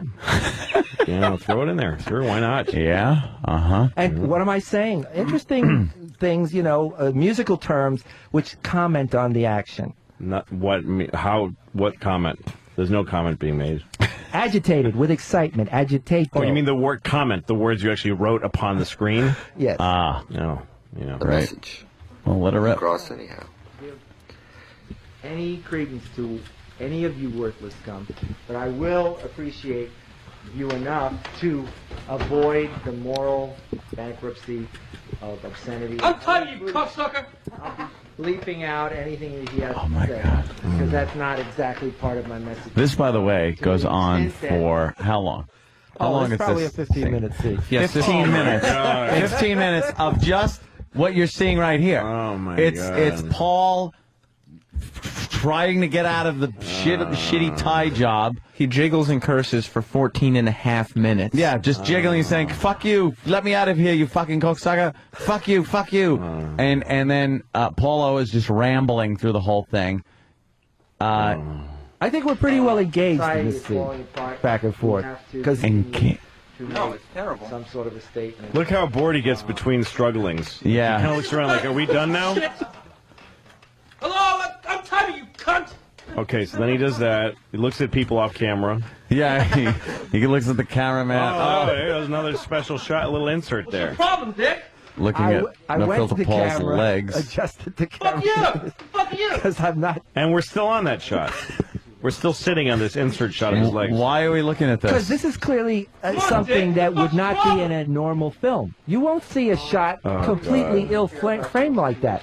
Am I correct or not? What the fuck is happening here, Louis C.K.? That's what's happening in this movie. What the fuck is happening? Do you understand? You didn't try. You didn't try. You didn't try. That's You didn't exactly it. There try. wasn't any effort to. No, you didn't try. I You swear. got sleepy. I swear to God. You felt sleepy. Look, it happens all the All right. time. You're making a Gap- movie and you go, "Oh fuck, could I just get out of here?" And then you go, "Wait a minute, I got to at least try to." Even if I'm trying to do something shoddy, I got to try to do the best version of it. I need everybody out I there. took to somebody's see this movie. $5,000. GapTheMovie.com. Spent it on a fucking some Use weird the Ron clothes that I Fez bought. Promo code. Holy shit! I think we're finally even with Ron and Fez. For the Earl thing. Holy shit! It is exactly what Louis said.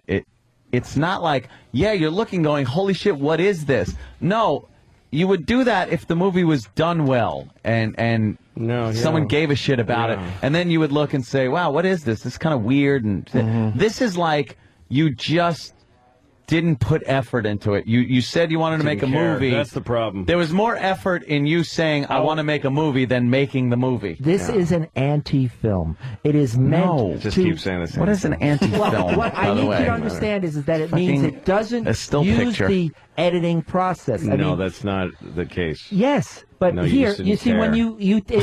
when you see a film, most people are willing to put the suspension of belief into a film. They know the process of making a film that has all these edits. Here, we take the editing out. No, you don't, because you edit a lot in this scene.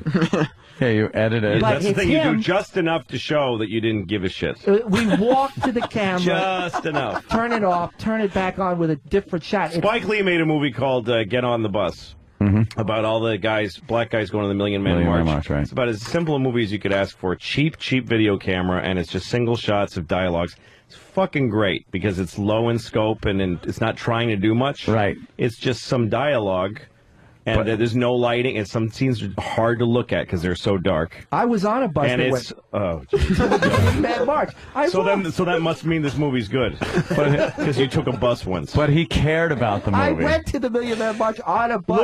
Then you're right. It's a good movie. You're right. It's a good movie. Your point being, the point is that there are many movies that do what he says he's doing, right? Which is let's do away with editing. It's editing is a pretense. Right. The dogma editing is a school. trick. Let's take the tricks out. Let's not have a lot of people do that. That's not what this is. The caring about it. Let's take that out. Just no effort. The effort. Let's just remove any effort and work that goes the behind it. dogma people that you The just dogma mentioned, people, and it's even more offensive that you have the education and know better. The dogma people.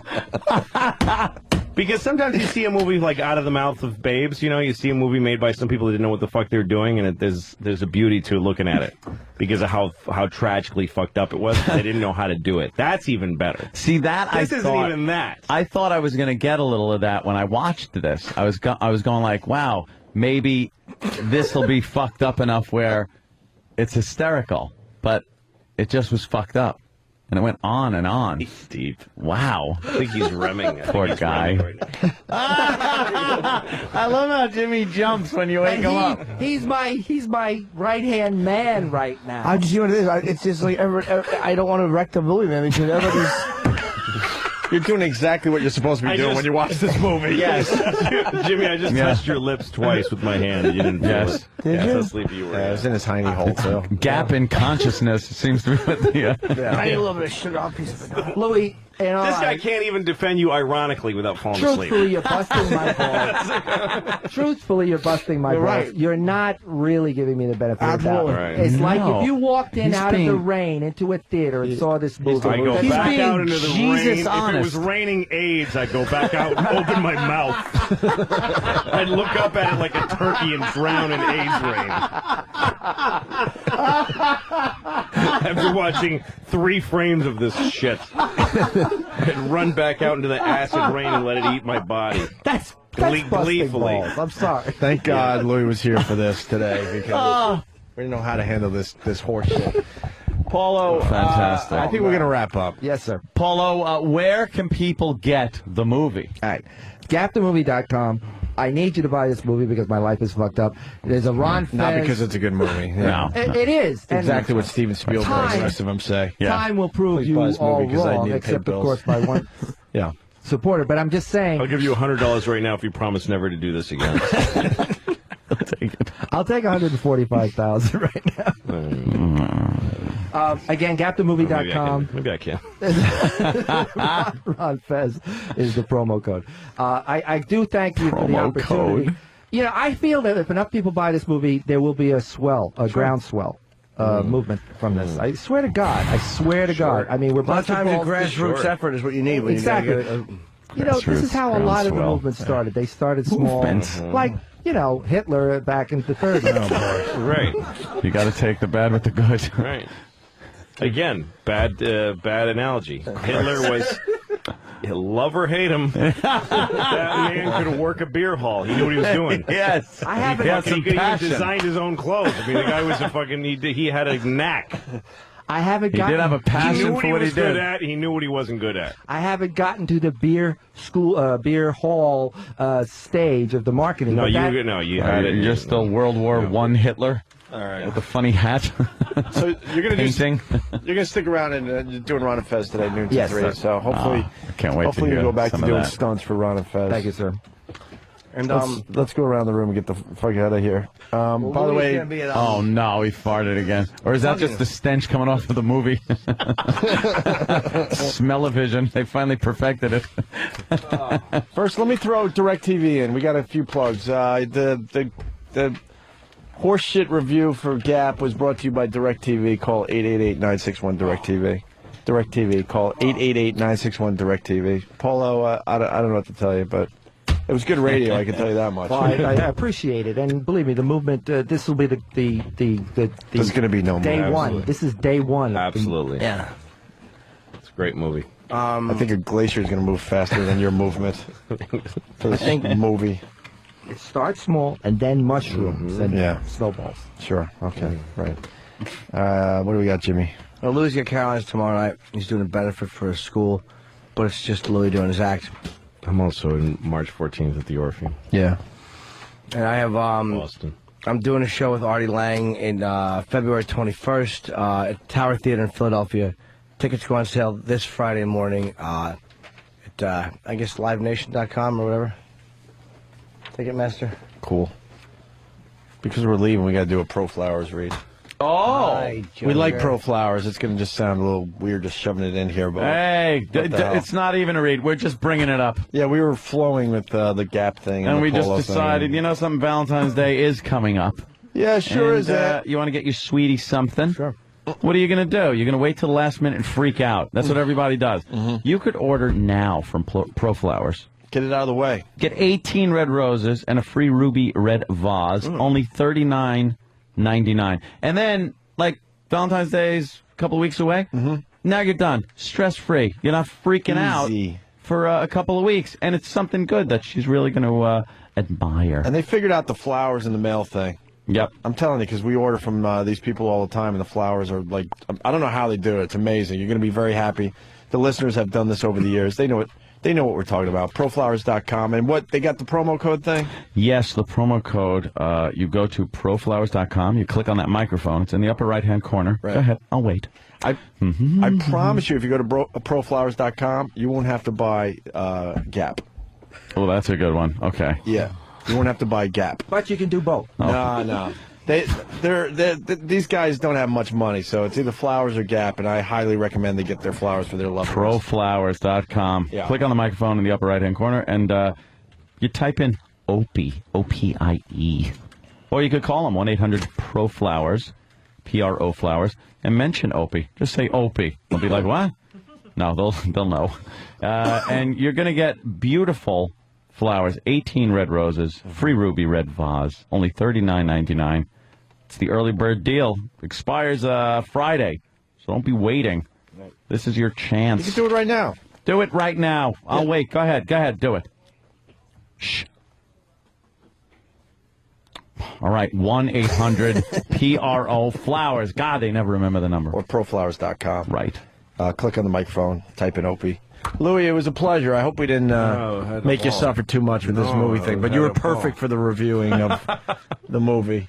Good He luck understands with it, film. sir. He Good does luck. understand film. Good luck to you. And Louis, come see us soon before you hit the road again, all right? Yes, I will. The great Louis C.K., everybody. We'll see you tomorrow. And don't forget that we have to.